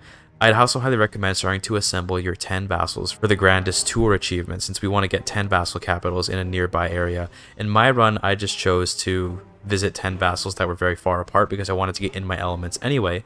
And one important note about grandest tour is that even if you have like a 5-year-long tour and one of the phases gets skipped because one of the vassals dies or because the vassal ends up in a war or something, it still counts as long as when you started the tour you marked down 10 kings. So don't worry about it too much.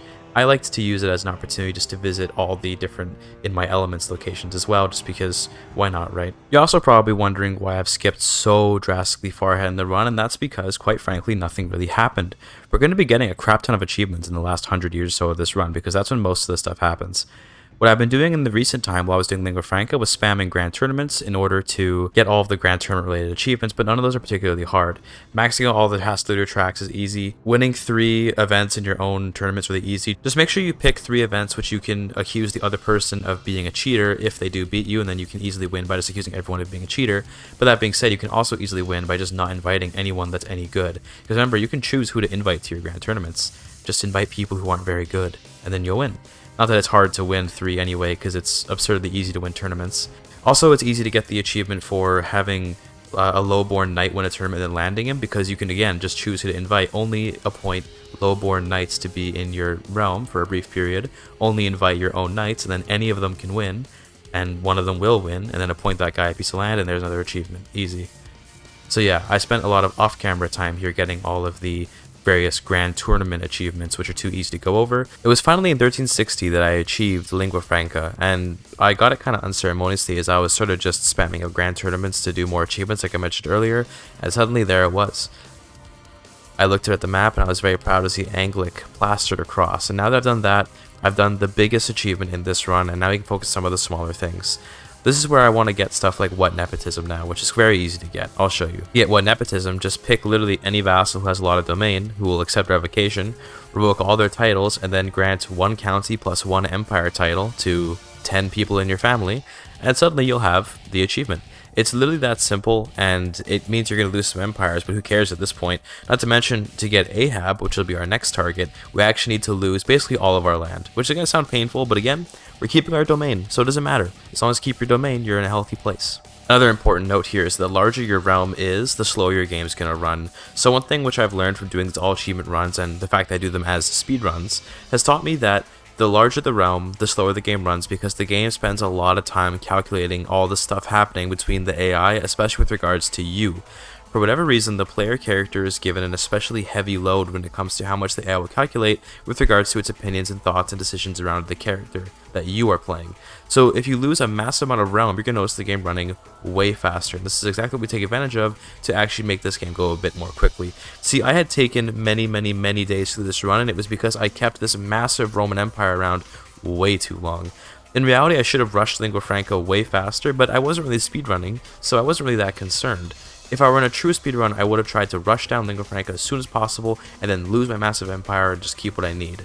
Either way, for the purpose of Ahab, the strategy I have for it requires us to have a significantly smaller realm. In fact, we need to have a realm that is composed of only our domain and nothing else, which means it is time to say goodbye to this massive empire. And the way we're going to do that is by putting an election on top of it, and then losing the election, and then dissolving it. And it's going to be glorious. We're going to suddenly see this unified world collapse into a bunch of tiny little realms. It's always fun to do that. Well, I say that, but I actually didn't end up dissolving the realm. It ended up dissolving itself later. At first, I just gave away all of my vassals to the new emperor who was elected from some guy in India. I just chose to give away all my vassals this way rather than dissolve the empire right away, but it ended up falling apart on its own because the AI cannot possibly manage a realm this massive. Okay, so enough stalling. Let's get to Ahab. This is the achievement most of you probably are here for, and it's because it really is the probably most insidious achievement I've ever seen. Let me explain something about how legendary sightings work. Think of it like this. Do you ever get those sighting events where it says that you sighted maybe a deer or a hart or whatever it is you sight, right? Every time that happens, you can't get another one for a couple of years. I forgot how many years, but a couple of years. Here's the tricky part about it.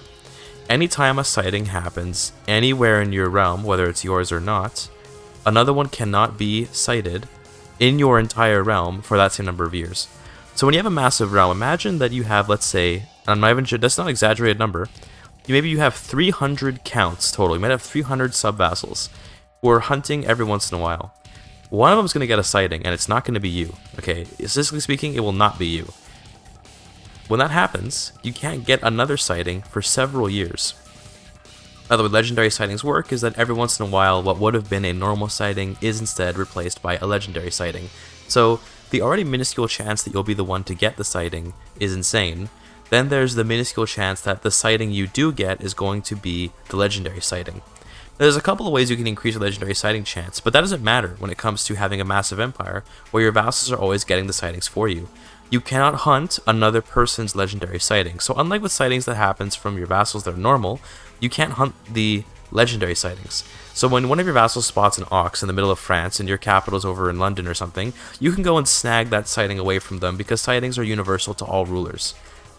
Legendary sightings are not. Legendary sighting only applies to the person that found it. For this reason, to actually get legendary sightings, we're going to have to reduce our realm to being just our own land. This way, no other vassals can get other sightings that will distract us, nor can they yoink our legendary sightings. Technically, at a base level, 1 in every 7 base game sightings will be a legendary sighting. That sounds like your chances are pretty good, but when you account for the fact that the other vassals will be yoinking your sighting chances, it ruins the opportunity to get lots of legendary sightings. So this is why we are going to reduce our realm to nothing. The way I'm choosing to do it is to conquer a piece of Ireland to generate a non-de jure vassal. I'm then revoking every duchy I have from everyone in England and then granting all the land to that random Irish duke, and then I'll be granting him over to my emperor so that he can control it instead of me. That will reduce my realm to just being the land of, my domain. And then I'm going to hunt. Doesn't matter where I hunt, doesn't matter the success chance, doesn't matter if I succeed or not, I just need to get sightings. As I mentioned before though, if there are any sightings anywhere in this massive realm, it means I can't get a sighting in my realm. And I realized that a little bit later, so that was when I made my dissolution faction, and I did the kidnap scheme in order to immediately dissolve the entire empire without any fight. Now that I have just my own domain in this entire realm, I'm going to be able to get a ton of legendary sightings, and I'll show all of them to you. I got a bunch in a very short period of time. I got my first legendary sighting about 20 minutes after dissolving the entire empire, and that's because now there's no competing sightings. I'm the only person looking for animals. So it was literally that easy. I did have the level 4 Dynasty Legacy that gives you a higher chance to get legendary sightings, but regardless, 20 minutes later, that's only a couple years. And if I didn't have it Legacy, maybe it would have taken 40 minutes, maybe it would have taken an hour, but the point is that it would have happened very quickly. Again, this is because I'm getting so many more sightings to the fact that no one's stealing them from me. The smaller your realm, the easier it is to get legendary sightings. I also have the cultural pillar that lets me hunt every year instead of every second year, and because of that, I can just get more opportunity to get more sightings. It also makes doing legendary hunts easier, because it means when I get a legendary sighting, I can act upon it within a year, rather than having to act upon it potentially too late. Anyway, 1 year later after the sighting, I went on a hunt for a legendary hunt, and this time it was just as simple as killing the animal. To be fair, there is a chance you failed to kill the animal. That can totally happen, and my recommendation for if that happens is save scumming. Just use the task manager to end the process for Crusader Kings 3, and that way you don't get an autosave, reload the game and try again. You can also just try to do another legendary hunt considering how many sightings I ended up getting. I ended up getting a lot of sightings. In terms of lions, tigers, bears, and oh my, I got this just through the kind of, the law of large numbers. If you do enough hunts, you'll eventually hunt something you can capture and eventually be able to capture it. Having a high diplomacy character helps because diplomacy is the stats that's used in order to capture an animal, and quite frankly, I don't know why you'd bother capturing an animal. What it lets you do is basically release the animal later to hunt in a more controlled setting, which I guess is cool. It also gives you some prestige to capture one. I don't understand the point, but it's pretty rare to actually be able to capture one. And you can check the wiki for the types of animals that can be captured, so keep an eye on your sightings, check for the animals that can be captured, and then try to capture one. The chance of it happening is just RNG, so just do a hunt every single year, and because you're a small realm, you get all the sightings. Once you sight a large animal, go for it, see if you get it, and then if you get it, you get it.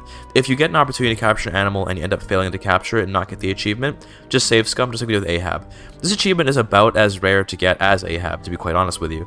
So getting that cultural pillar that lets you hunt more often and being in a small realm makes this achievement way easier. Anywhere from here, there's not much left to cover. The last thing I'm going to show you how to get is Perfect Circle, and the secret to this achievement is just marrying your siblings, but being the daughter. So one thing that can happen with Perfect Circle is that you get cuckolded if you're playing as a man, and then your wife gives birth to a kid who isn't actually yours, which ruins your lineage. Perfect Circle tracks the true lineage of your characters, not the displayed lineage based on who you believe the parents are. The only way to stop that is to play as a woman, because as a woman, you can decide who seduces you and who you sleep with. Refuse all seduction attempts and only seduce your husband, brother.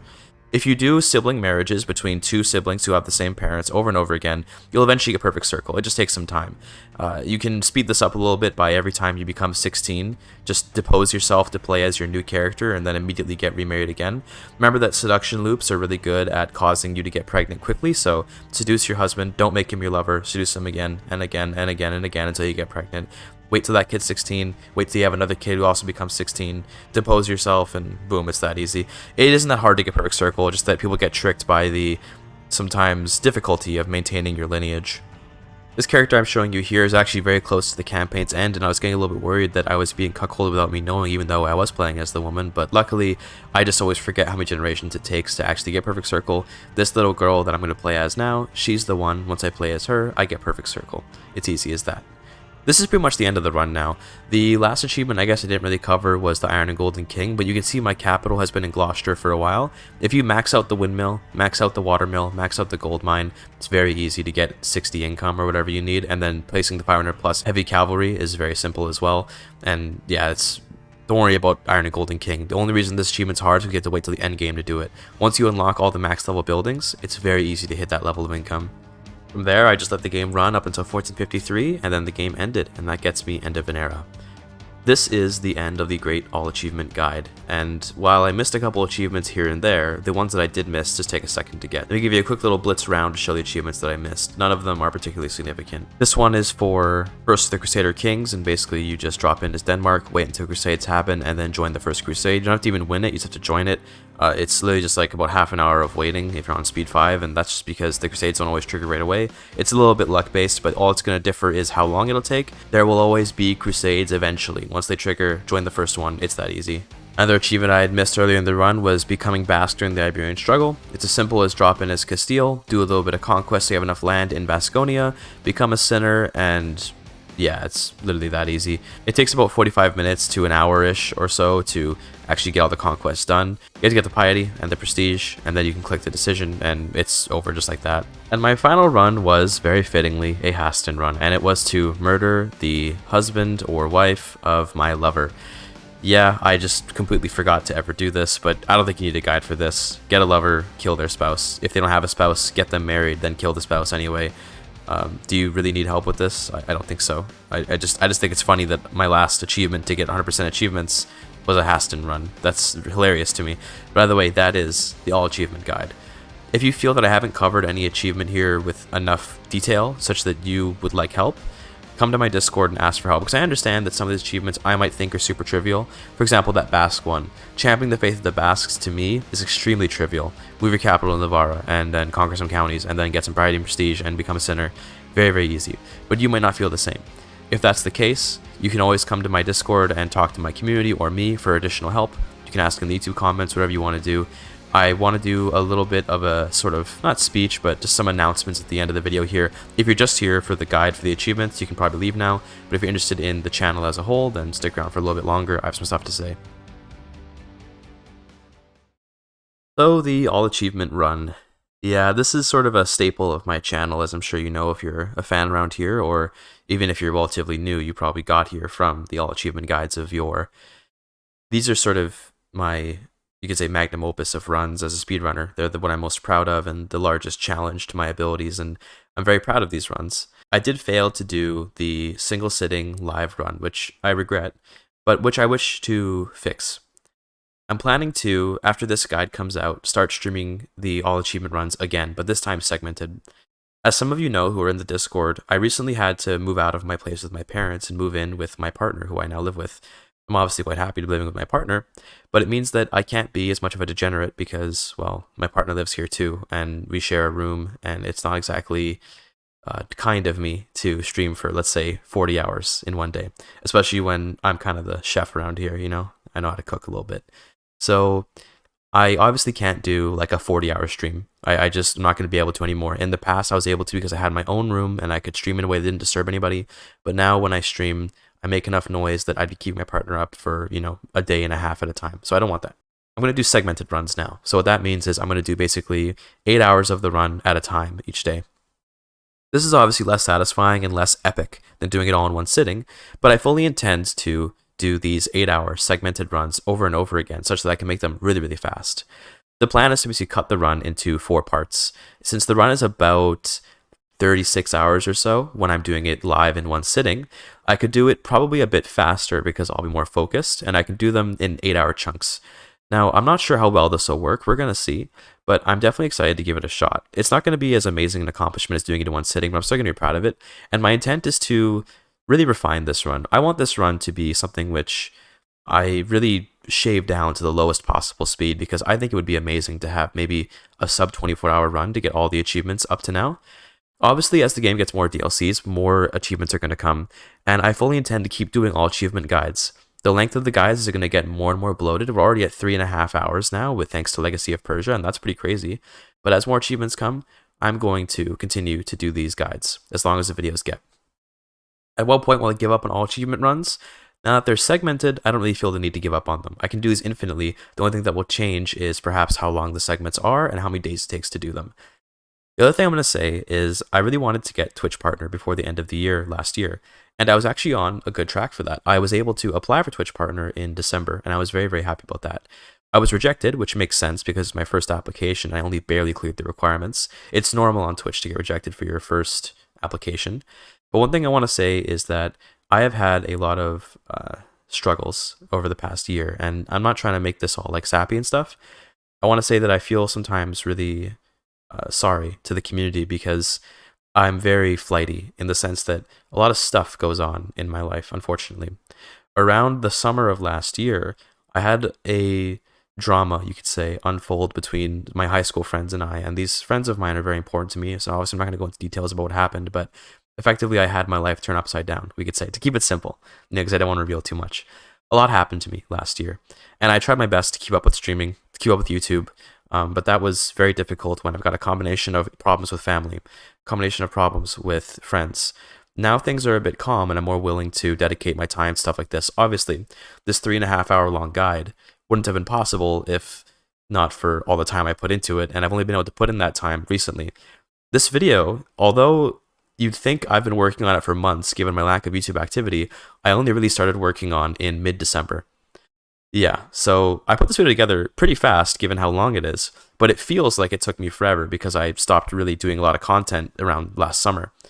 I'm really sorry about that. I don't really have an excuse. I know I gave the circumstances around it, but it's no excuse because no matter how stressful life gets, it's important to be able to put your head to the grindstone and keep working even when things are difficult. I'm not going to act like I'm perfect. I know that sometimes I can get overwhelmed by things and then I don't work very hard and I can get into loops of, not depression, I don't want to put such a strong word on it, but loops of being unable to keep my focus when I work, and that's not so good. So I'm going to try to be more consistent from now on. I really want Twitch Partner this year, so you're going to be seeing a lot more streams, and I'm going to try to turn those streams into YouTube content when I can. In the past, I had done viewer runs, and then I would edit down those viewer runs into nice YouTube videos with narration over them. I want to keep doing that. I want to try branching out into other things besides just CK3. I love this game. This isn't about me getting tired of the game. I just think it'd be really cool to try other things. I've already played EU4. In fact, I was a world record holding speedrunner for that game for quite a while.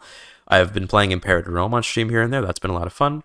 I want to start doing more multiplayer stuff with the community. I want to do other games that aren't map games like Dark Souls, like D&D even. There's some content coming up for that I will talk about later too when that arrives. But I just want to say that this community has been a huge support for me, and it's been a very emotional journey for me the past while since I've been becoming a streamer and a YouTuber. It's not an easy path, but it's a path I've chosen, and I appreciate everyone that's been here along with me. The, I guess, final thing I want to say in this little speech is that it's thanks to this community that I kind of am where I am now. If not for you guys, I mean, it's very difficult for me to keep myself disciplined, and a lot of you keep me accountable. Sometimes you guys are mean, and that's probably for the best, honestly, because when you're mean, it means that I get things done. I like to not disappoint people that I care about, and all of you in the community people that I care about, obviously not on like a personal level, but as a collective. I'm not going to lie to you and say I care about you as an individual, but I care about you insofar as you are part of this community, and I really appreciate it. So thank you so much for watching the video. I'm going to end it here now with the last announcement that you should definitely come to the Twitch section. That you should definitely come to my Twitch page so you can see the streams of me doing the all achievement run in segmented runs. It's going to be a really good time. Sometimes I am so unfocused in the game that we talk about random stuff. We talk about whatever happens, you know, in the world or art and stuff like that, other games, whatever. It's a very free space, open space. We're very friendly. Sometimes we make jokes and all that, but we're a friendly place, and I would love for you to be there just so I can try to get Twitch partner. Twitch partner would mean a lot to me, and it would mean a lot for my income as well. Not to always make things about money, but yes, money does matter. Either way, thanks for watching. I really appreciate you spending your time here. Hope you have a wonderful day, night, evening, afternoon, whatever time of day it is for you. I'll see you next time. Thank you for your time.